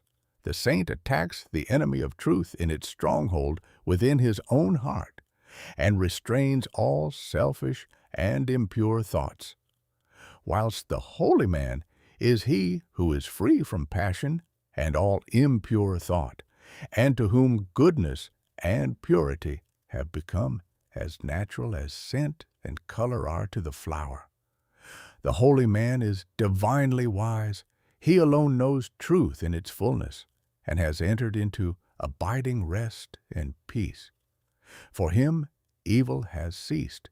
It has disappeared in the universal light of the all-good. Holiness is the badge of wisdom, said Krishna to the Prince Arjuna. Humbleness, truthfulness, and harmlessness, patience and honor, reverence for the wise, purity, constancy, control of self, contempt of sense delights, self-sacrifice, perception of the certitude of ill, in birth, death, age, disease, suffering, and sin, an ever-tranquil heart in fortune's good and fortune's evil, endeavors resolute to reach perception of the utmost soul, and grace to understand what gain it were so to attain. This is true wisdom, Prince, and what is otherwise is ignorance. Whoever fights ceaselessly against his own selfishness and strives to supplant it with all-embracing love is a saint, whether he live in a cottage or in the midst of riches and influence, or whether he preaches or remains obscure. To the worldling, who is beginning to aspire towards higher things, the saint, such as a sweet Saint Francis of Assisi or a conquering Saint Anthony, is a glorious and inspiring spectacle. To the saint, an equally enrapturing sight is that of the sage, sitting serene and holy, the conqueror of sin and sorrow, no more tormented by regret and remorse, and whom even temptation can never reach. And yet even the sage is drawn on by a still more glorious vision, that of the Savior actively manifesting his knowledge in selfless works, and rendering his divinity more potent for good by sinking himself in the throbbing, sorrowing, aspiring heart of mankind. And this only is true service, to forget oneself in love towards all, to lose oneself in working for the whole. O thou vain and foolish man, who thinkest that thy many works can save thee, who, chained to all error, talkest loudly of thyself, thy work, and thy many sacrifices, and magnifiest thine own importance. Know this, that though thy fame fill the whole earth, all thy work shall come to dust, and thou thyself be reckoned lower than the least in the kingdom of truth. Only the work that is impersonal can live. The works of self are both powerless and perishable. Where duties, howsoever humble, are done without self-interest and with joyful sacrifice, there is true service and enduring work. Where deeds, however brilliant and apparently successful, are done from love of self, there is ignorance of the law of service, and the work perishes. It is given to the world to learn one great and divine lesson, the lesson of absolute unselfishness. The saints, sages, and saviors of all time are they who have submitted themselves to this task and have learned and lived it. All the scriptures of the world are framed to teach this one lesson. All the great teachers reiterate it. It is too simple for the world which, scorning it, stumbles along in the complex ways of selfishness. A pure heart is the end of all religion and the beginning of divinity. To search for this righteousness is to walk the way of truth and peace, and he who enters this way will soon perceive that immortality, which is independent of birth and death, and will realize that in the divine economy of the universe, the humblest effort is not lost. The divinity of a Krishna, a Gautama, or a Jesus is the crowning glory of self-abnegation, the end of the soul's pilgrimage in matter and mortality, and the world will not have finished its long journey until every soul has become as these, and has entered into the blissful realization of its own divinity. Great glory crowns the heights of hope, by arduous struggle won. Bright honor rounds the hoary head that mighty works hath done. Fair riches come to him who strives in ways of golden gain, and fame enshrines his name who works with genius' glowing brain. But greater glory waits for him who, in the bloodless strife, gainst self and wrong, adopts, in love, the sacrificial life. And brighter honor rounds the brow of him who, mid the scorns of blind idolaters of self, accepts the crown of thorns. And fairer, purer riches come to him who greatly strives to walk in ways of love and truth, to sweeten human lives. And he who serveth well mankind exchanges fleeting fame for light eternal, joy and peace, and robes of heavenly flame. Chapter 14. The Realization of Perfect Peace. In the external universe there is ceaseless turmoil, change, and unrest. At the heart of all things there is undisturbed repose. In this deep silence dwelleth the eternal. Man partakes of this duality, and both the surface change and disquietude and the deep-seated eternal abode of peace are contained within him. As there are silent depths in the ocean which the fiercest storm cannot reach, so there are silent, holy depths in the heart of man which the storms of sin and sorrow can never disturb. To reach this silence and to live consciously in it is peace. Discord is rife in the outward world, but unbroken harmony holds sway at the heart of the universe. The human soul, torn by discordant passion and grief, reaches blindly toward the harmony of the sinless state. And to reach this state and to live consciously in it is peace. Hatred severs human lives, fosters persecution, and hurls nations into ruthless war. Yet men, though they do not understand why, retain some measure of faith in the overshadowing of a perfect love. And to reach this love and to live consciously in it is peace. And this inward peace, this silence, this harmony, this love, is the kingdom of heaven, which is so difficult to reach, because few are willing to give up themselves and to become as little children. Heaven's gate is very narrow and minute. It cannot be perceived by foolish men blinded by vain illusions of the world. E'en the clear-sighted who discern the way and seek to enter find the portal barred and hard to be unlocked. Its massive bolts are pride and passion, avarice and lust. Men cry peace, peace, where there is no peace, but on the contrary, discord, disquietude, and strife. Apart from that wisdom which is inseparable from self-renunciation, there can be no real and abiding peace. The peace which results from social comfort, passing gratification, or worldly victory is transitory in its nature, and is burnt up in the heat of fiery trial. Only the peace of heaven endures through all trial, and only the selfless heart can know the peace of heaven.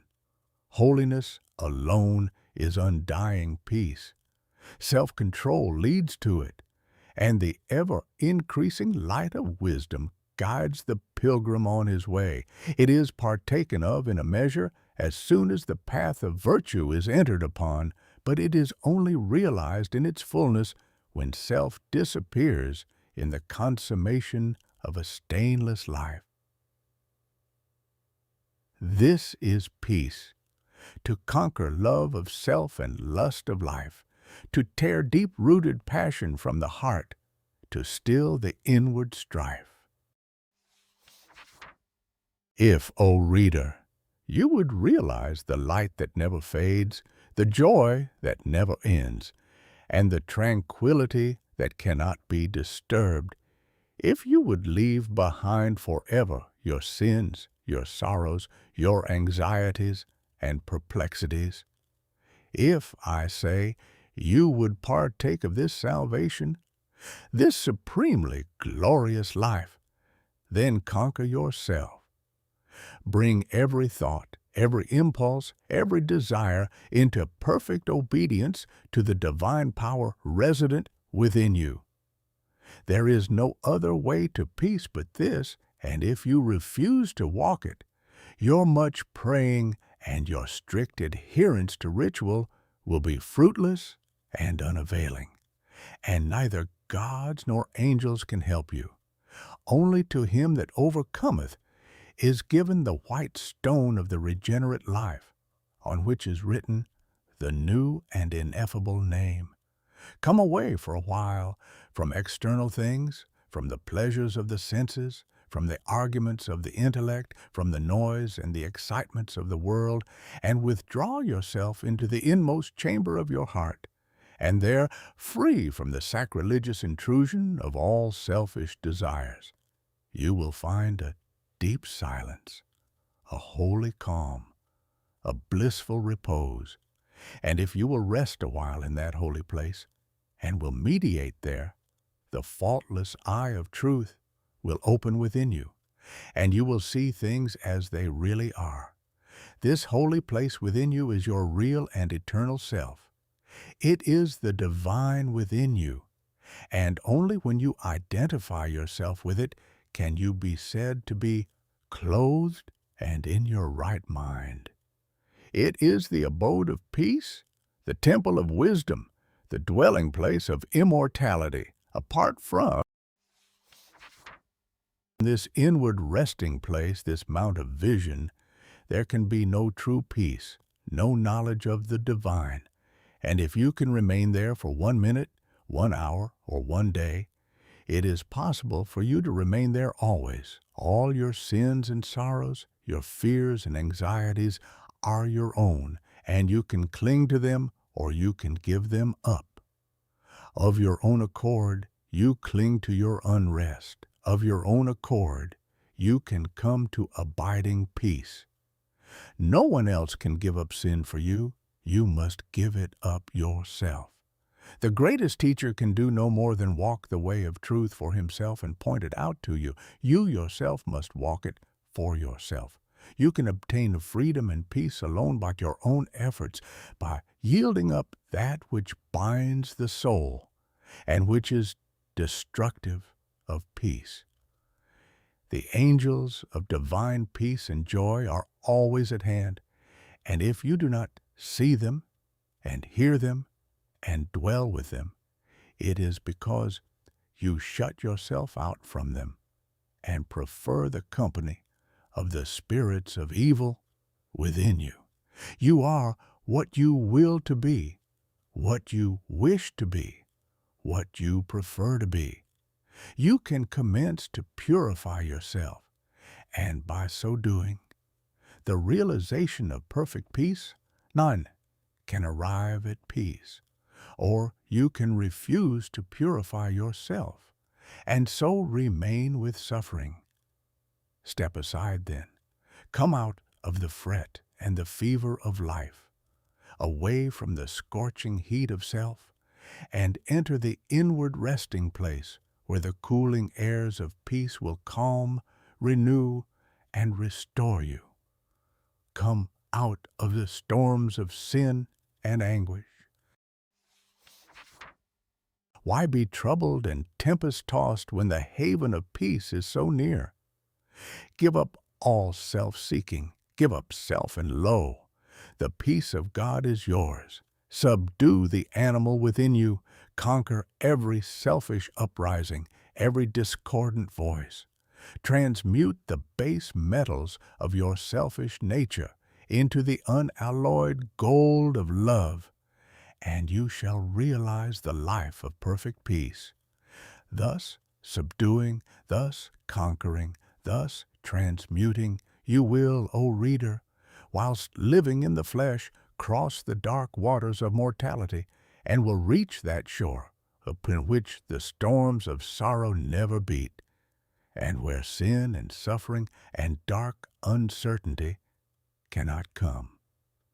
Standing upon that shore, holy, compassionate, awakened, and self-possessed, and glad, with unending gladness, you will realize that, for never the Spirit was born, the Spirit will cease to be never. Never was time it was not. End and beginning are dreams. Birthless and deathless and changeless remaineth the Spirit forever. Death hath not touched it at all, dead, though the house of it seems. You will then know the meaning of sin, of sorrow, of suffering, and that the end thereof is wisdom, will know the cause and the issue of existence. And with this realization you will enter into rest. For this is the bliss of immortality, this the unchangeable gladness, this the untrammeled knowledge, undefiled wisdom, and undying love. This and this only is the realization of perfect peace.